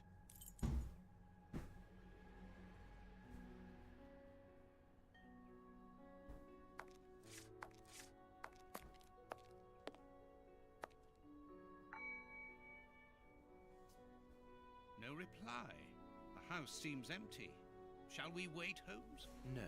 We shall enter discreetly. The judge's absence is a blessing. It means that we can investigate without being disturbed. You're thinking of breaking into the judge's house? Have you gone mad, Holmes? Don't worry. I shall be careful to remove any traces of our visit. Listen to yourself, Holmes. You're talking like a common criminal.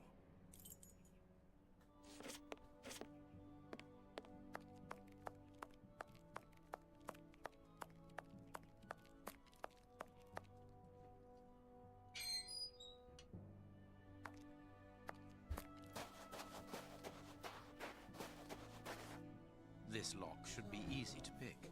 Let's see. I need a supple pin, Watson. Can you find me one? Very well, Holmes.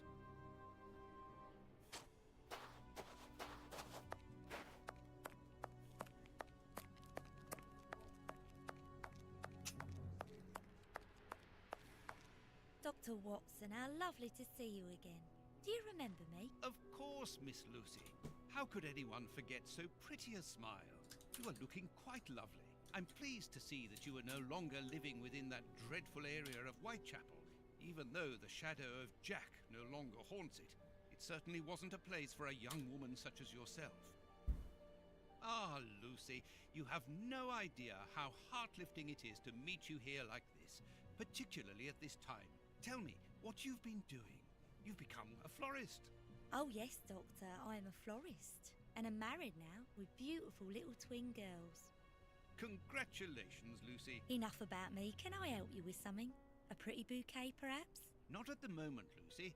I really need a supple metal stem. A plant prop should do. Oh, I see. Is it to open a door or a window? Aha, Lucy, you are a surprising lady. Let's just say that the lock on the door to my flat gets stuck, and I should like to get in through the window. In that case, a prop wouldn't work. Better to use a hair grip. It's the ideal tool for an honest man who wants to get into his house without going in through the door. You are wonderful, Lucy. Goodbye, Doctor.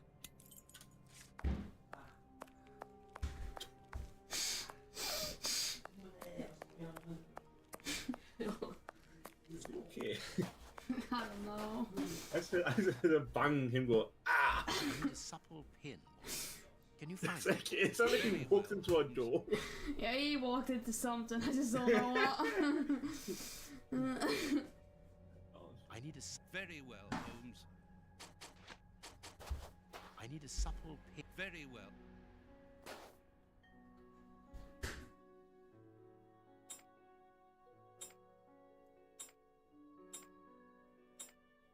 That's not right. Start again.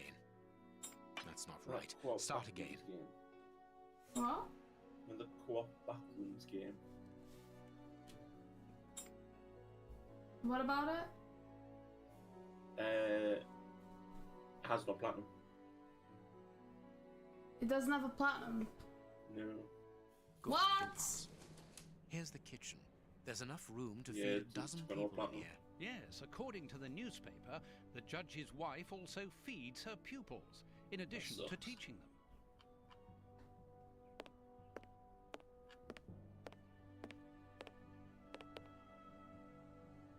There is something interesting here. An oarlock. This isn't the place for it. I saw it was an offer and I looked into it. And Cooking oil.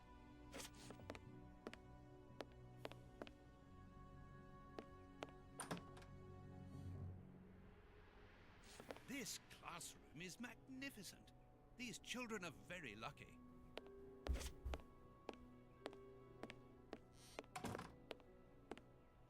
The blackboard shows the last lesson given to the children, ancient Greek.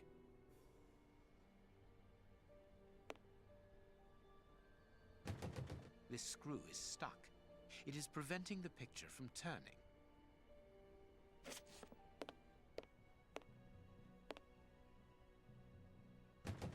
This screw is stuck. It is preventing the picture from turning.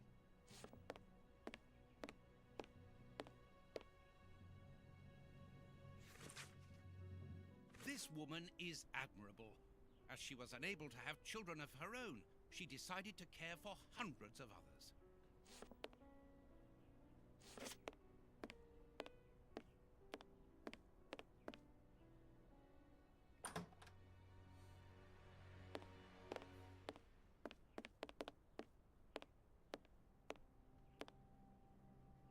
A desire to cook.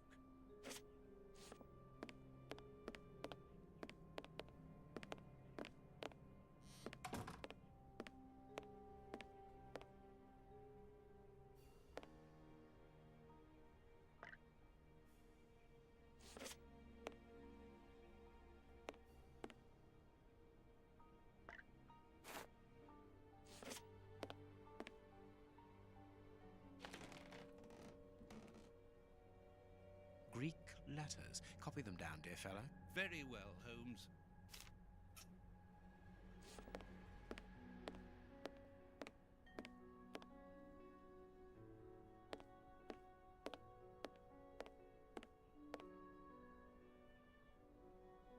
This is a photo of the judge and his wife. This photograph was taken on Judge Beckett's wedding day.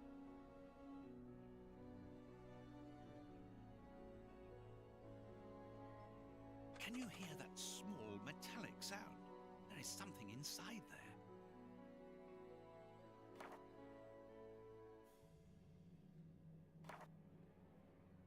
Big Ben. The judge got married in London early in the morning. It is just 10 a.m.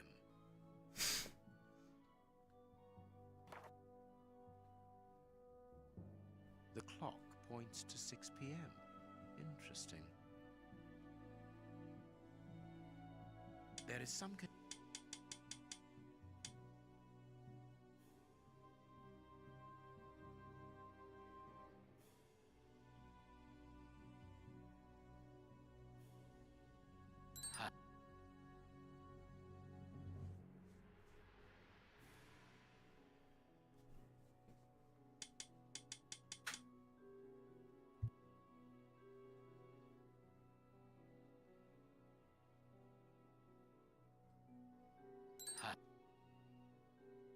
There we are. It is simplicity itself. A key.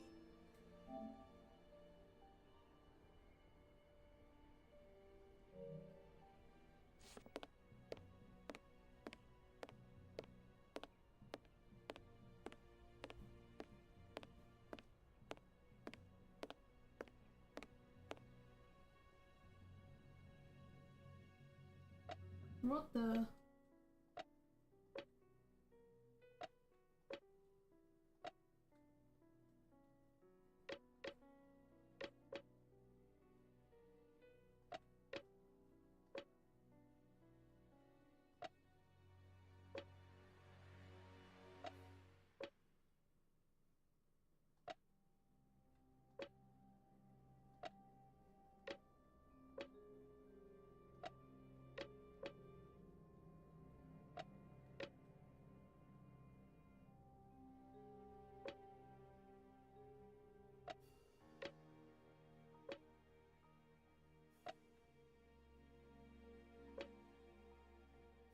Perfect. Do you know what you're doing? Oh, you do. An oarlock. Do you know what you're doing? No.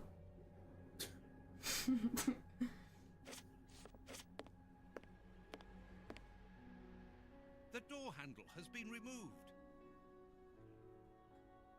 The door handle has been removed. It's a sweet box, probably for rewarding good pupils. One of the Greek books is open.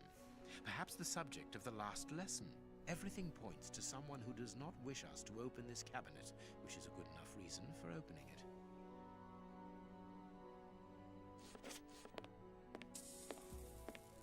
Probably open it. This overall belongs to the Yeah, young you James. should. Sweet papers fallen from a pupil's overall pocket. Well, the young James has stolen the handle to the sweet cupboard so that he can pilfer it whenever he likes. If we find his desk, we will find the handle.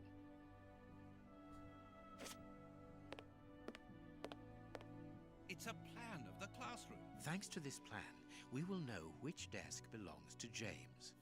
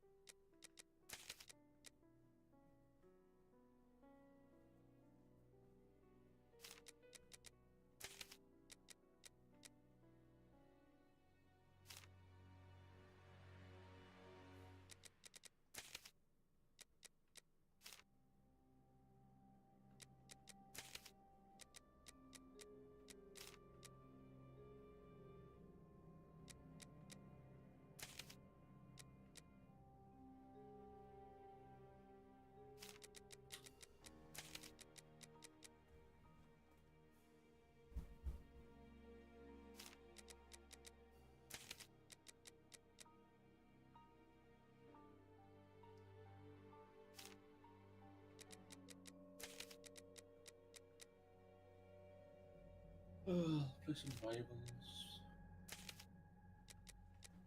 Rose! Close? No, I said rivals, silly. Rose and Louisa adore books and are writing a novel together.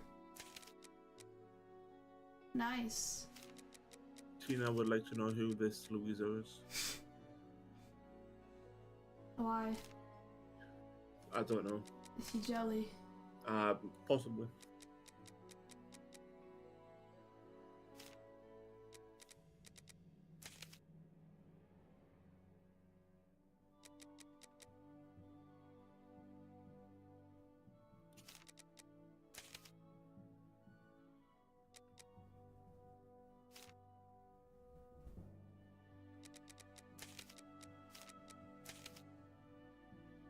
right.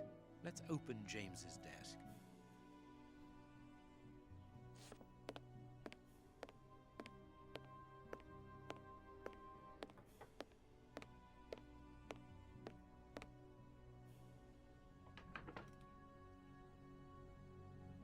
Perfect.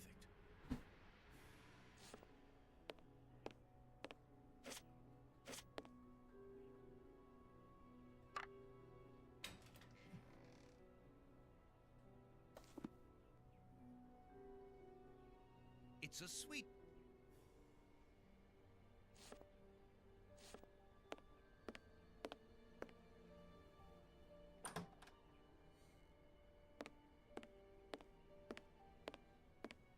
Please take note, Watson. We are making headway. How do we know what this means? This room is undoubtedly the judge's office. It is double locked. It would be better not to force this door, nor break a window. Judge Beckett could return at any moment. You're right, but he surely must have left a spare. With somebody he trusts, of course.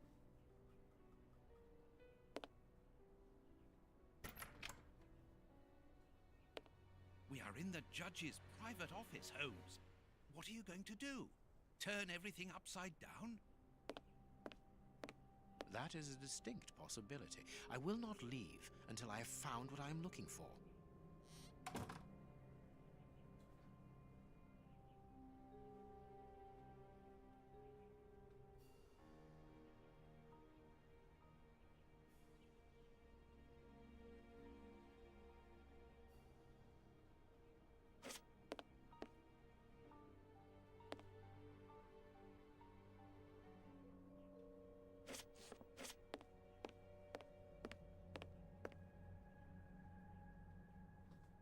An oar lock.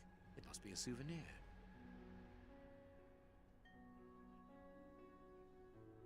Beckett, honorary member. This must be the symbol of an organization to which the judge belongs. Look at this symbol. It must surely be very important to Judge Beckett.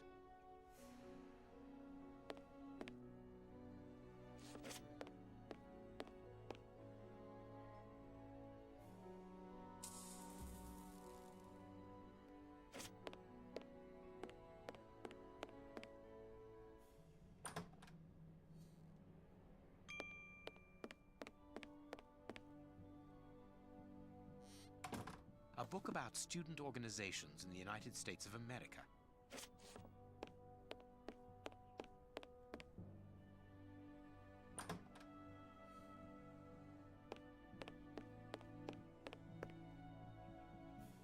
A souvenir from the University of New York. That's the university where Judge Beckett studied. The young Beckett and his friends, rowing. The judge used to row. A Habano Clarissimo cigar. Don't forget your cakes when we leave, Holmes. Of course, Watson. Blind justice. From whence his ignorance? Amusing. Nothing but trophies. The judge must be very proud of them.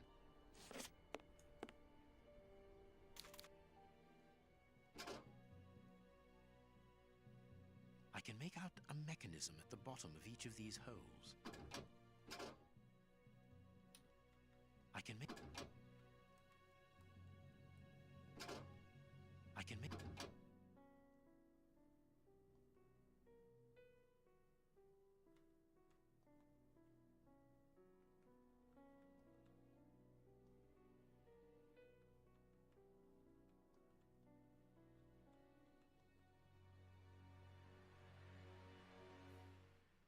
These oars can turn.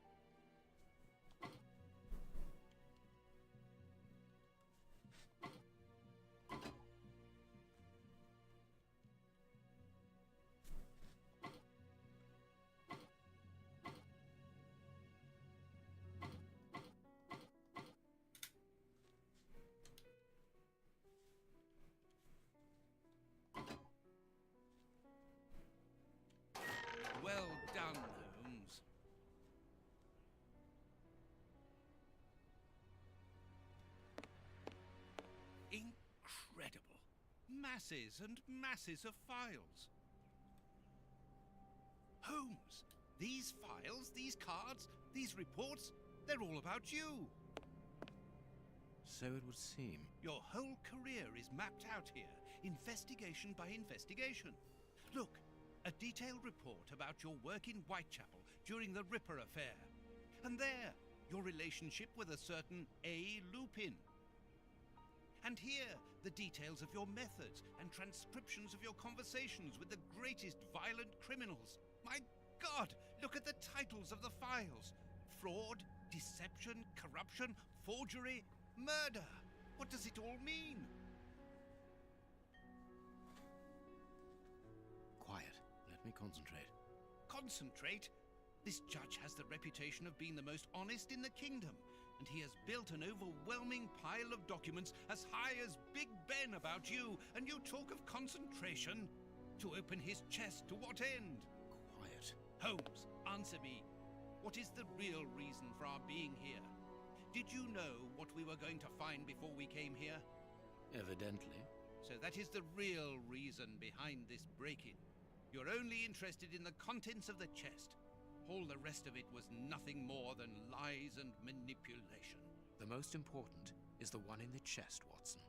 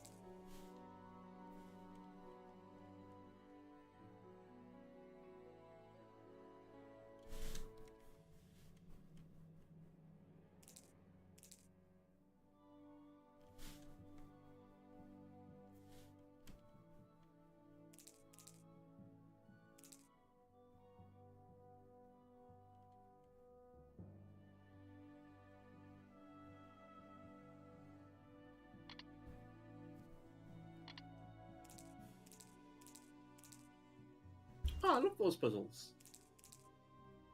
I don't.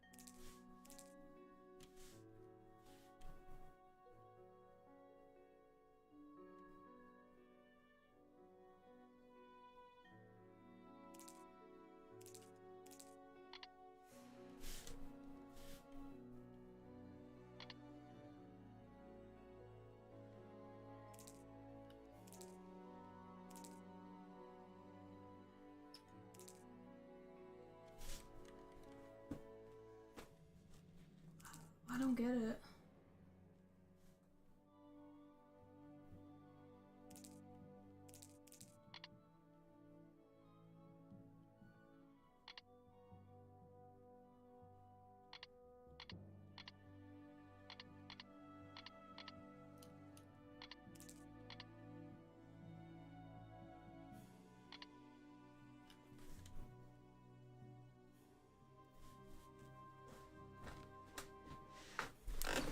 Oh my god. What?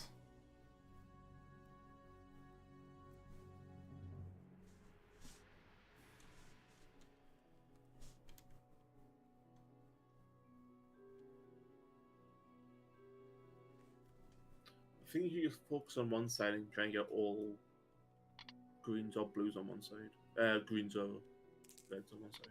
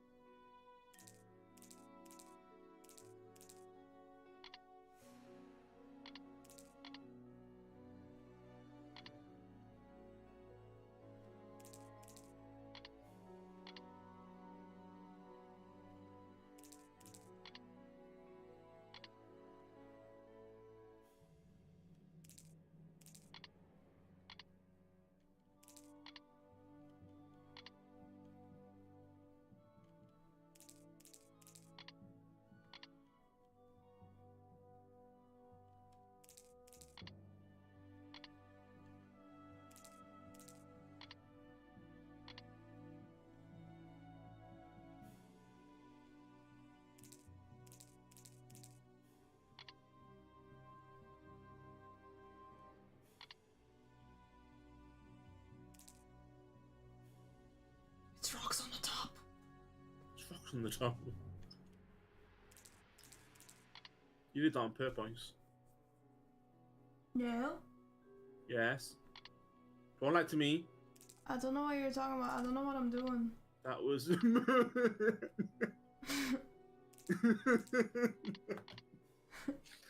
don't know what I'm doing.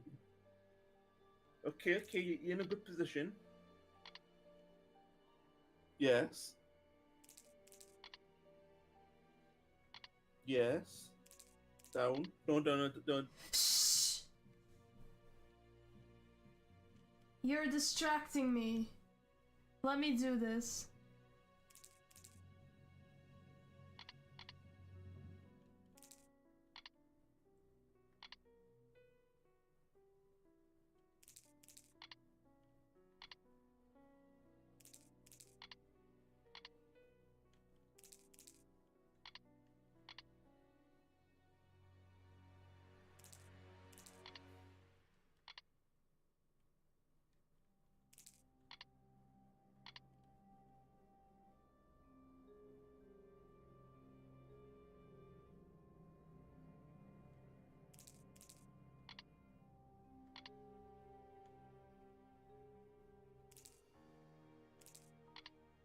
No, no, you get it right. Yep.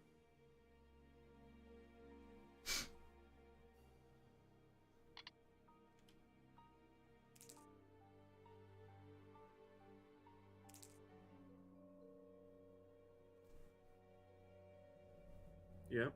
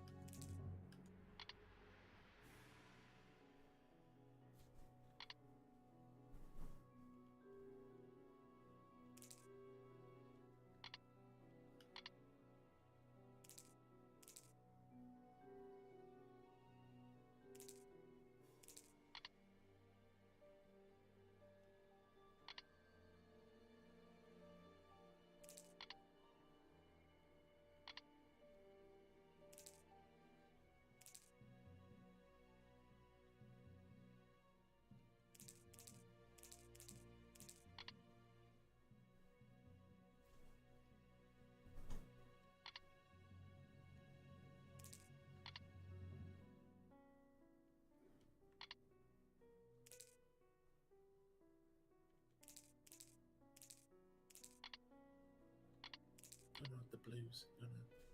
Put the blues together.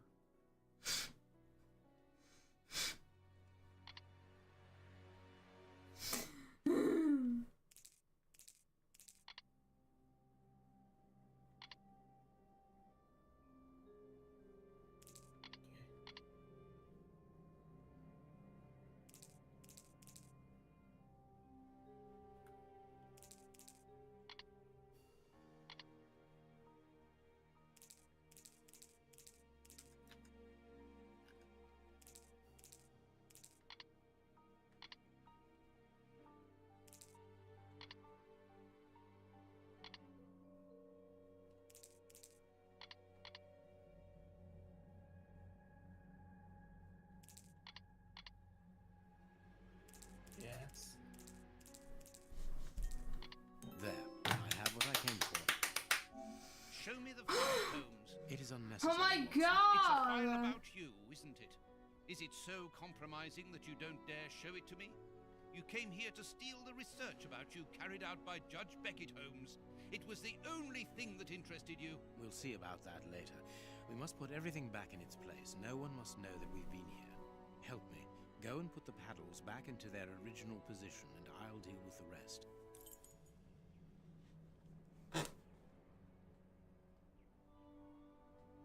But that's the plan of my flat. I mean, our flat. Quick, Watson, we must get out of this house. Immediately. What? But be quick, man. It's urgent. because of you, we have to flee like common criminals, which it seems we have now become. I only hope that the game is worth the risk. I'm proud of you. Show me the file right now. Let's find a cab as quickly as possible. We It can't took stay so here. long. Why are you in such a hurry? You... Wait! Look over there! Judge Beckett! Yes, it's him! Let's go and talk to him! It's too late. Do as you wish, Holmes, but I need to hear an explanation about what was in that armored room. I'm going. No, stay here. That's an order. Your giving orders changes nothing. I'm going to talk to Judge Beckett, and you will not stop me.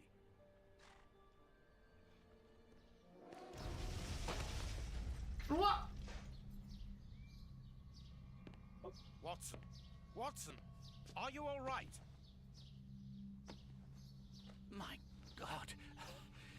What happened? Lucy. Oh, Lucy, poor girl. I must do something. Holmes, I need your help here.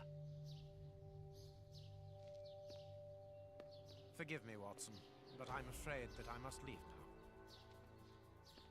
now. Leave? What the devil do you mean? Holmes, come back here! Holmes!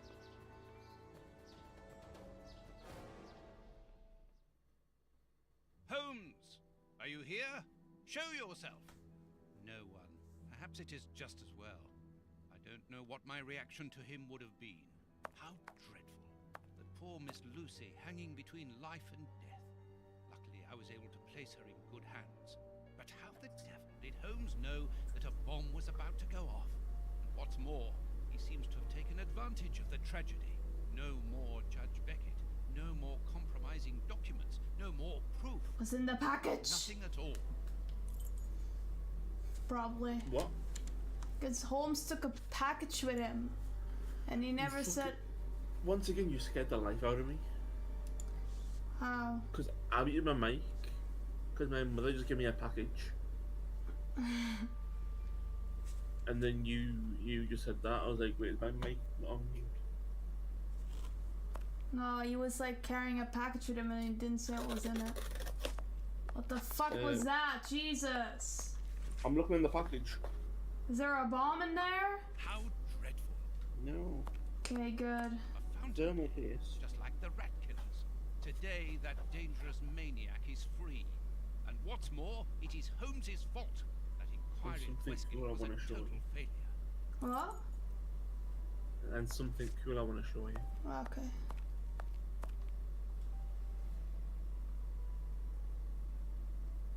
Kurtz's pipe. So, Holmes took it with him.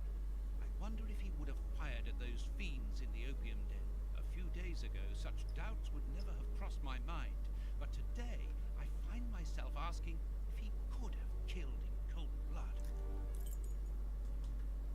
Loyal Toby. Holmes would have shown us, wouldn't he?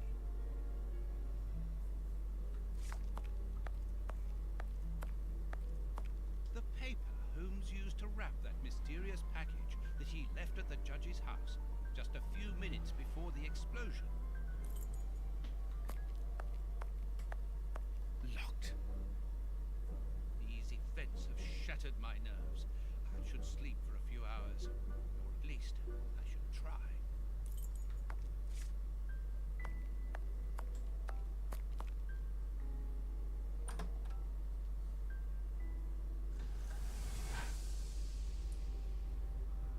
Doctor! There you are. I was poisoned. What the hell? Ah, you know him very well. Such a clever man. A brilliant mind, but Where'd your leg go? he has Where'd hurt your so leg many go? of us. Who are you talking about? Holmes? So hot. Flames.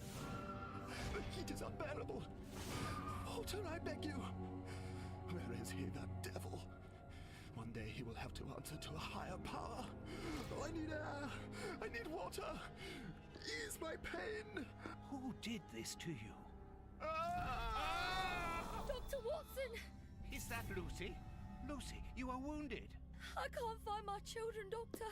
Find them for me. But I beg you, keep them away from Mr. Holmes. Lucy, no. Why do you say that? Let me help you. You are so kind. It is too late for me, but you can still save yourself. Holmes, I know you are in there. Holmes, open this door immediately. I think that I would rather not. Tell me the truth, Holmes. I need to know. You have no right to keep the truth from me. Tell me. I am sorry, Watson. Open this door, or I will break it down. Do what you like. The door is not locked.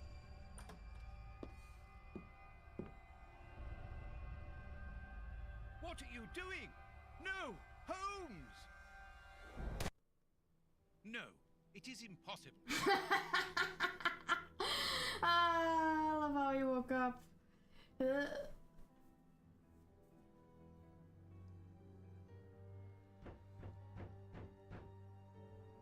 What's going on? Police! Yes, Open. just one moment, I'm coming.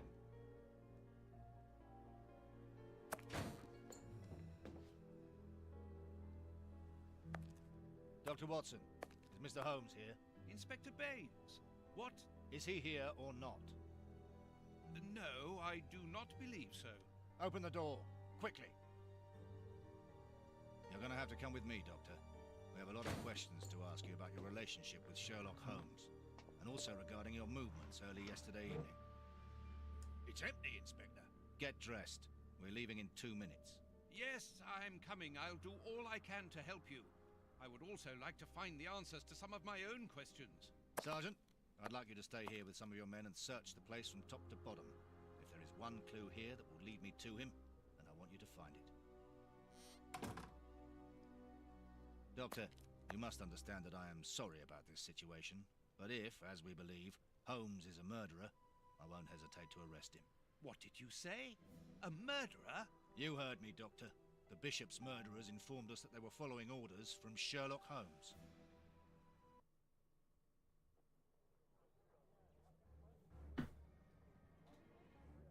Baines and his men have ransacked the place during my interrogation at Scotland Yard.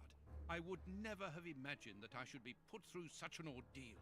I have always fought on the side of justice, but to be interrogated for hours like a common criminal, having to proclaim my innocence over and over again.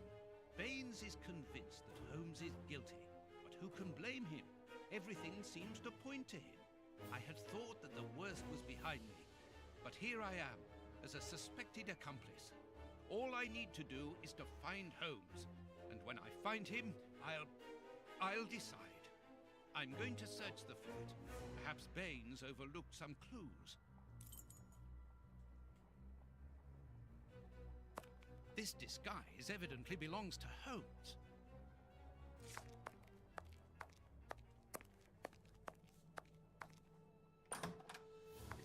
Ugh, what a smell! It reeks of tobacco. This is what Holmes was wearing yesterday. Holmes has left his tweed suit here. So, he came back to change after he left me in front of Judge Beckett's house, just after the explosion. Knowing that Scotland Yard is looking for him, he will likely have changed into one of his disguises. I just need to know which one. The best thing to do is proceed by elimination. I will use the wardrobe in the sitting room to reconstruct them.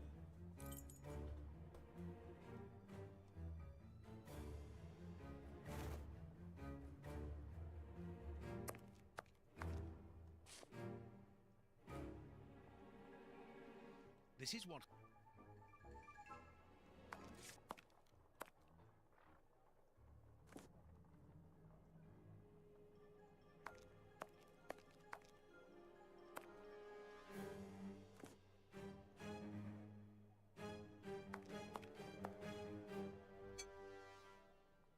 Holmes's tobacco.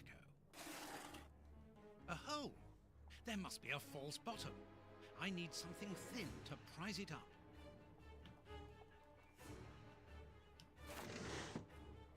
A photo of Irene Adler, the woman, according to Holmes.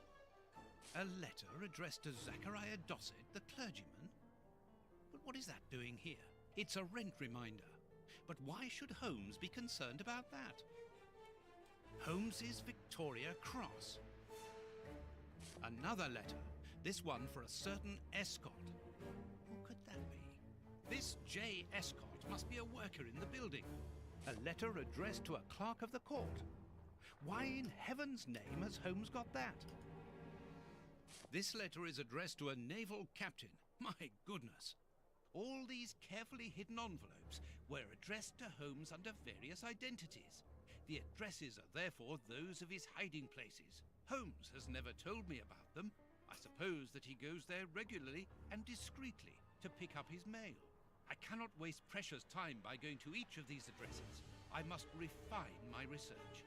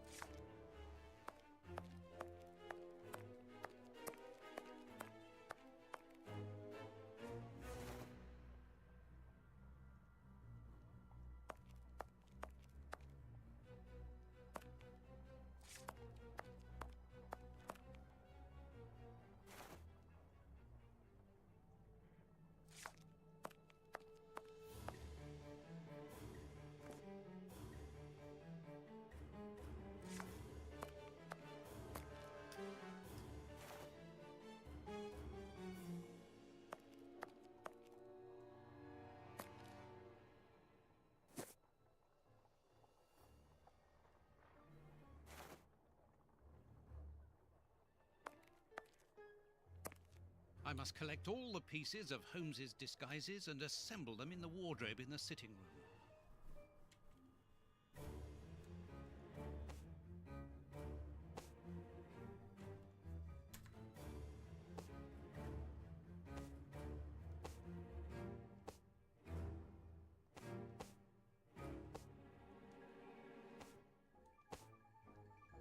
It seems that something in this disguise is missing, but I'm not sure what it might be.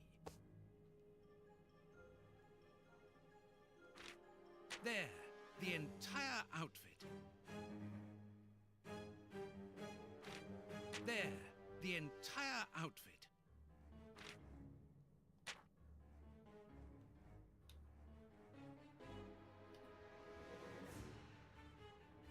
Perfect. Now I know what Holmes looks like, and I know where to search for him. Let me take a look at the map.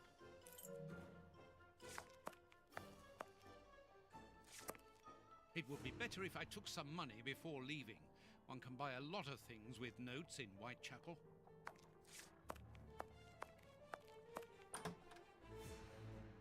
Baines's men have more or less spared my bedroom. How kind of them.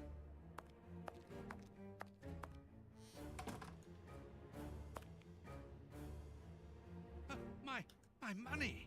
Someone has emptied my wallet. I always keep a little money in it. The police can't have stolen it. It's impossible. Last night I was too tired to think, but now I have to face the truth. Holmes stole my money, like any common low-down scoundrel.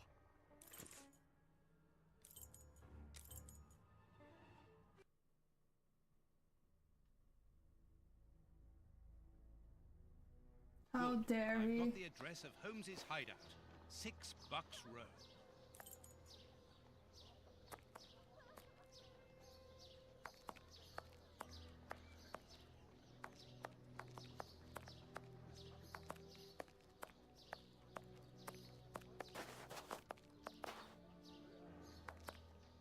You ain't from round here. You shouldn't stay here. It ain't healthy.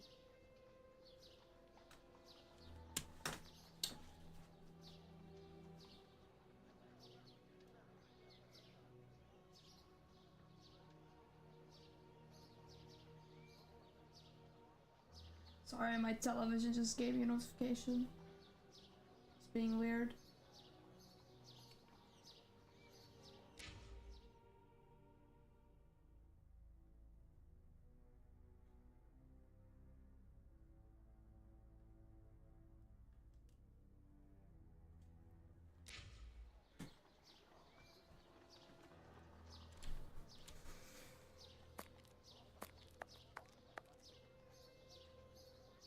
Here it is. It looks like a boarding house.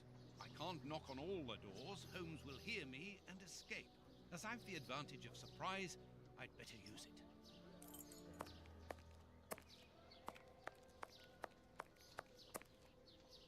Oh, but I know you. Oh my god, it's this lady you with the again. moustache. I met Big you Bertha. back when Jack was cutting up all those girls around here. So you've come back to do some slumming. Danny, you are no longer, I mean, you've given up the, The game? Yes, my dear, I've given it up. Sorry, are ya?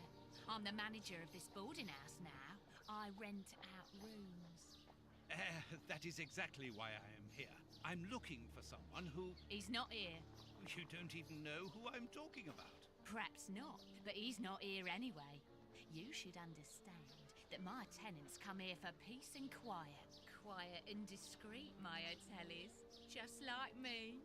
And I, Danny the Anvil, 11 times champion of male wrestling in Whitechapel, I guarantee their peace and quiet. I really must insist. It's very important.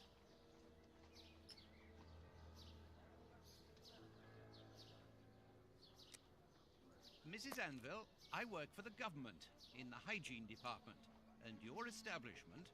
Tough. No, it's not you, Gavin. My own law here. Well, I hope not. I warn you, if you don't let me in, I will come back with the police. Think about it. You're a grass as well. Cross this door and I'll knock your head off. Then we'll see whose side you're on.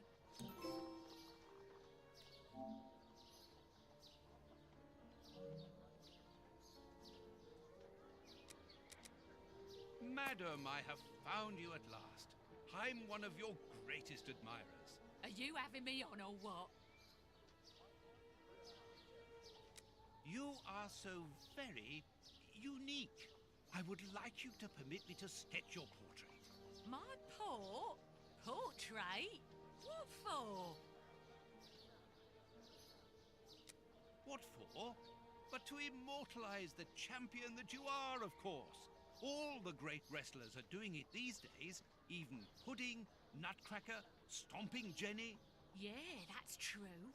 If those big cows can have theirs done, why not me?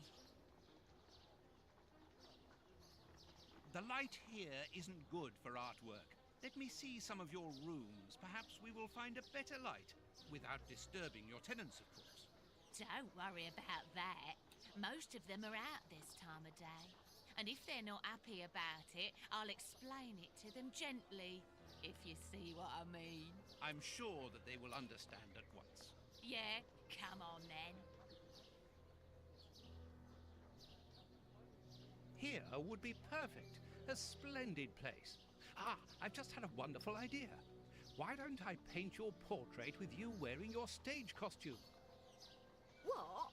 Yes, I think it would be difficult for me to capture you correctly if you are dressed in your everyday clothes. They are too elegant.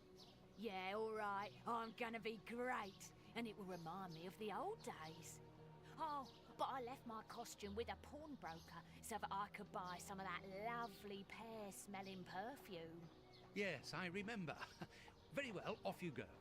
While I'm waiting, I shall concentrate and soak up the atmosphere here. All right, but don't touch anything. The bloke that rents this room isn't very easy going. You'll have enough time. The pawnbroker's shop isn't close by. What a mess. That's Holmes, all right.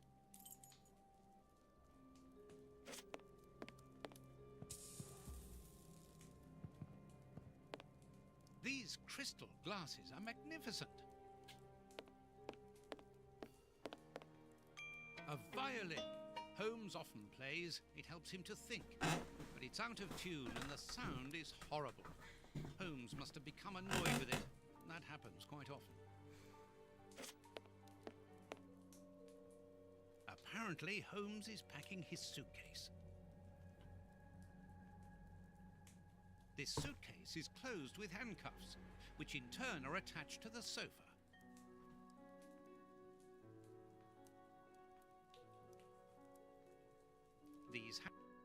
Something is... Apparently, this suitcase holds something which Holmes believes to be important.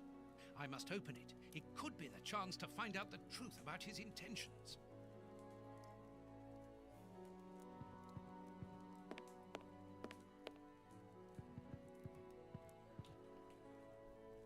Holmes must have smoked his pipe while reading the newspaper. A pipe? And judging by the smell, Holmes has used it recently.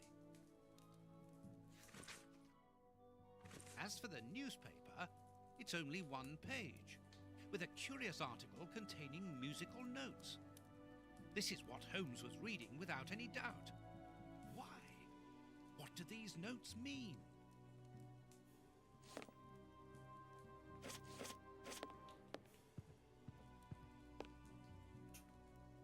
These crystal glasses might help me reproduce the notes in the newspaper.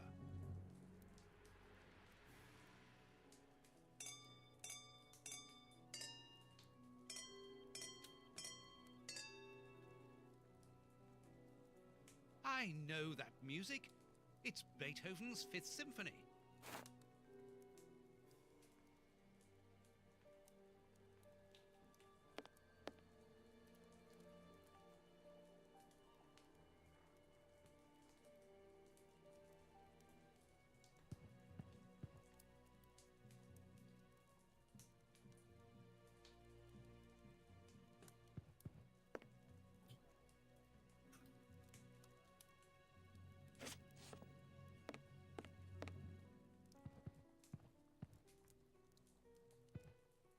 Dirty water.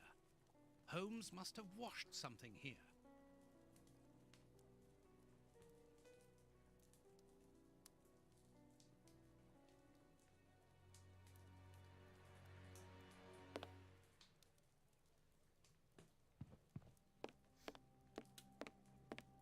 There, I found the score corresponding to Beethoven's Fifth Symphony. There is a strange stain on it. I must examine this stain more closely.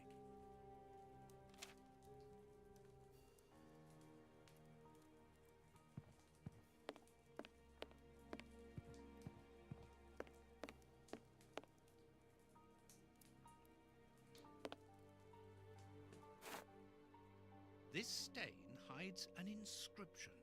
It wasn't there by any accident. I need a reagent for cleaning this stain.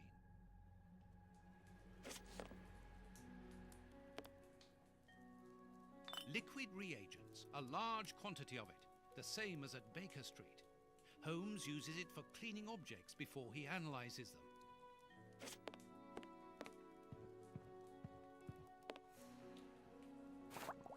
Good. The reagent is weaker now. Earth. Holmes must have washed his hands here. Therefore, he must have been searching in the soil. In this flat. But where?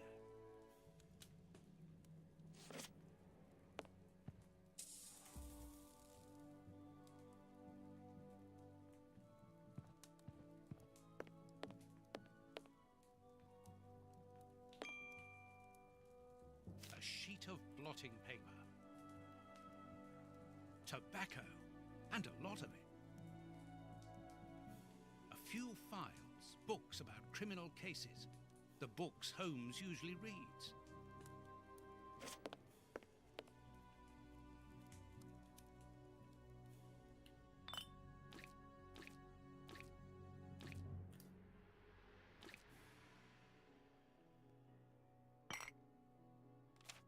A number. A number.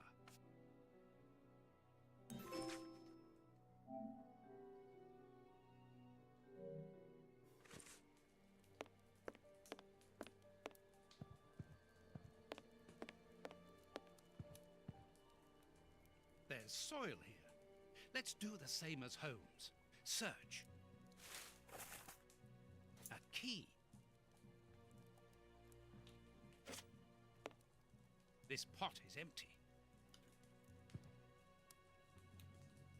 These handcuffs are extremely solid. You need a code as well as a key to open them. Excellent. I've found the key to the handcuffs.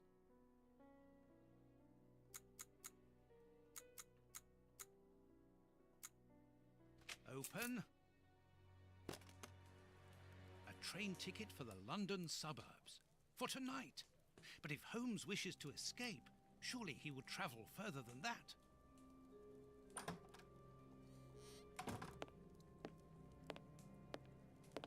Ah, there you are. I've got you. Hey, what do you want? That's enough. Take off that disguise. What disguise? I beg your pardon, young man. In a moment, madam. Stop playing around. I've seen through you. You're going It's to him, have to isn't give me it? some straight answers The now. grandma. I don't know who you are or what you want, but leave me alone now. I think you are Oh mistaken, no, it's not. man. No, is Your it? ridiculous accent and your filthy clothes don't fool me, Holmes. And what on earth have you been eating? Your breath could kill an ox at 10 paces. Right, that's it. You're gonna get a thrashing of your life. Calm down, Mr. Hooper. I think that this young man may have mistaken you for somebody else. He obviously does not have a good memory for faces. On the contrary, madam, everything is crystal clear to me. Really? Well, in that case, follow me, young man. I want to show you something. What?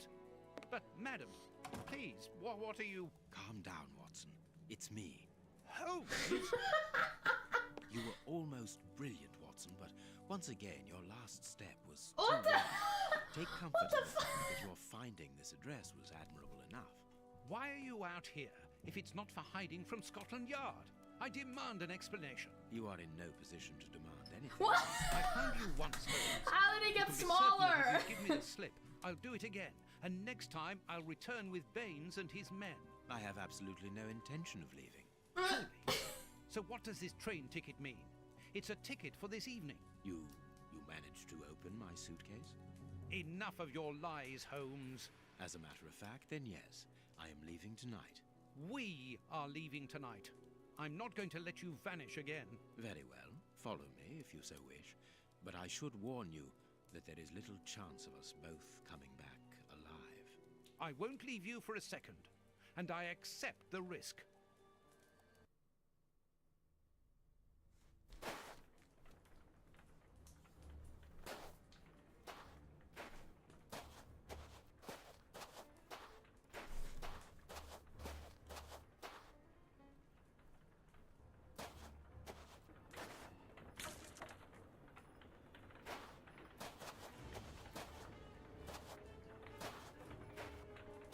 What an exhausting journey. I didn't even have time to collect my medical bag. And you haven't said a word for hours. I have been thinking. What is this place? A mill. I can see that. What are we going to do here? It will be more interesting to see what you are going to do. I won't bend to your will anymore, Holmes. You have gone too far.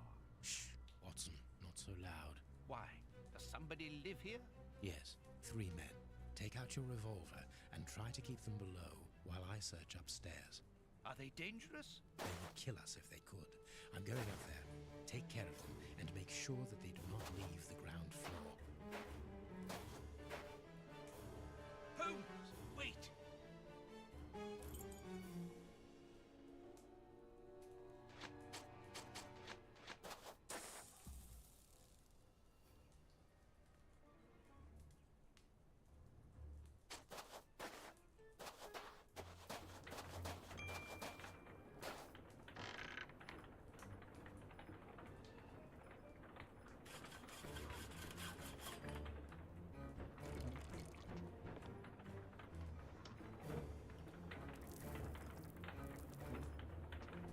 Tom? What the?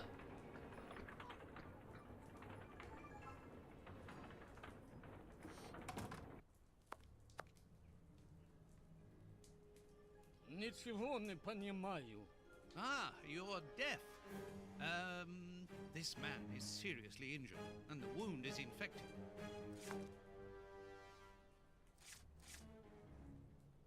Кто там? This poor devil has lost his sight. This poor man is mute. Vodka. There's only a drop left.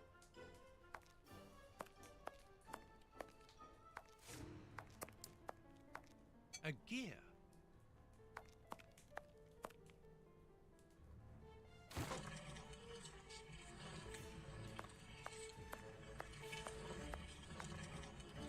The Times. It's a London newspaper. Stop playing games. You were reading The Times. You understand me perfectly well. So, you found us. What do they want, Arieko? Have you come to finish off your sordid work? I don't know what you're talking about. You don't even know why you're here, do you? You're just a pawn who serves and obeys. And you? Why are you here? To escape from the enemies of freedom. My brothers and I are at war. Against who? Against the order, liberticides, the ruling classes, and those who exploit the people. Against the torturers responsible for our misfortunes. Against you and others like you. I'm not at war against anyone. Why are you pointing your gun at us? Get out. I cannot. That's what I mean. You're nothing but a pawn. Nothing more to say to you. Don't move from here.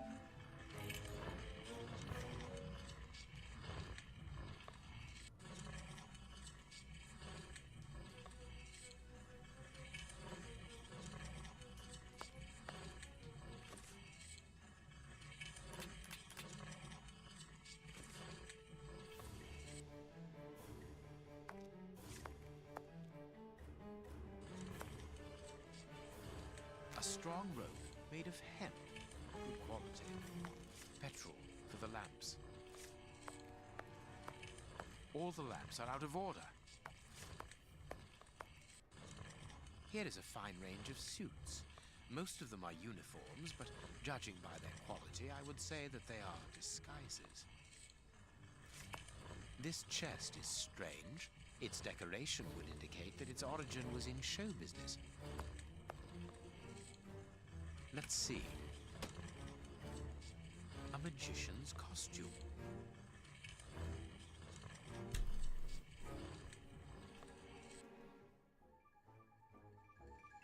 Ideal for a magic trick.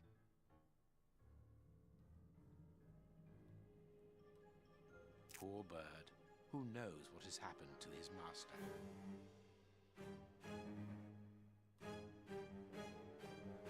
A good luck charm?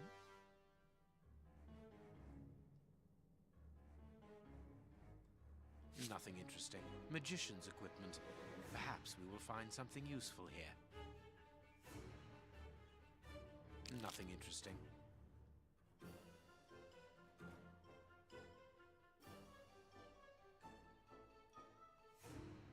What was Mr. Ferguson doing here? This mill is hardly the ideal place to hold magic shows. A master key, a useful item to help a magician play the king of escape.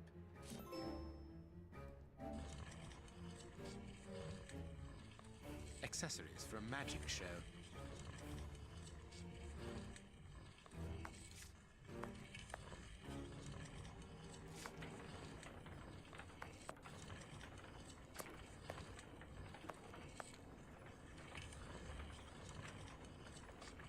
These full sacks seem to be the only ones left untouched by the mice, unless they were filled only recently. These full sacks... A cog.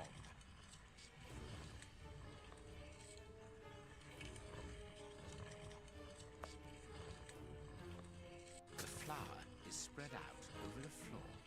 The sack is empty. Very good. The flour is spread out.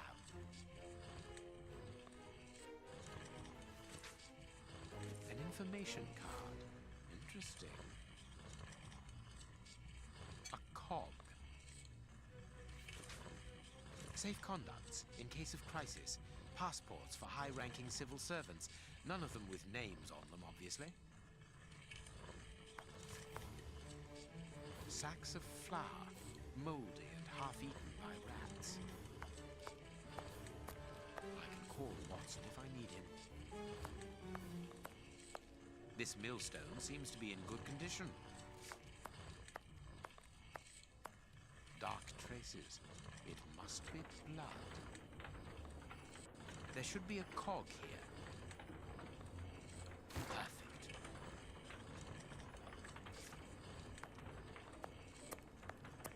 These boards crack under my weight. Interesting. These bags are old and half empty. Nothing interesting. These bags are old and half empty.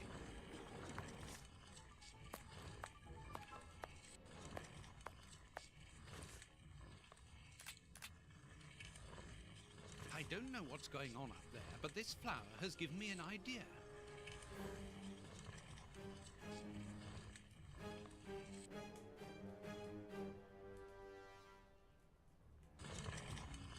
This chest is very heavy and locked shut via a keypad. Without the combination, That's so it would be loud, oh my impossible god. to open it.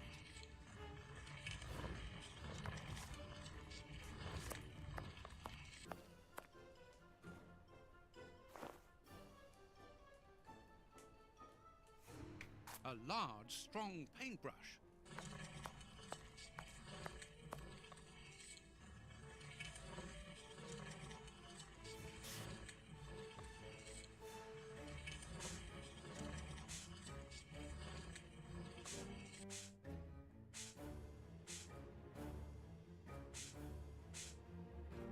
Three buttons, greasier than the others, hold the flower.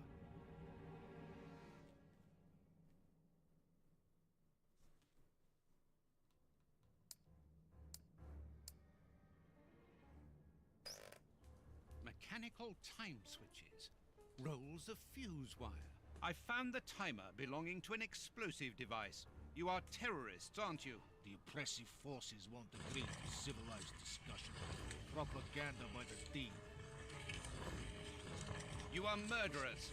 We are first and foremost free men, freed from the moralistic constraints of a system that exploits everyone. Contrary to you, a poor little sheep.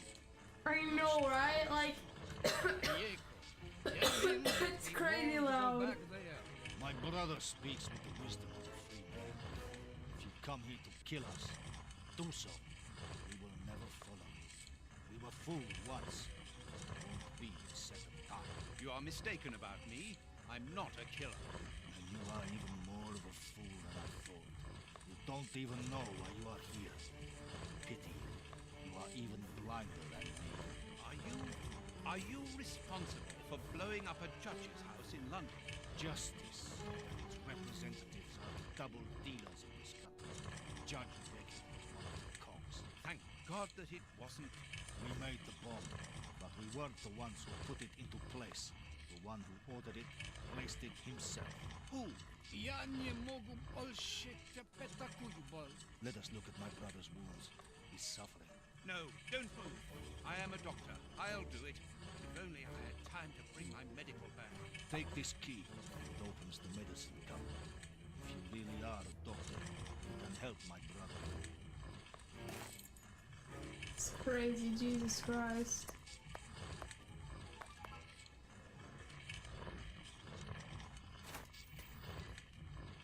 Hydrogen peroxide, commonly known as bleach. There's not much left. This will be useful.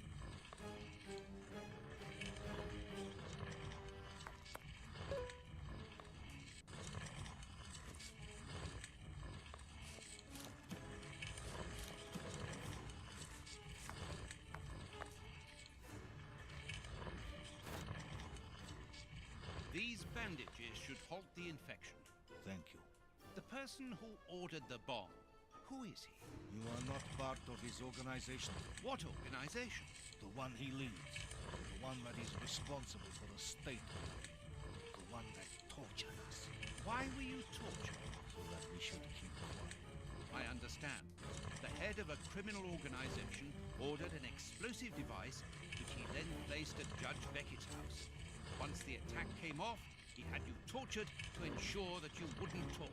Yes. And why Judge Beckett? He was in possession of certain evidence against him. But who, for the love of God? Giving you his name would be signing our death warrant.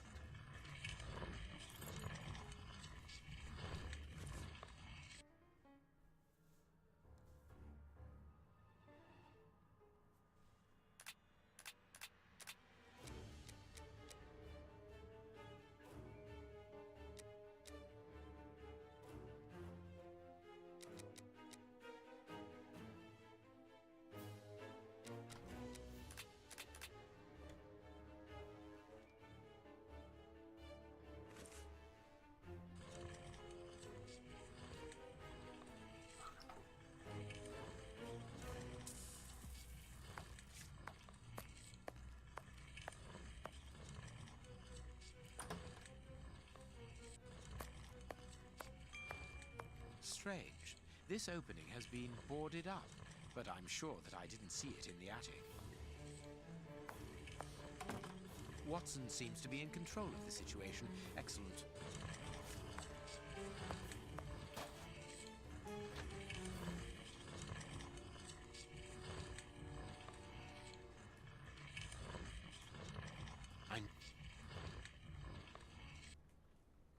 That could be used as a weapon in a necessity.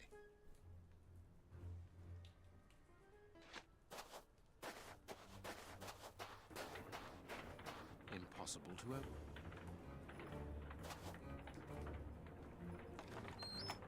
A tool shed.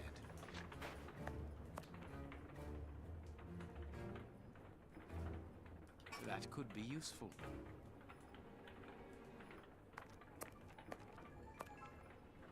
The blade.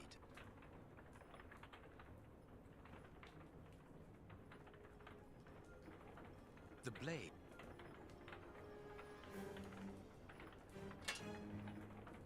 I need... Perfect. Perfect.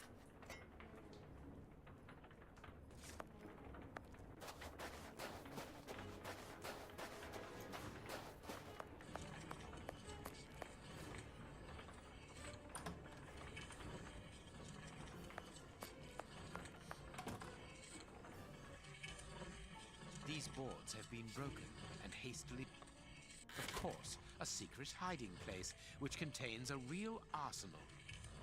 A Gatling machine gun, a real war weapon. New pistols. Boxes of weapons.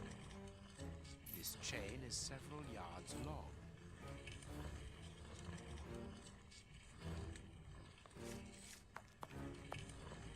This wall does not seem to be very solid. It is not made of brick. That is just a coating. This wall sounds hollow. This piece of iron juts out from the wall.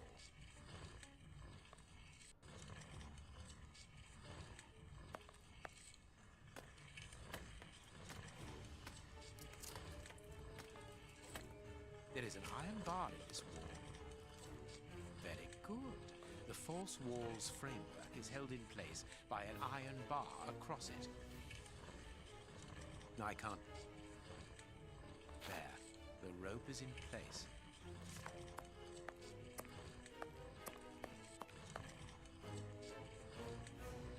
Perfect.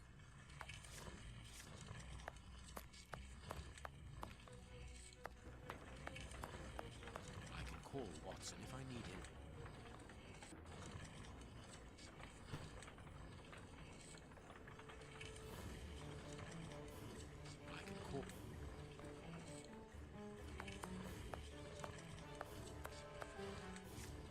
The second cog is missing. Perhaps it is somewhere on the ground floor.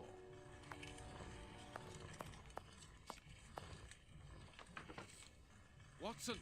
Watson! Have you almost finished? I need to get the millstone working again, but it seems there is a gear missing from the mechanism.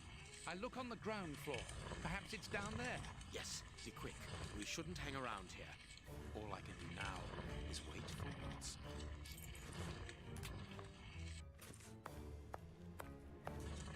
Does either one of you know where the missing cogs are? Well, I think there's one under the wood pile near the fireplace. A gear? I must warn Holmes. I need something. There. Thank you, Watson.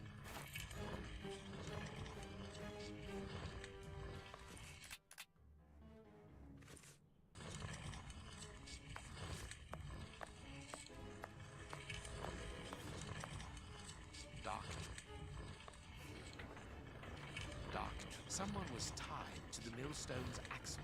They must have remained there for a long time.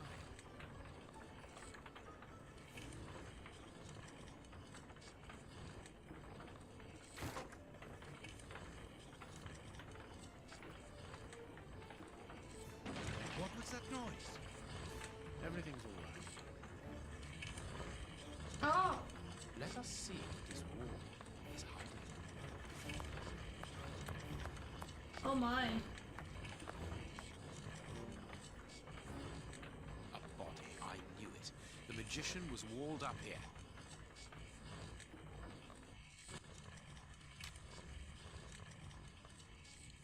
I have everything I need.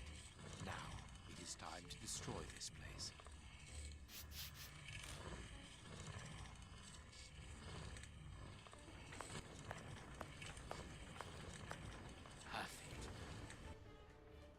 What's that smell? I can smell oil. Holmes, what are you doing up there? Sherlock Holmes is here? No. I'm not staying Nor here. am I. Help me out of Stop. here. Don't move. You think you can stop us? Sherlock Holmes is a dangerous man. I'm not hanging around here waiting to be killed by him. Don't be ridiculous. What are you talking about? You don't know what he's capable of. Whatever are you doing, Doctor? Give me that gun. Where is Mr. Holmes? You had better remain here for the moment. Am I under arrest? No, Doctor, of course not. Come in, Inspector. My wife did enjoy reading that last story of yours in the Strand, Doctor. That was a proper adventure. Do you think you might write about this case someday?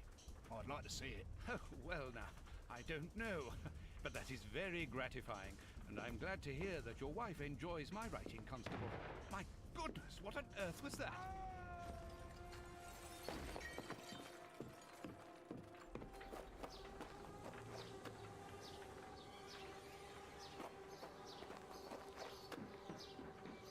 Inspector Baines is dead. What the fuck is going on? Did he just lose his mind?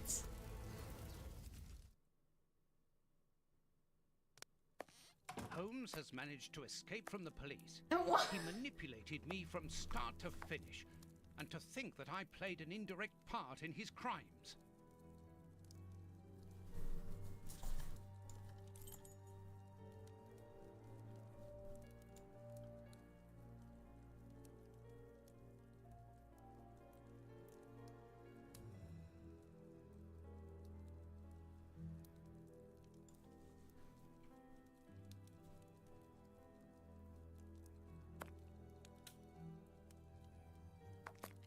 My guy is losing his absolute mind. Like, what the hell?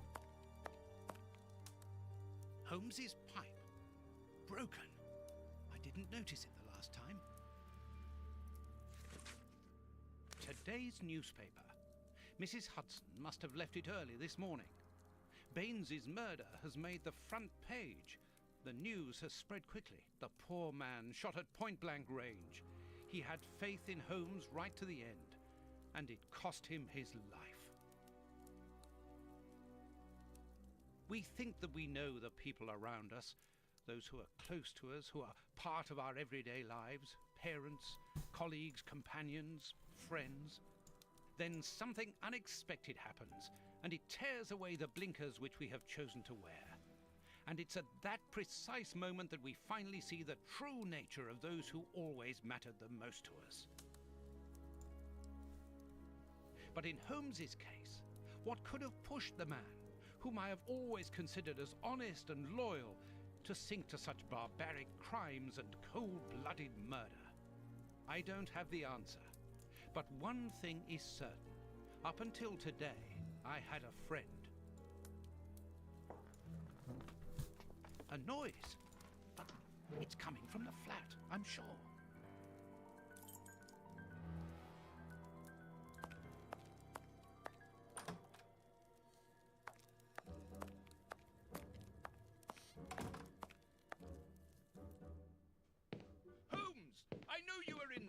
Holmes, open this door immediately!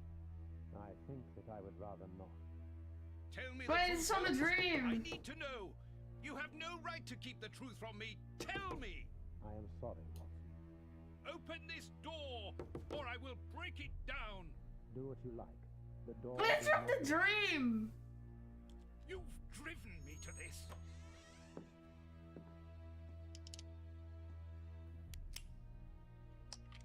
Oh, he was gonna shoot him. It's the police! Open up!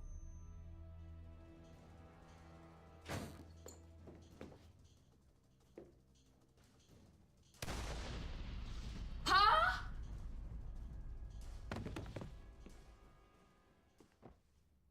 The fuck just happened? What? What?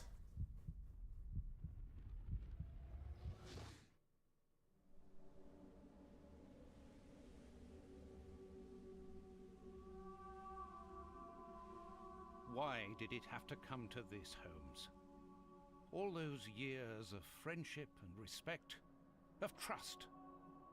Everything that we went through together. And you deceived me all along. Damn you. I wish What's that going I on? had seen through all of your lies. But now, it is over. It is all over.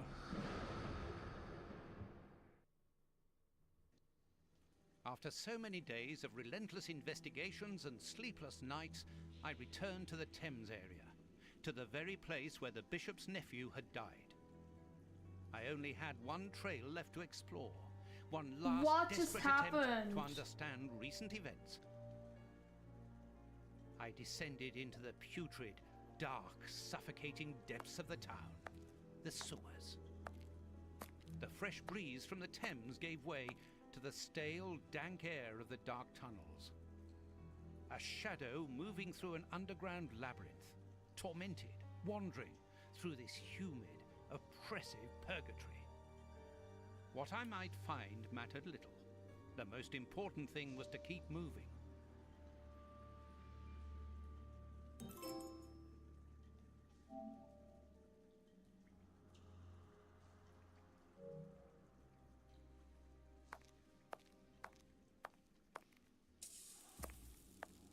A piece of rope that floats. If it's long enough, then it might be useful.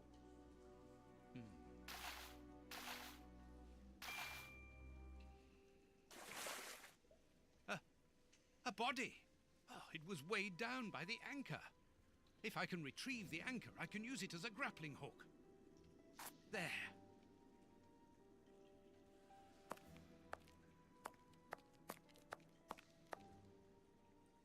I can see something. This butt is still dry, despite the surrounding damp. It was thrown here not so long ago. Let's be careful.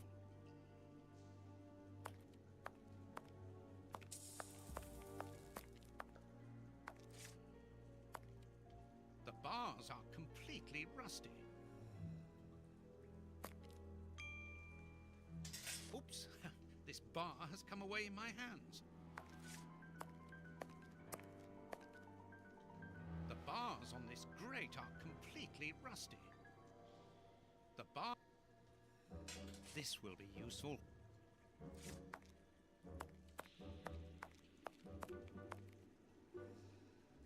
Wire.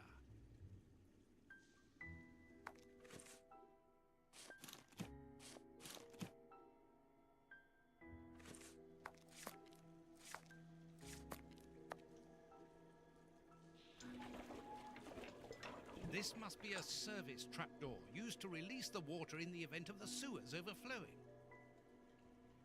The trapdoor is horizontal and solidly fixed.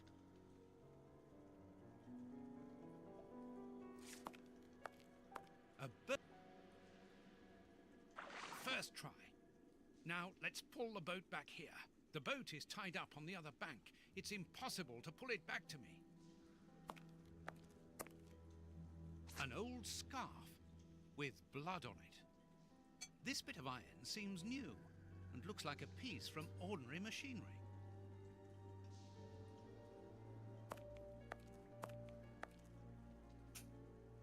Footprints. Someone has been here recently.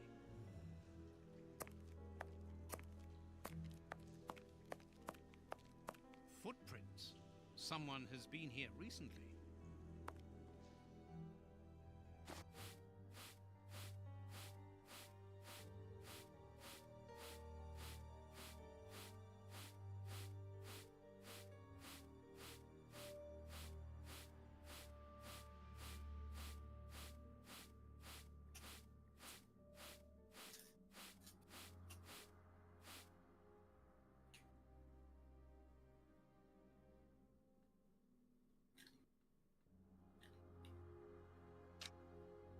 Incredible!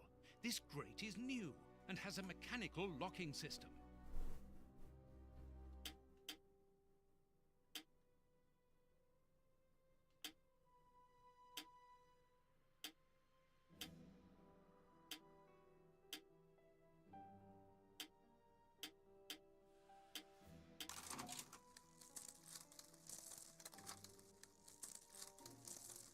Oh, scheiße.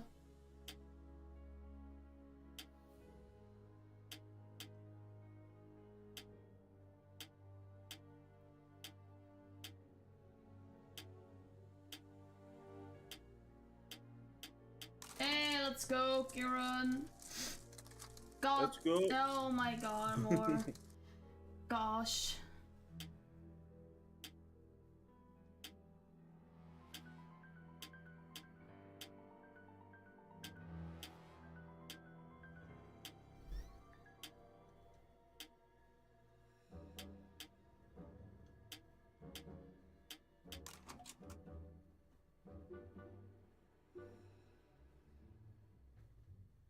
open.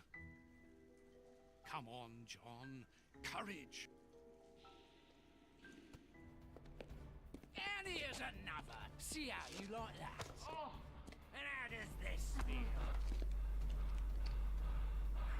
Don't think you like that much.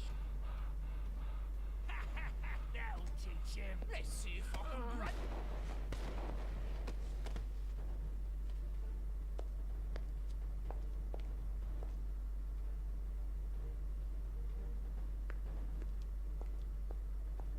Did you just kill them?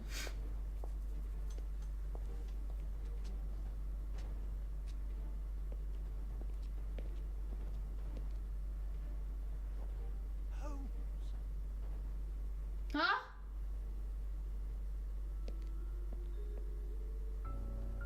I am so very glad to see you, Watson.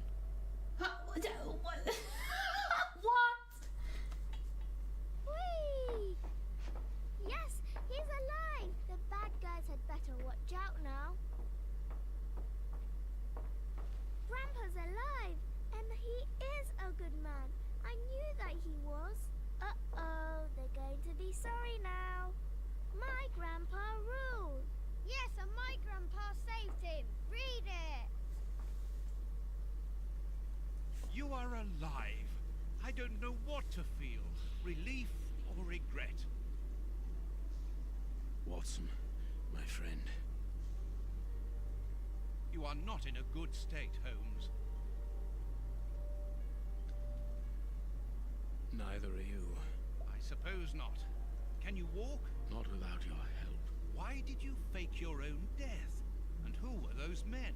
I have to carry on with the investigation. Alone. John, I'm innocent. I'm not an accomplice of those men. Look at me.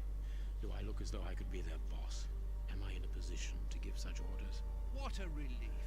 My God, what a relief. But how? Curare, hemlock, a few Indian plants, and sheep's blood to create the impression of death. A pathologist who owed me a favor for the death certificate. Holmes, I was talking about this affair of... I will explain everything, my friend, but okay. We must leave here. Yes, let's go back to Baker Street. I'll help you. Lean on me. Home at last. I have missed this old room very much, Watson. I put everything back in place after Baines went through it, but I didn't stay here. I couldn't face it. Sit down, my friend. It is time for you to know the full details of this case. First of all, I must apologize for the distress that this has caused you, and for my behavior, which was, I know, quite abominable. I can only hope that by the end of this explanation you will understand that I behaved in such a way only to protect you, and that it caused me great pain to see your trust and confidence in me ebbing away. From whom or what did you wish to protect me? From Professor Moriarty. Moriarty? We should not have taken pity on him in that Swiss asylum. Do you remember during the case of the Awakened? Our indulgence has cost us dear today. He's responsible for the bishop's murder? Yes, but that was only a small detail in his plan. A detail which he had to eliminate, as it compromised the whole of his diabolical project. The bishop had in his possession a document which he suspected as being one component of a larger puzzle. The ramifications were unknown to him, but he considered the matter as sufficiently important that he should consult me. The day before our macabre discovery, his nephew, who was in his confidence, brought to him an important element which helped him understand Moriarty's grand plan. It was at that moment the two men began to comprehend the seriousness of the situation. The bishop then decided to contact me. Against his nephew's wishes? Was that what they argued about? Yes. But Moriarty found out that the bishop knew of his projects, and he arranged for his murder. The murderers were also supposed to bring back the document that the nephew, young Hampford, found, but they were unable to open the safe. What was the document? Evidence of Prince Woodville's implication in the project. The nephew must have retrieved it from the Royal Archives, where he worked. A link to the crown. Yes. Moriarty wanted to overthrow Queen Victoria and place the prince on the throne of England. But that's impossible. He would have needed to create an incredible coup d'etat. Patience, Watson. First of all, Moriarty placed his pawns so they might begin to develop and encourage a tense atmosphere, ready to discredit the Queen, and thereby raise Woodville's popularity. And provoke a famine, so that the prince's soup kitchens could begin distributing food, and he would appear as a hero. Exactly. Moriarty quickly learned that I was making inquiries as to his plan, and, without wishing to sound vain, he knew that I was the only person capable of upsetting his schemes. He therefore set up a plan that I be discredited and thought of as a criminal. And you played along with him? Precisely. Allowing him to believe that he had succeeded was the best way of ensuring that his attention was no longer fixed on me. Why didn't you say anything to Scotland Yard? Did you not think it strange that Inspector Lestrade was away for weeks? What? You mean to say that Baines was working for Moriarty? I understand. The bishop's murderers were in the hands of this traitor, and you were therefore at a dead end after our investigations at the opium den. Yes, and Baines' authority allowed him access to the police archives. He changed and forged all the charges in the documents that you saw at Judge Beckett's house. It was also he who substituted the Samoan necklace for a vulgar copy. So that was why the judge went to Farley's, to obtain Baines's false information. Precisely. But they each found themselves as instruments in Moriarty's strange orchestra. Judge Beckett received entire books full of charges against me, and a journalist such as Farley will not hold back when he gets the chance to make the front page of all the newspapers in England. With regard to Farley, it was a mere case of professional misconduct. And to think that I held you responsible for the explosion at the judge's house. What a relief! But why did Moriarty have him killed? He was on the point of discovering that all the documents supplied by Farley, and therefore by Baines, were false. Exactly the opposite to what our enemy was anticipating. And where did the poison fit in all this? Unfortunately, I do not possess all the information on this subject. The first time that we saw the effects of this substance on the body of the bishop, the poison was evidently only at an experimental stage. It was much too potent to do anything with. Effectively. But in the second case, Kurtz, I didn't notice a great advance. However, there was one. The poison was no longer fatal. Yes, but the madness was still there. I should remind you that he attempted to devour his own dogs. Correct, Watson. But it was not the second case, as you supposed. Remember the number of other incidences of madness, either collective or individual, relayed in the press in the days prior to it? You mean to say? That Moriarty tested this dangerous mixture on a large number of guinea pigs. Apparently with little success, as all those people are now dead. I say apparently, because I do not have the least idea as to the result Moriarty was hoping for. And that's where Hans comes in, isn't it? Moriarty needed him to devise the substance's final formula. And so you helped Hans to escape, so he might lead you to it? Yes, but things did not go as I had planned. The professor's men got their hands on him just after his escape. And you lost his trail? Yes, but I doubted that Moriarty would take Hans to his lair. To find him, I had only one trail, the bomb placed at the judge's house. The trail of the 3 Russian brothers. I found out about the mill by having the anarchists' trail followed by the children in my own secret police. Once again, their help was a determining factor. As regards knowing where to locate Moriarty's lair, I hoped to find the information in the attic of the watermill. I got to it only just in time before Baines turned up. And you were stuck then, weren't you? Allowing him to arrest you would have meant certain death. Regrettably. But Moriarty's plan worked in any case, as after killing Baines, I became England's most wanted man for the murder of a Scotland Yard inspector. And so you had to make sure that people forgot about you. Therefore, you orchestrated your own death so that you might continue your investigation discreetly. Oh, that was a terrible time for me, Holmes. I am sorry, my dear fellow. Well, the important thing is that you are well and truly alive. Yes, but it is not over yet. Moriarty will take action one day or another. You were saying that you had found Moriarty's hideout. Where is it? In an abandoned fun fair on the outskirts of London. It is quite certain that they are all there. Shielman, the Prince, and of course, Moriarty. If Moriarty puts the Prince on the throne, he'll have his hands on the reins of the kingdom. Her colonies, her diplomatic network, her riches, everything. Yes, including the army, the war fleet, everything he needs to help him conquer Europe. And eventually, I suspect, the world. Holmes, we have to be quick. His plan hasn't been put into action yet. Perhaps it's not too late. Let us go immediately, Watson. Okay.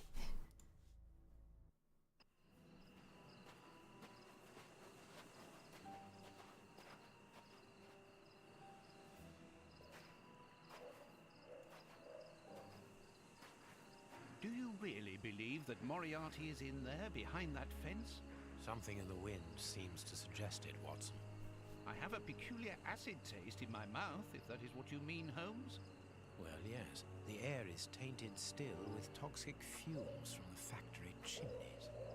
I believe that I read about this place. The fun fair was abandoned after the factory was built so close by. It was said that even the ice cream tasted bitter.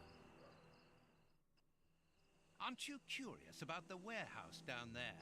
There seems to be some strange activity taking place inside. Strange and in keeping with Moriarty's activities. Let us go and see what they're up to.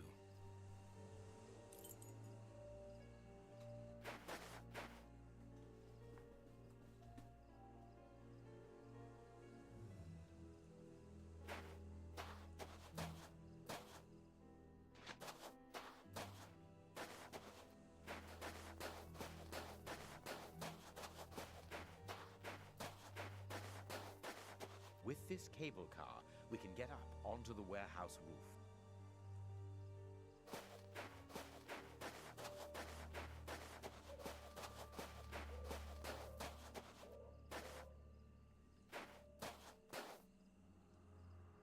That could be used as a weapon in a necessity.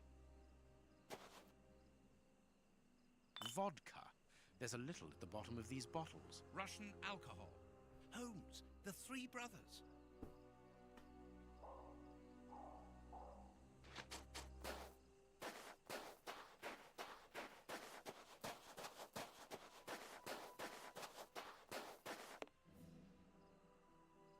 Cutting pliers. They could be useful. There is a metal ladder stuck under the cable car. This a bottle of motor oil. I can't do that. A crank.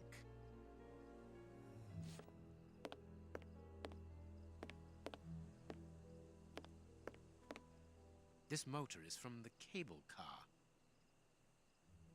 There's a little petrol left, but not enough to start the motor. Here's what we can use for fuel. Empty. Judging by the smell, I would say that it's an oil reservoir.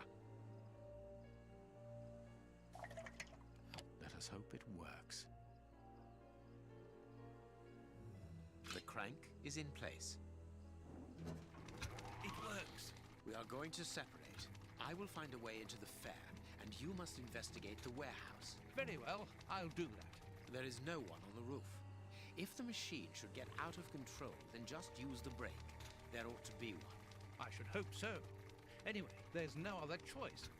And when I've found out what is going on down there, what should I do then? Come and join me in the fairground. You can follow my route to get over the fence. Then you should find me easily enough. Good luck, my dear fellow.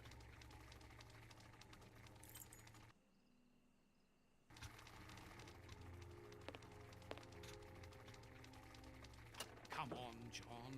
Courage.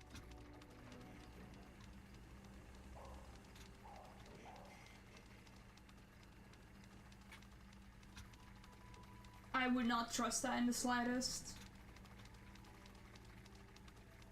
That just looks like it's gonna break any second.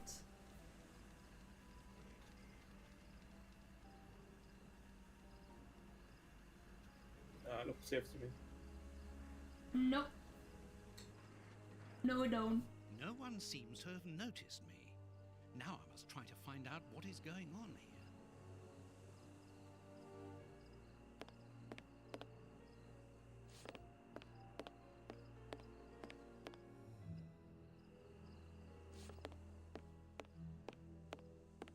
The bags contain rubble. They're tied up with good solid rope. I'll keep the rope.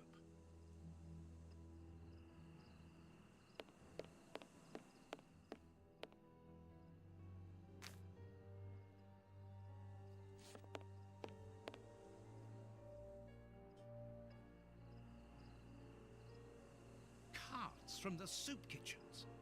They appear to be queuing up.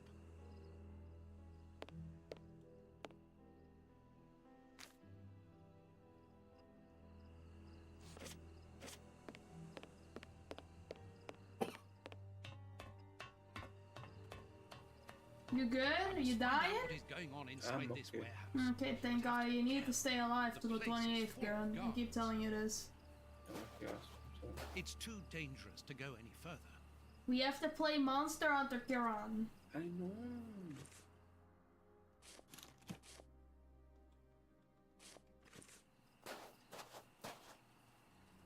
An empty bottle.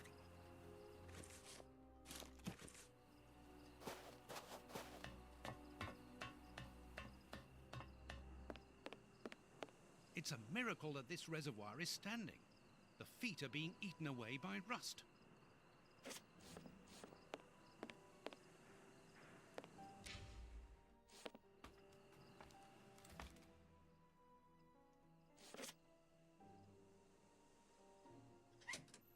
It's too dark inside this reservoir. It's impossible to see anything, but I can hear a slight lapping of water.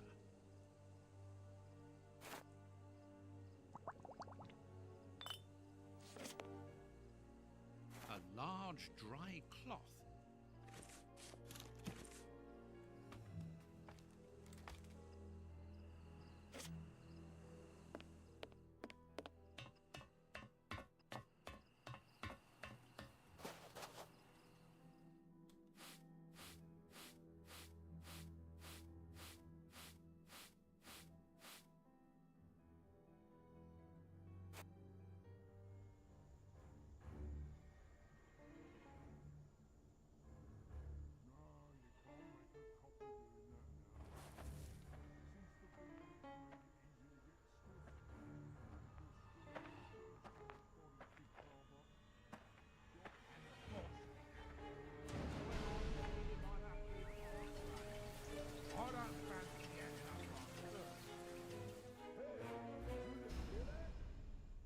So, it is inside these warehouses that Prince Woodville's canteens on wheels are filled up.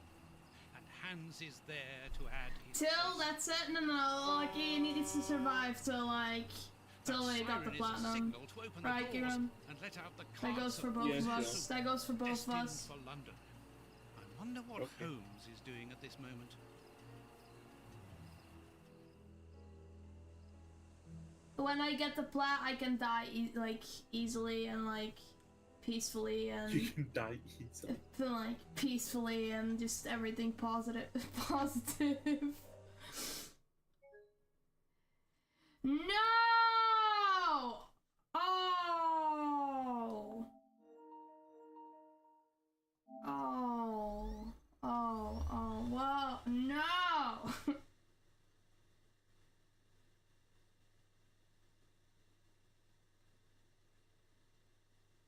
I was thinking about even saving. Thank God it auto-saved, right? It auto-saves, right? Oh God, I'm scared.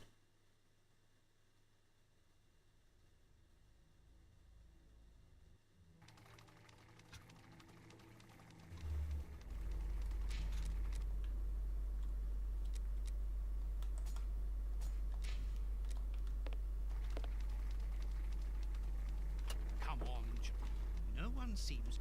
Okay. It's fine. The back...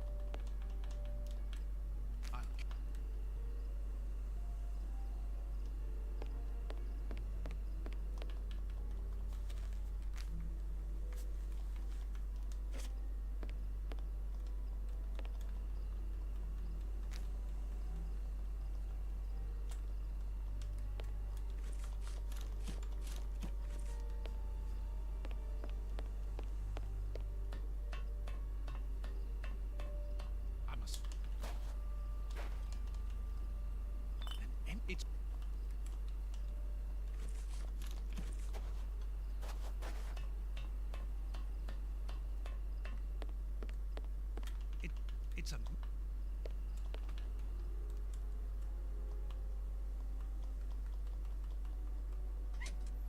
It's...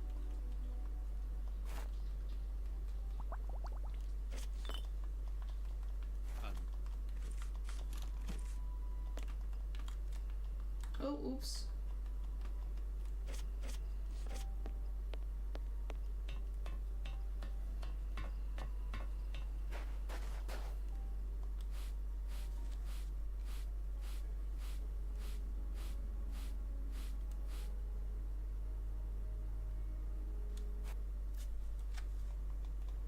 So...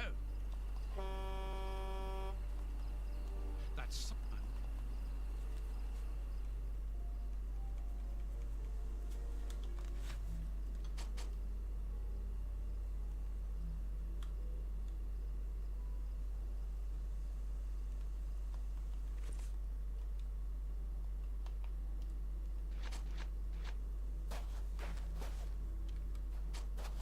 Okay, thank God I was being weird again there.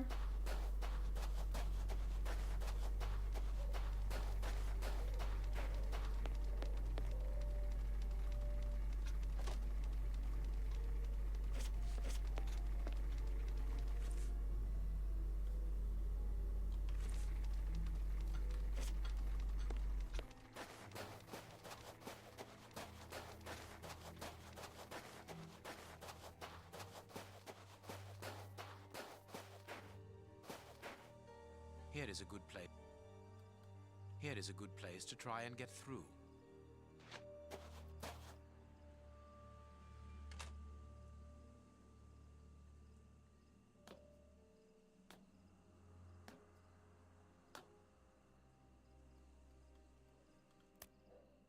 The way is clear.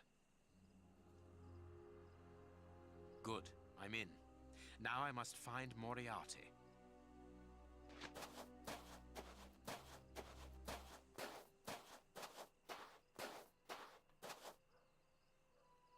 A target from a firing range. A telephone line. Interesting. It comes from that large building.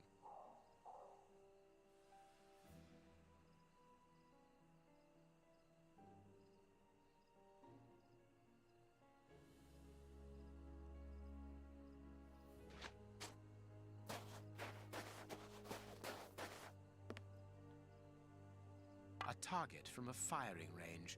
It depicts a lion.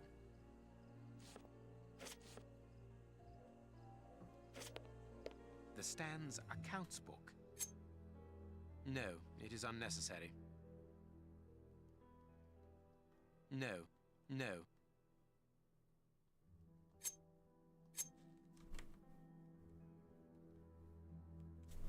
No, it is unnecessary. The cover is dented. Let's look at the book's secret. Secret accounts. The Stand's owner must do something other than manage a simple coconut shy, and there is a strange poem about animals. The Stand's owner must live here.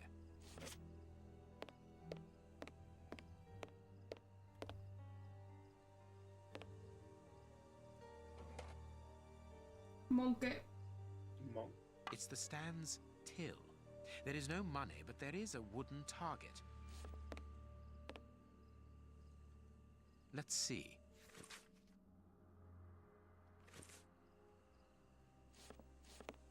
firing range for children. They have to throw leather balls at the figures of wild animals to knock them over. It's clear that there is a link between the poem in the secret accounts and the animal-shaped targets on the stand.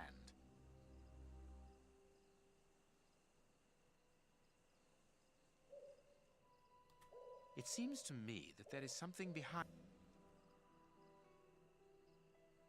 Elementary.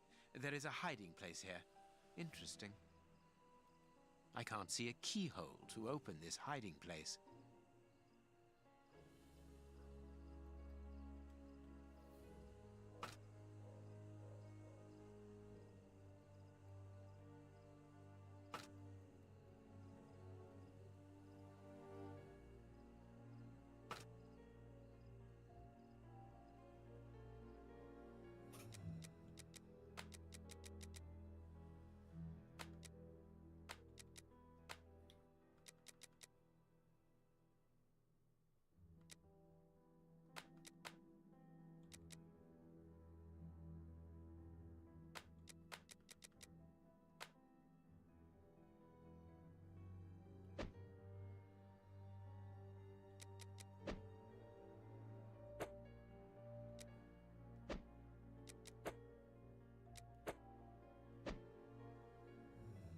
There we are. It is simplicity itself. The stand's slush fund. I wonder what happened to the owner that he should leave without his savings.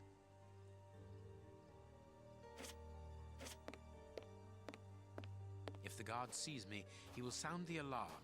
I must neutralize him, but discreetly. There are probably others, and a fight would attract their attention.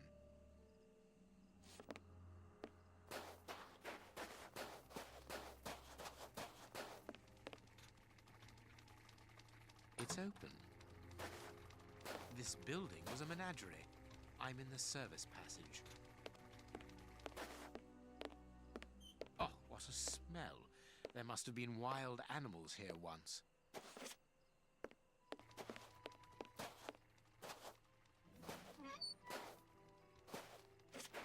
This cage has been blocked with planks, so that the interior is hidden from view.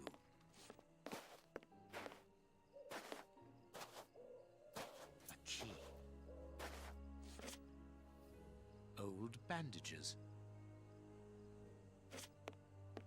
A large syringe for animals of a considerable size, evidently. Everything points to that cage having been used to treat sick animals.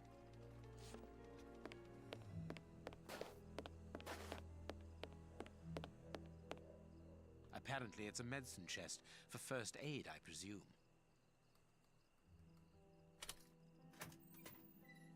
The only thing intact is this bottle of ether.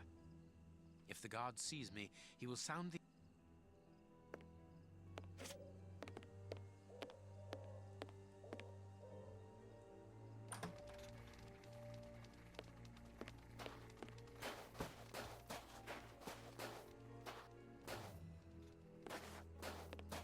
I must put something here that will attract the guard's attention.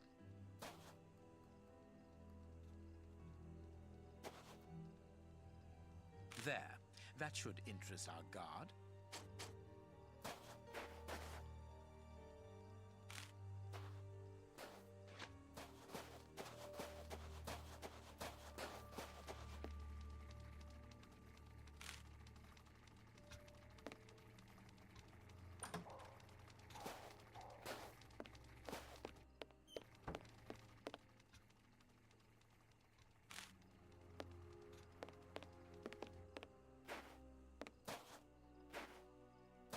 Good.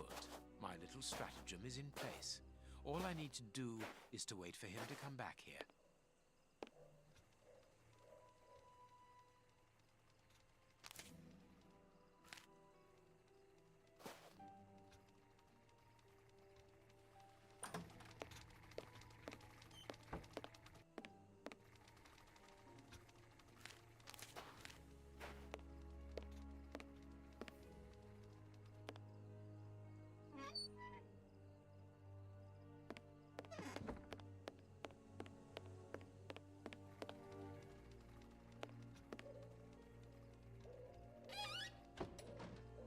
shut him up, and quickly.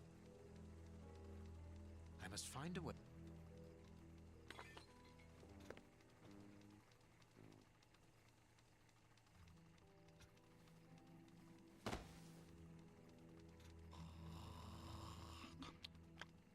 Perfect.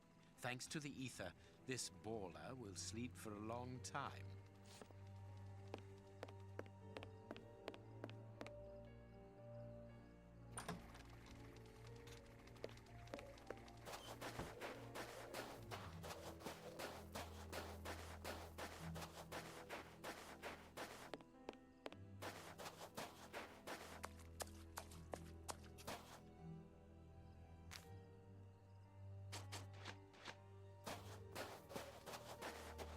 Another guard. This place is full of them. I cannot risk a confrontation. He'll see me coming and I'll lose the element of surprise. I'll need to find a way to trap him.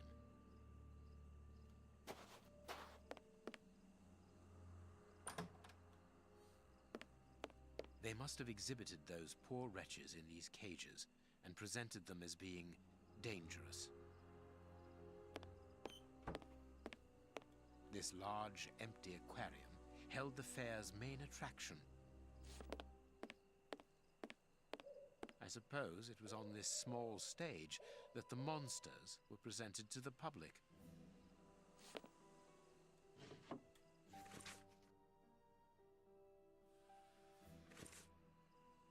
Ah, here's something interesting. Hans's diary. What a dreadful diary. That Hans is the only real monster ever to have frequented this attraction. Chemistry material. The mermaid, Poseidon's daughter.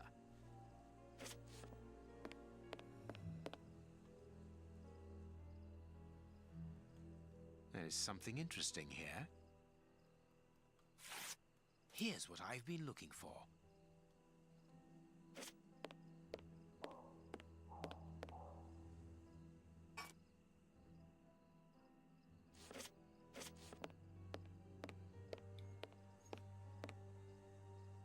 This cage is still occupied, not by one of the monsters, but by a poor man. He's still alive, but he's barely human now. Moriarty must have tested his poison on this poor fellow.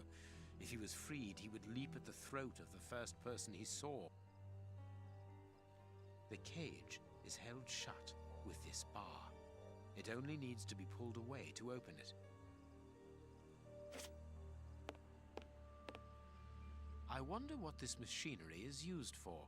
A rail system is fixed to the ceiling, and a hook is hanging from it. It must be used for moving heavy and bulky objects. The crank is in place. The hook is above the cage of this poor wretch.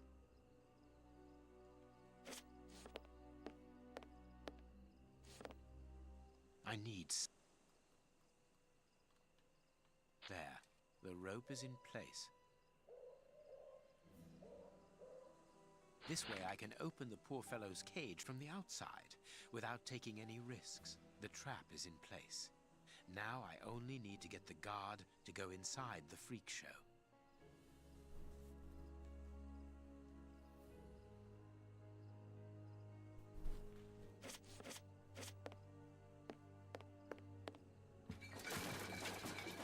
The guard must have been warned.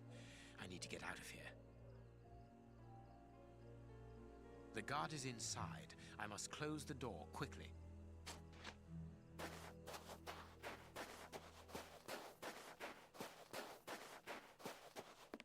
The guard is inside. I must close the door quickly.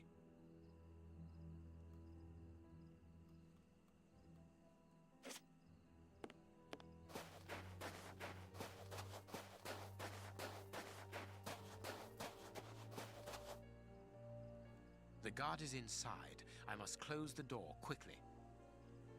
The cage is held shut. I could easily... The cage...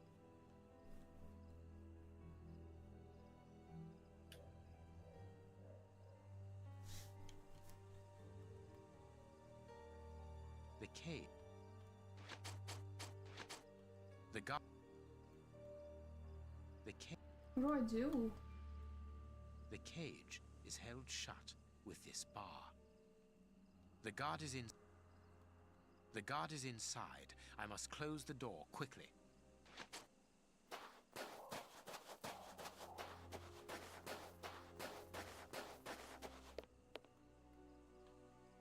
Oh, there we go. Closed. I must find a way of neutralizing the guard inside.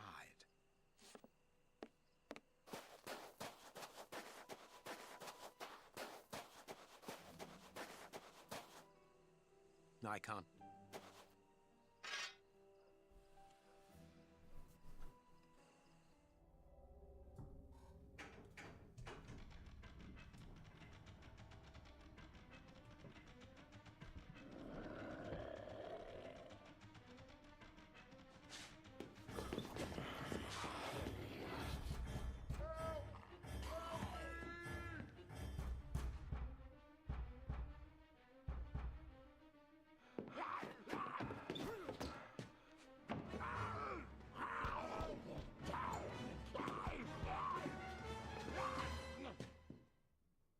Well, I'll be leaving you. I'm sure you have a great many things to do. Wow.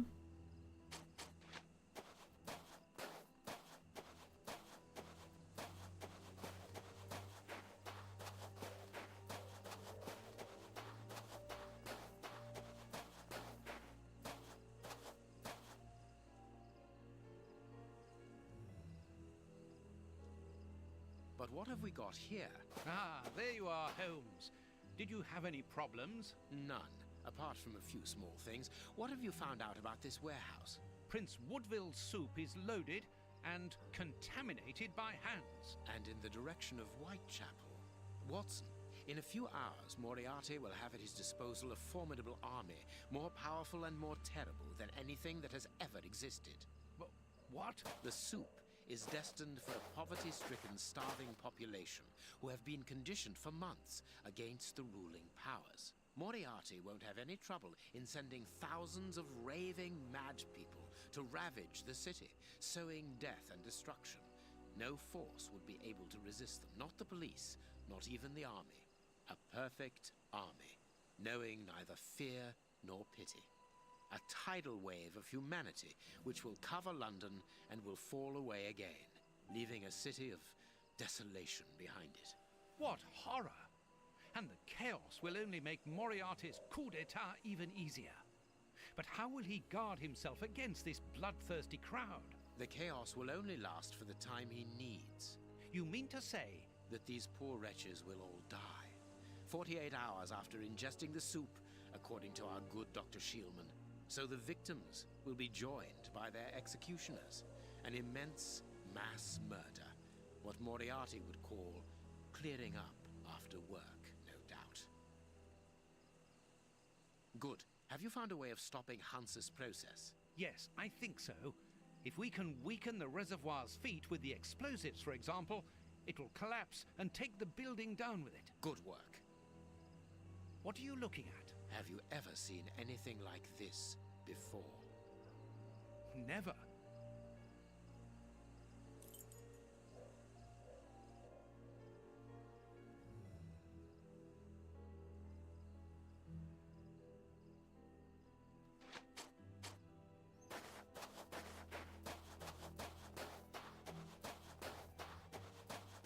These caravans must be inhabited. Look, there is smoke coming out of one of them.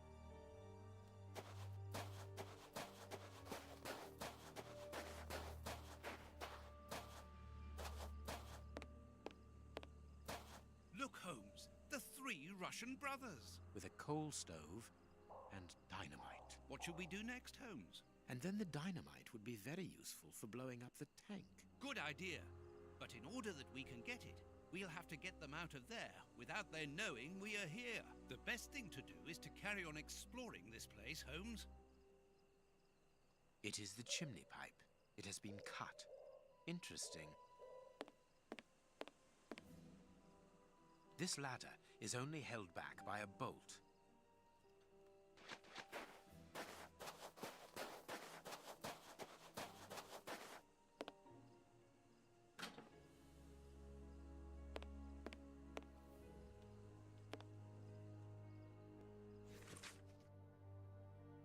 An international anarchist's manifesto written in several languages.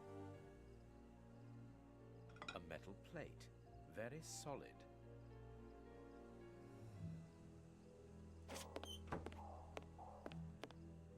A wanted poster in Russian, with the portraits of the three brothers on it.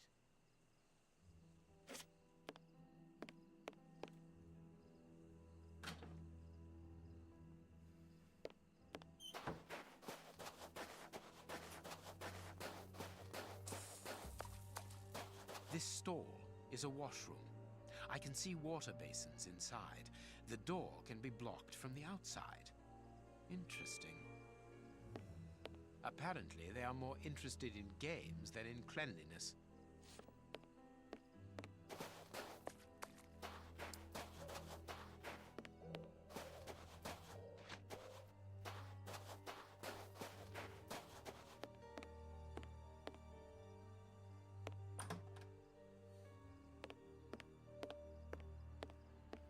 This place must have been magnificent. Shh. Watson, look, on the stage. Prince Woodville.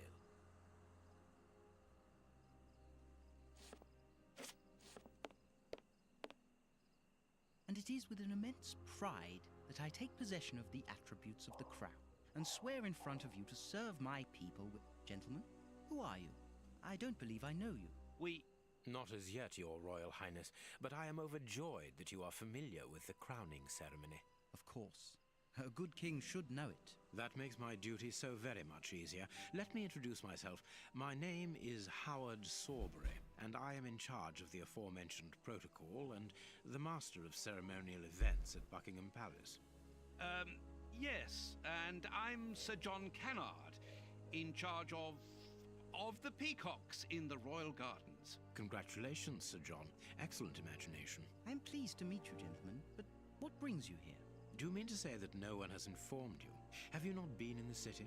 It is Queen Victoria, of course. Why does this dude look like that actor that plays According to my special advisor, oh my god, he's in Star Wars. That should not take place until what does he? Who does he play? The people have decided otherwise, sir. He's on in one of the newer ones. The benevolent, most understanding Prince Woodville. Gentlemen, you bring me. Well, great if he was news. blonde, My like he good has people black have hair. carried out their What's his duty. name? I can finally take my rightful place, and happily before the bombs detonated.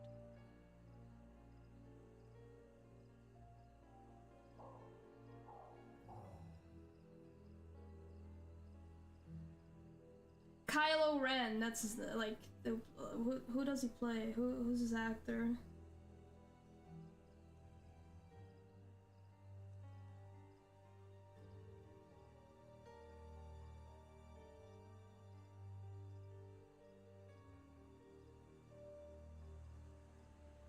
Oh, oops.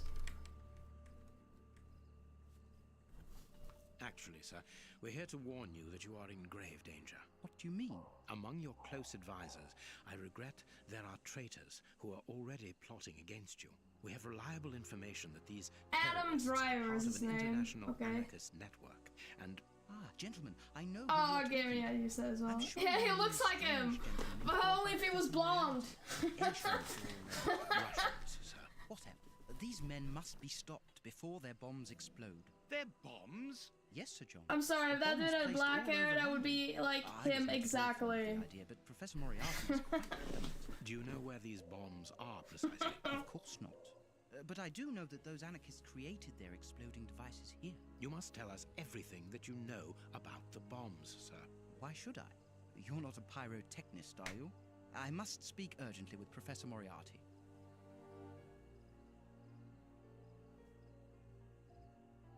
Sir, these men, the Russian anarchists, I heard them plotting against you. They want to blow up the theater, and you with it. That is madness. Why would they do that? Tell us everything that you know about the bombs, for we must defuse the one that is hidden here. I have not moved from here since I arrived, and no one apart from you has entered the theater. You are lying, or you are their accomplices. We most certainly are not. That is enough. Leave me. They are dangerous anarchists who have committed murderous acts in their own country against the Tsar's line. That is impossible. The professor assured me of their loyalty. Moriarty does not require you anymore, sir. He does not wish to give you the throne. He desires it for himself. The devil. Sir, we are going to help you. You must tell us where the bombs are planted. The people will never forget a sovereign who began his reign by saving his subjects from such atrocities. I confess that I do not know where they are. But surely the Russian anarchists must know. What do the bombs look like? They appear very complicated. It is impossible to defuse them. I remember that they were put together here, in a wooden stall between two tents, next to the Russian caravans. They were the only ones who had a key, besides that traitor Moriarty, of course. We're going to try to open that stall. Wait, I demand an explanation. If everyone is plotting against me, then how do I know that you are not also party to the plot? But we... Bring me Professor Moriarty, Mr. Sawbury, without delay. Sir John will remain here with me. I should be able to remove the prince without endangering Watson's life.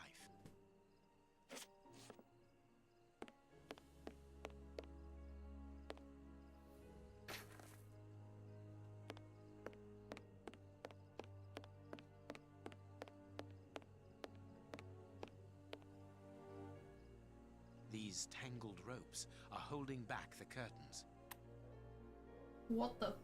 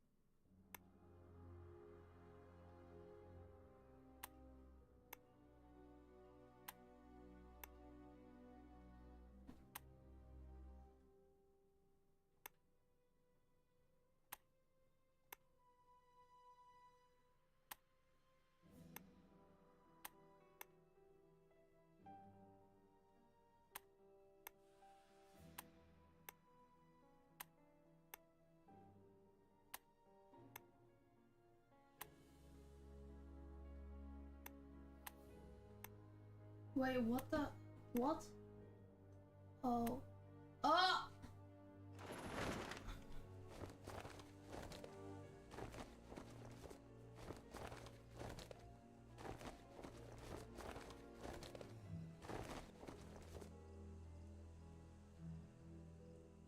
He's not moving.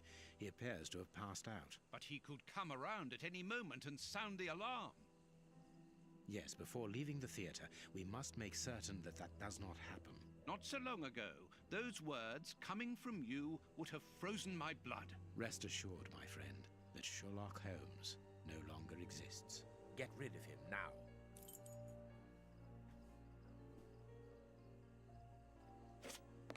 There is a label underneath this lever. Magician's Trap Door, middle of the stage. Exactly where the prince is standing. Hey, presto, it's magic. No more paranoid prince. Well done, Holmes. Look, Holmes, Prince Woodville lost his ring during the fight. What do you mean fight? Freaking curtain? The curtain fight? What?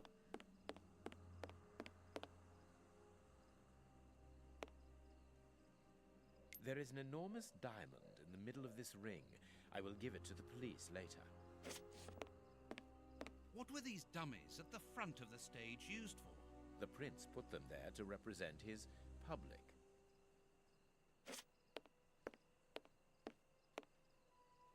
This magician has a leather belt, very solid. There is a small bag attached to it.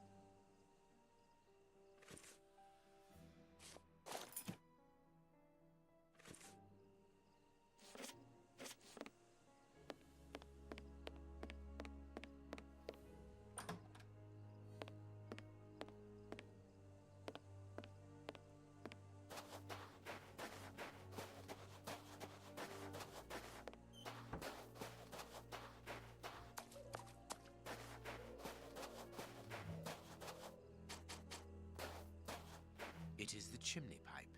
It has been... The illusionist's smoke powder. Abracadabra.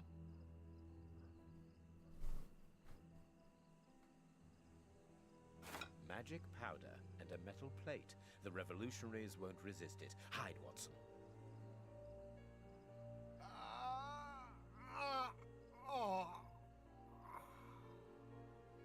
Water! Water!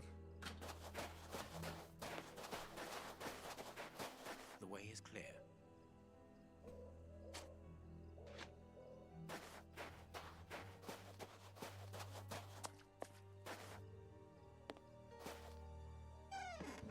Perfect. I can hear the chinking of a bottle and talk in Russian. The three brothers are quietly getting drunk. Perfect. We must hurry, Holmes. Each chime tells us that the preparation of the poisoned soup is advancing. I'm coming, Watson. I just need to unblock the chimney.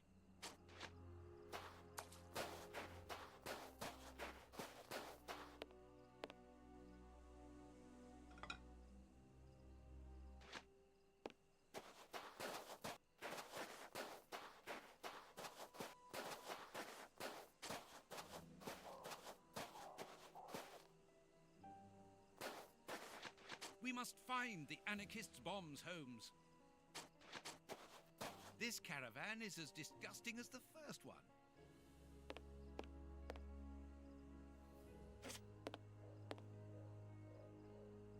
Wire.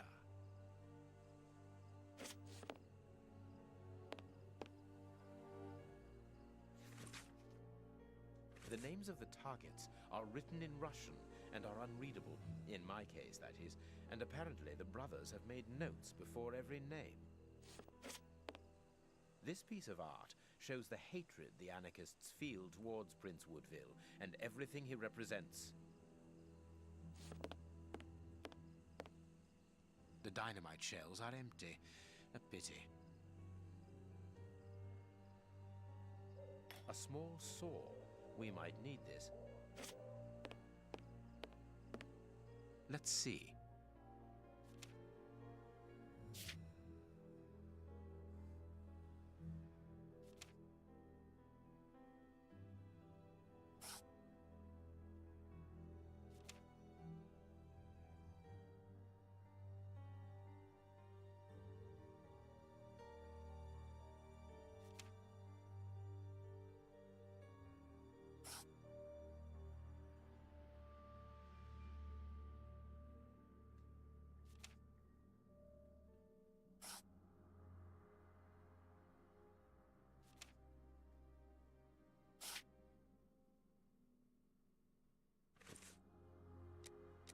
If these bombs explode, then I believe that the realm will be plunged into one of the gravest crises in its history.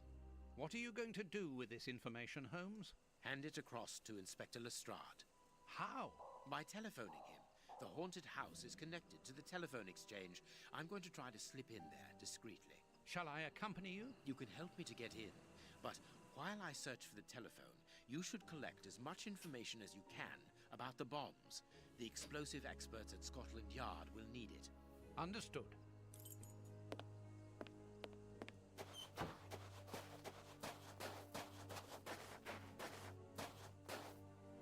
This ladder is only held back by a bolt.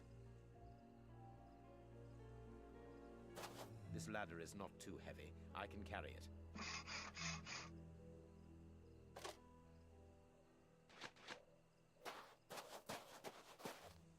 This ladder is not too heavy. I can carry it.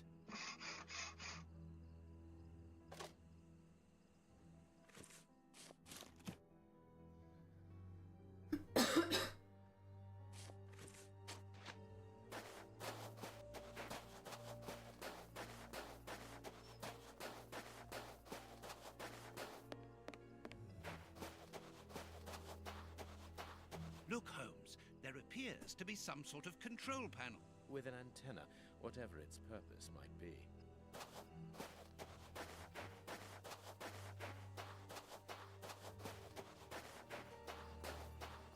I need something. I can't do that.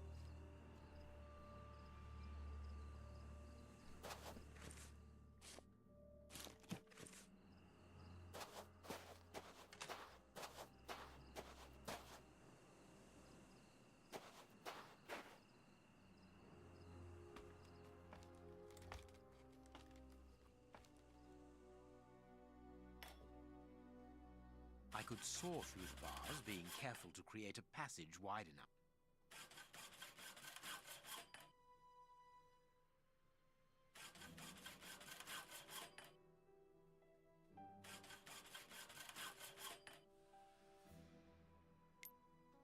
A good idea to use the diamond in the ring, Holmes. I remind you of the monkey that stole the necklace, do I? Well done, Holmes. It's open. It's time for me to go into the beast's lair. Watson, I have no idea how long it will take me to locate the telephone. Use the time to try to get into the stand where the bombs were put together. I'm on my way. I'll join you later. There is nothing interesting here.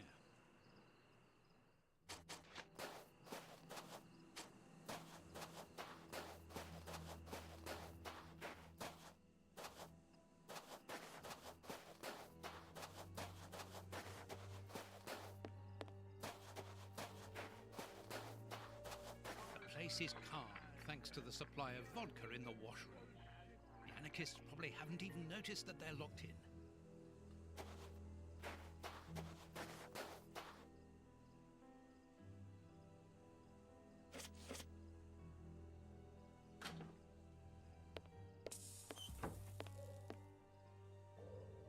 Ah, there must be water here. The fire in this stove hasn't been put out, and now it's overheating. It must be stopped quickly. Lard! Were they really going to eat that? It's too hot! A large, dry cloth.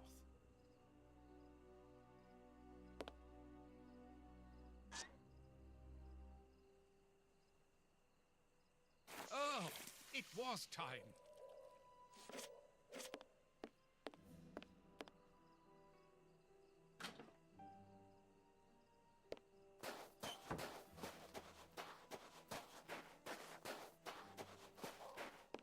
Locked.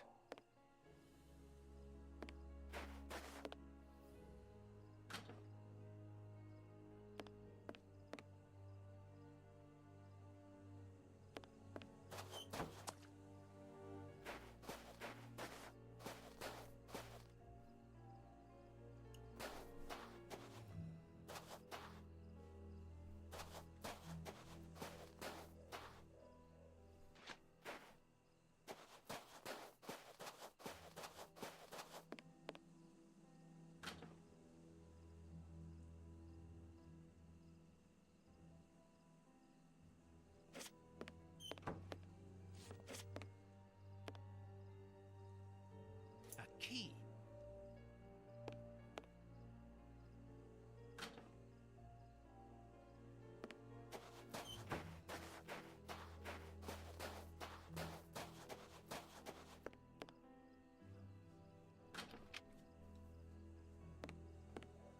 Very pretty Russian dolls. Let's see if there's something inside.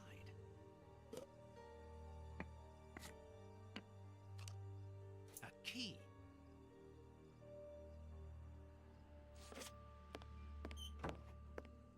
Whittling wooden objects seems to be a passion of one of the brothers.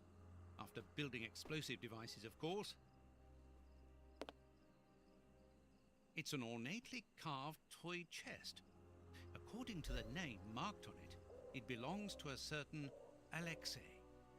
And it's locked by a key.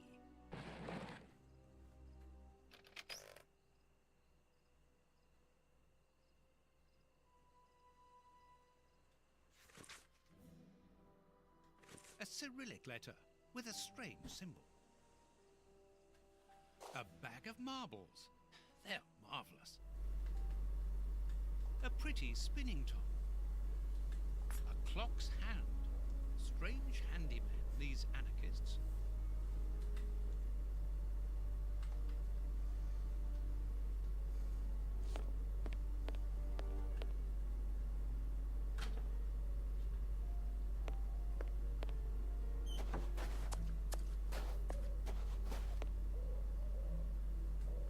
The Russian's workshop is here.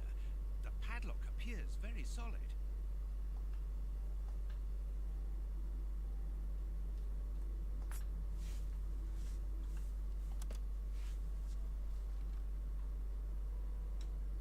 What the fuck?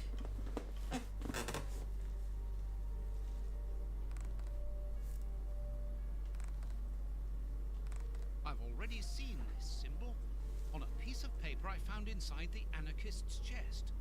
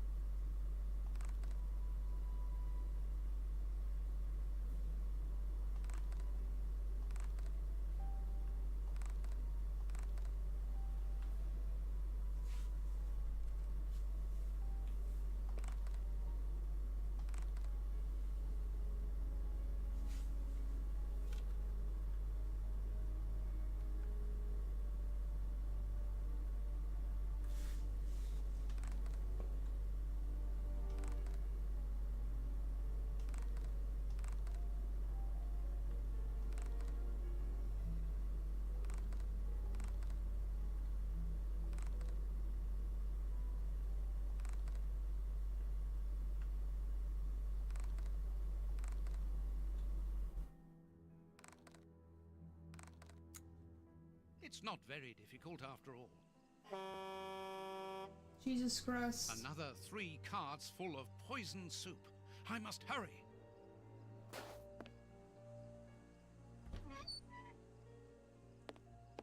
So it's here that the 3 anarchists made their bombs. But what a mess. Very well, I don't have any choice. If I want to understand how they work, I will have to build one.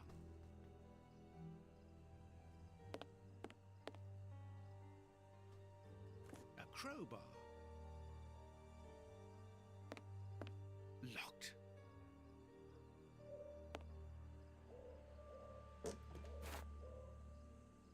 Sticks of dynamite. Here's the bench for assembling the explosive devices. There's something here.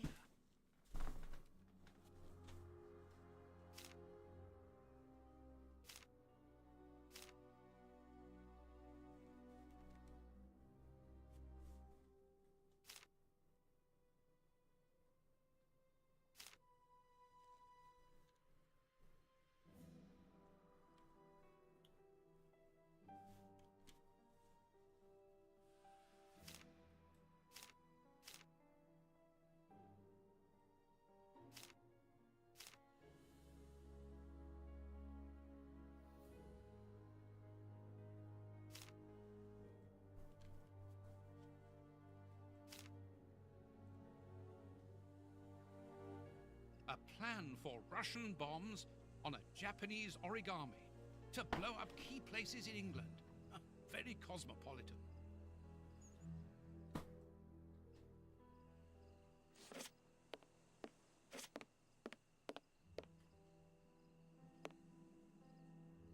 Sticks of dynamite. This box contains a jumble of radio receivers and boxes of copper wire.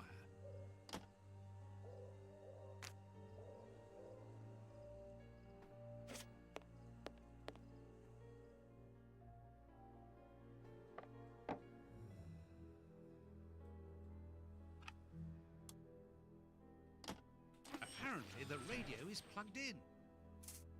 That's of no use. That's of no use.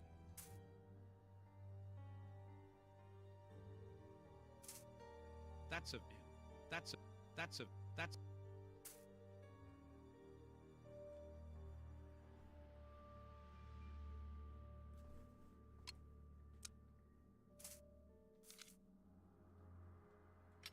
That's of. That's of no use. That's of no use.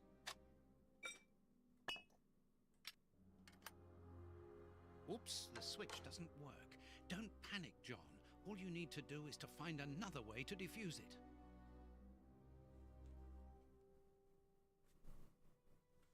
Oops, the switch doesn't work.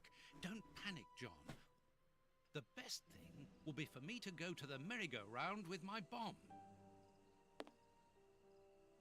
I'll take the bomb with me. Oh, it's heavy.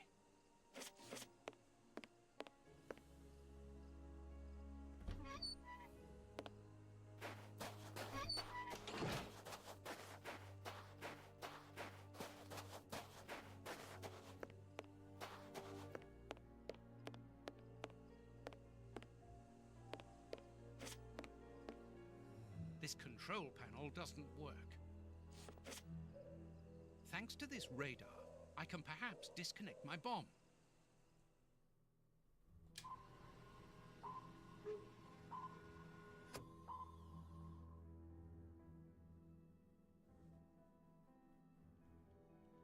What?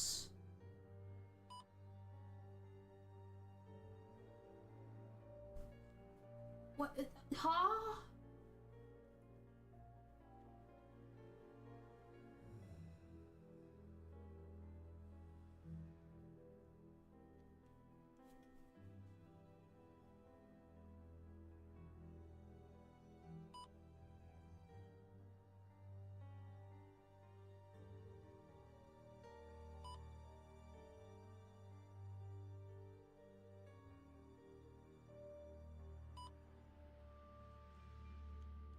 Oh my God. Sure. Now I understand. The antenna on the merry-go-round controls all the bombs that the Russian brothers made. The control panel. It works. Thanks to this, I think we can now disconnect all the bombs that have been spread around London. And mine too.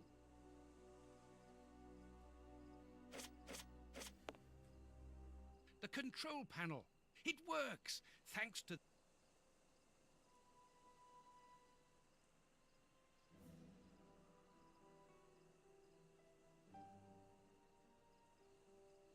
We can branch a telephone here to call Lestrade. I must warn Holmes.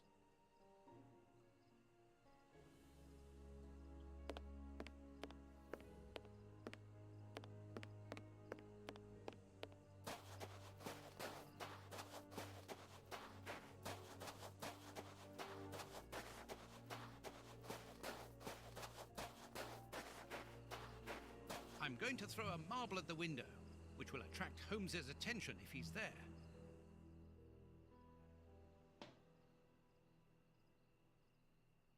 Holmes isn't answering. It would be better to wait until he reaches the room where the telephone is.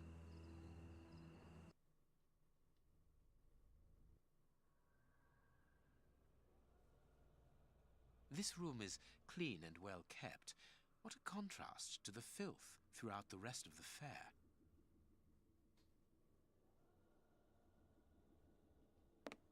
I know this book, The Dynamics of an Asteroid. It is the reference book written by Moriarty. I must be in his bedroom.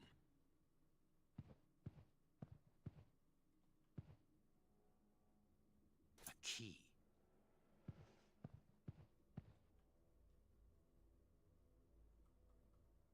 This chest is the same as Ferguson the Magician's. I can't...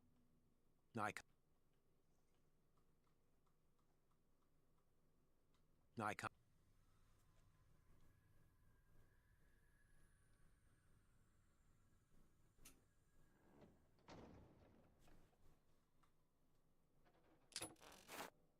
A doll. It is new. It was bought recently. The Funfair's Act of Transfer, signed by that poor Ferguson. Moriarty didn't spare him anyway.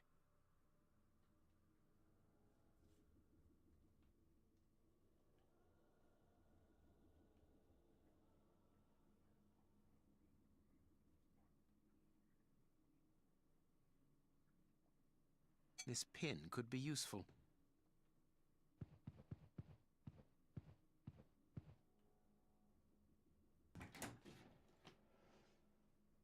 That could be useful. That could be useful.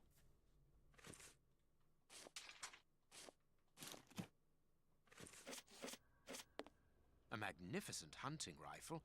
This glass cabinet is locked, but I should be able to force the lock.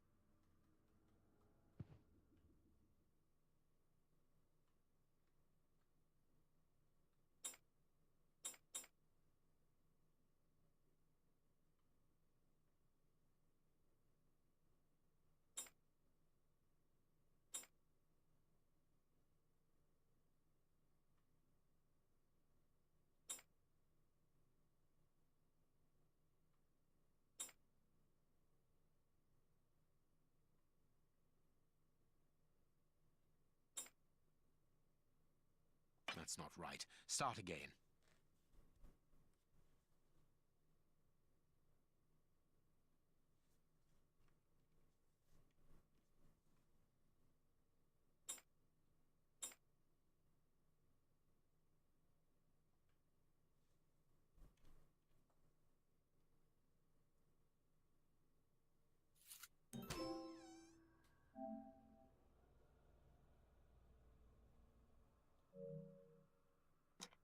Here is everything to take care of this magnificent rifle. This weapon is unusable. The hammer is missing. One can never be too careful. I'm not used to being like this game being so quiet because usually you like hear soup slurps or like cogs going wild or some dramatic music, and now it's just silent. No, it's calm. And I don't like it. This place has been fitted out as a command center and as living quarters for Moriarty. Very well. Everything will be done as you wish. Above all, don't get impatient. I'll do the necessary. Moriarty is here. Apparently he is very busy. And this is curious. He seems to be obeying his interlocutor. Moriarty is a hired hand?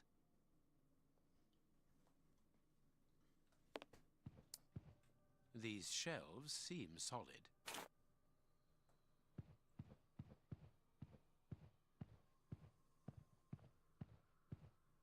If I attach the rope here...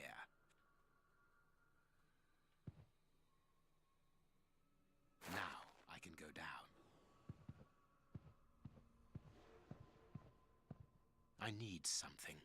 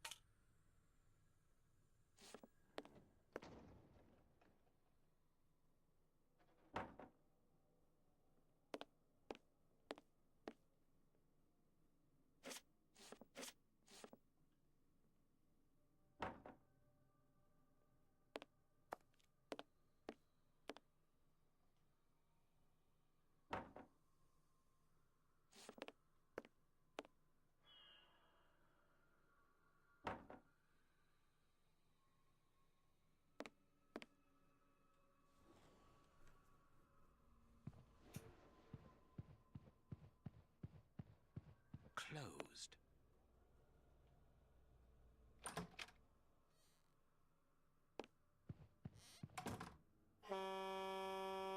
Jesus Christ. Another bell ringing in the warehouse. That is not a good sign. Let's hurry. Ah, here is the famous telephone. South London Exchange. What number do you want? 1313, Scotland Yard. Please hurry. One moment. Lestrade here. It's Sherlock Holmes. Holmes, you're alive! An excellent deduction, Lestrade. Now listen to me carefully, I'll get straight to the point. Moriarty has had 4 bombs placed around London, all of which could go off at any moment. You absolutely must find them and defuse them. How can I believe what you say? You are being hunted by all the police in the kingdom. They were looking for me, yes, but not any longer. You called off the search when my death was announced. Logically, why would I call you if I was not innocent? You must begin the search for those bombs straight away. That's true enough. So where are the bombs? Buckingham Palace, the House of Commons, the Bank of England. And as for the last one, it is entirely possible that you are sitting on it. Scotland Yard? Yes. Mobilize all your men and find them, but don't touch them without the defusing instructions. Luckily, those locations are already under heavy police guard. What are the defusing instructions? I don't have the details at present, but Watson is working on it. Stay near the telephone. I'll call you back the instant we find out. Curious. I can hear something tapping at regular intervals against the shutters.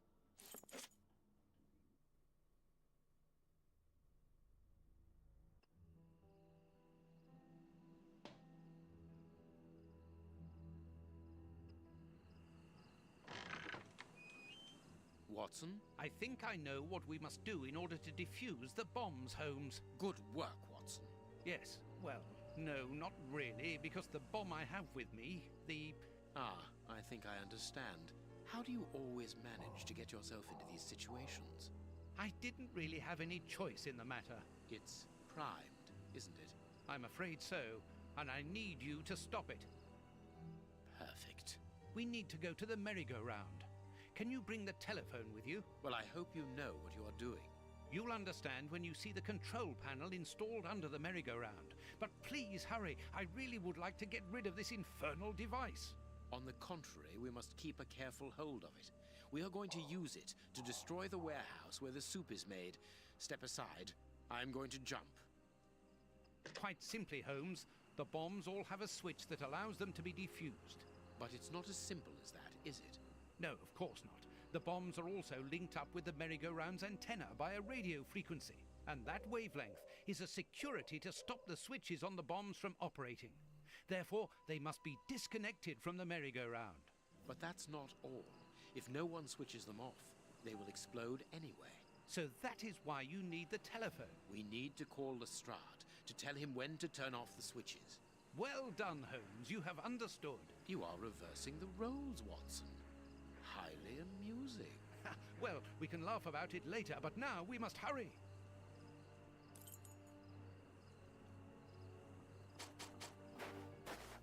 A telephone line. It goes to the haunted house.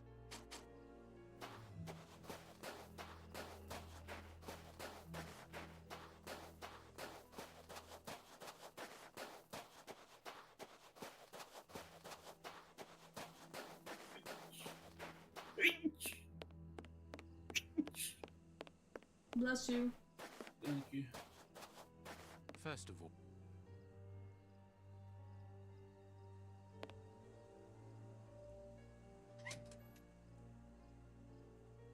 perfect.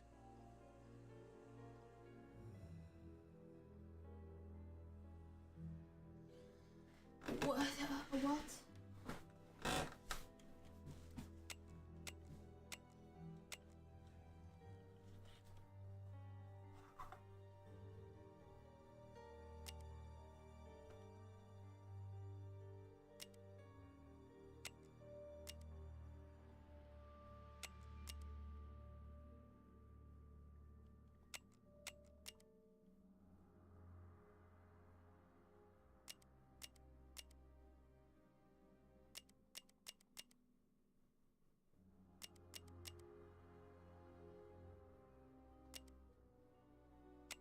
Hurry up, Holmes.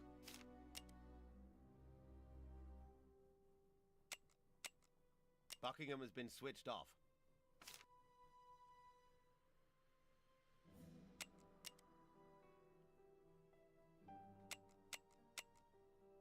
Scotland Yard has been switched off. Parliament has been switched off. The Bank of England has been switched off. That's it, Holmes. The bombs are disconnected. You can use the switches now.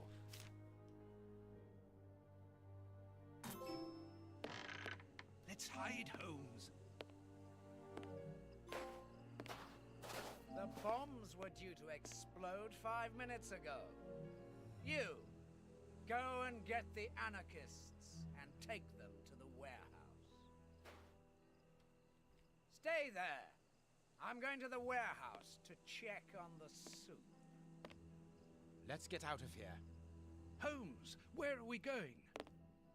Watson, what do you intend to do with that primed bomb at your feet? My God, there's not much time left. It will certainly be more useful elsewhere. I'm so stupid sometimes. Try not to ruin I love the it. last chance we may Alright, have. I got a bomb. He just looks down. Oh golly gosh! Oh my gosh! I forgot I made this bomb. Golly gosh! There's a bomb on my feet.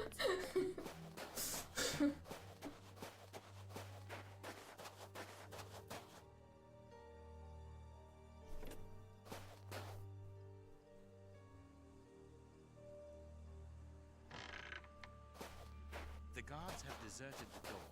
Now's our chance.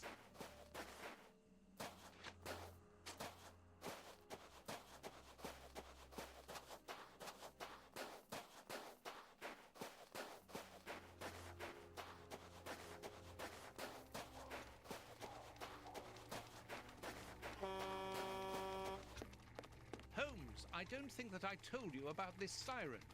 No, but I can guess that it carries some connection with the poisoned soup. Without going into too much detail, the next time that it sounds, the carts will leave to stock up Prince Woodville's network throughout London. And it will be impossible to prevent the population from being poisoned. We must hurry. Moriarty's men are looking for us. The soup production is nearly finished, and I am carrying a primed bomb in my hands. Quick, jump into the cable car.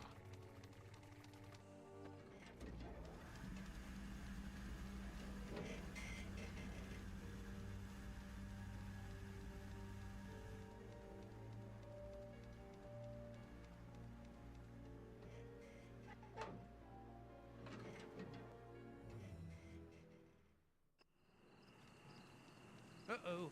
There they are! Hey! Hey! They've seen us. There they are, boss. In the cable car. The esteemed Sherlock Holmes, back among the living. I am afraid that your resurrection can only be a temporary one at best. Have we ever been in such a perilous situation before? Very rarely, I must admit. Well, gentlemen, what are you waiting for? Are you afraid, Holmes?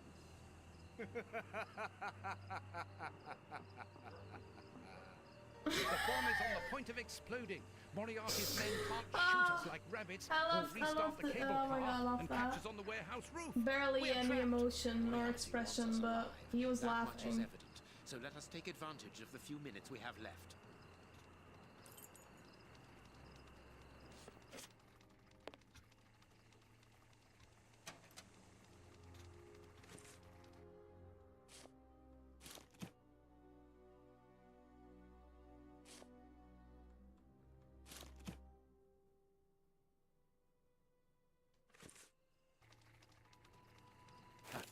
I understand, Holmes. Fine. Leave everything.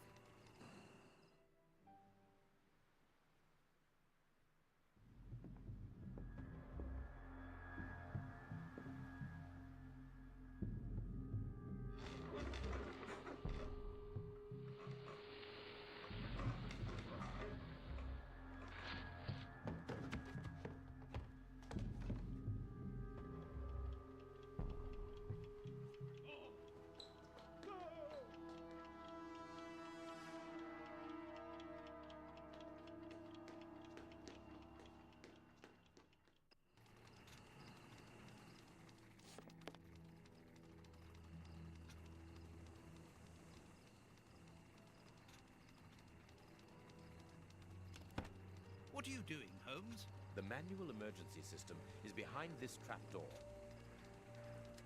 It works.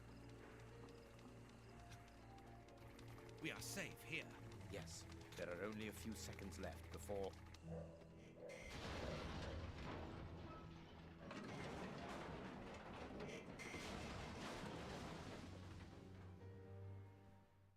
My God, what a shock! Moriarty! He was in the warehouse. This time, it's over, Holmes. The mysterious person whom Moriarty appears to obey.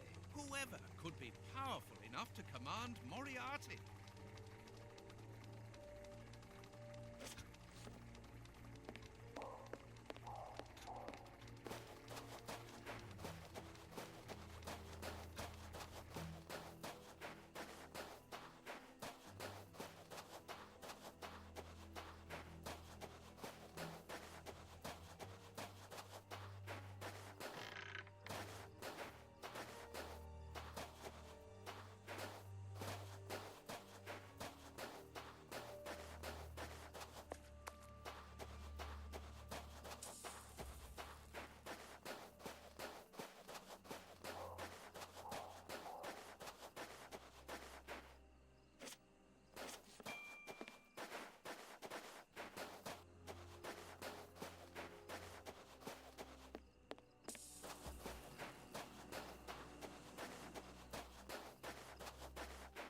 The doors are wide open.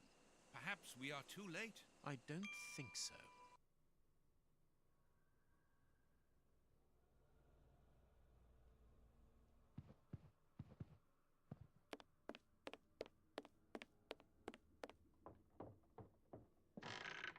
Don't touch that door! Get back!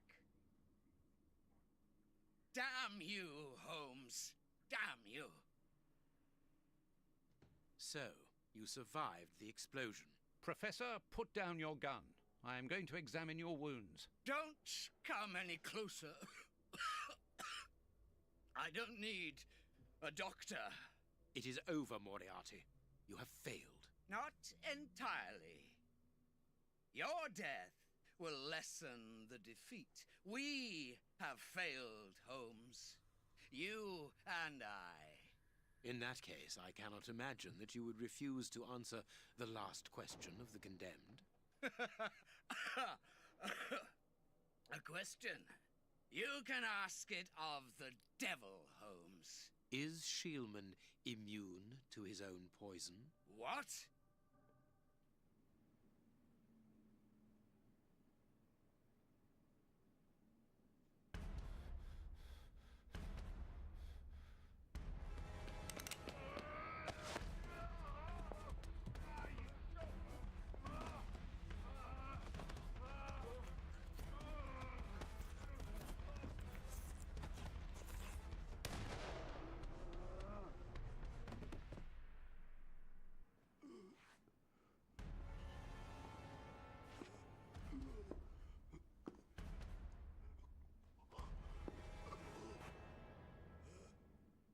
Don't leave her alone, Holmes. I always tried to do my best for her. Only you are worthy to teach her. Take her. What?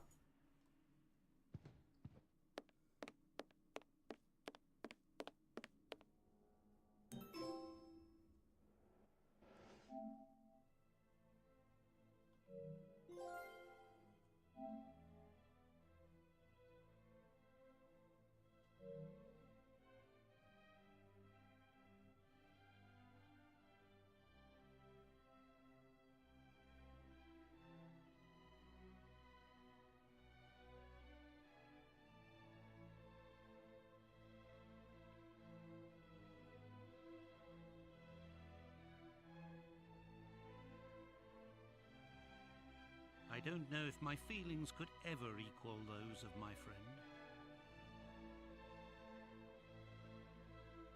But as he walked off into the night, carrying that little girl in his arms, I confess that I had never seen him so moved. Holmes became the child's father. He gave her a gentle but exacting education.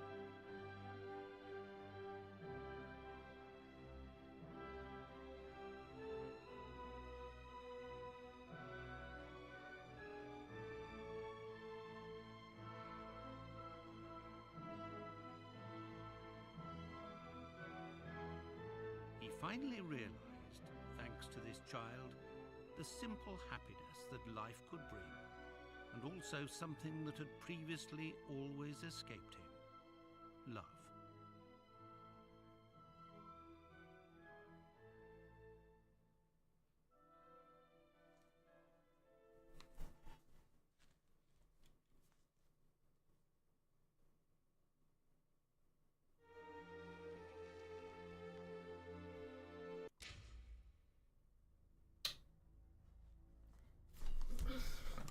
What just happened? Huh? Okay. Well, that was something. That was something, yeah. Thanks, Rio, thanks. I didn't think this game would take like 7 hours, honestly. I didn't think it was that long. Well, to be honest, I didn't watch through all the cutscenes and stuff, but... Jeez.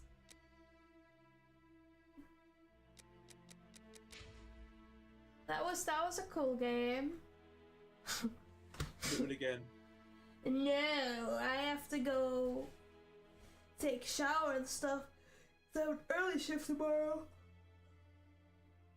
I'm probably gonna freaking die. Oh god. I'll try. I'll try it last till the 28th.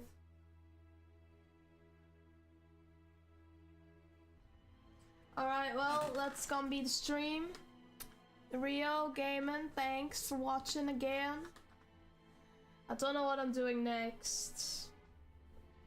I don't even know what I have to, what's left I can do. But I think I'm gonna have to play stuff after my shifts, cause I don't think I'm gonna make it otherwise. I don't think I'm gonna get 8 platinums over the weekends. Oh well, we'll see.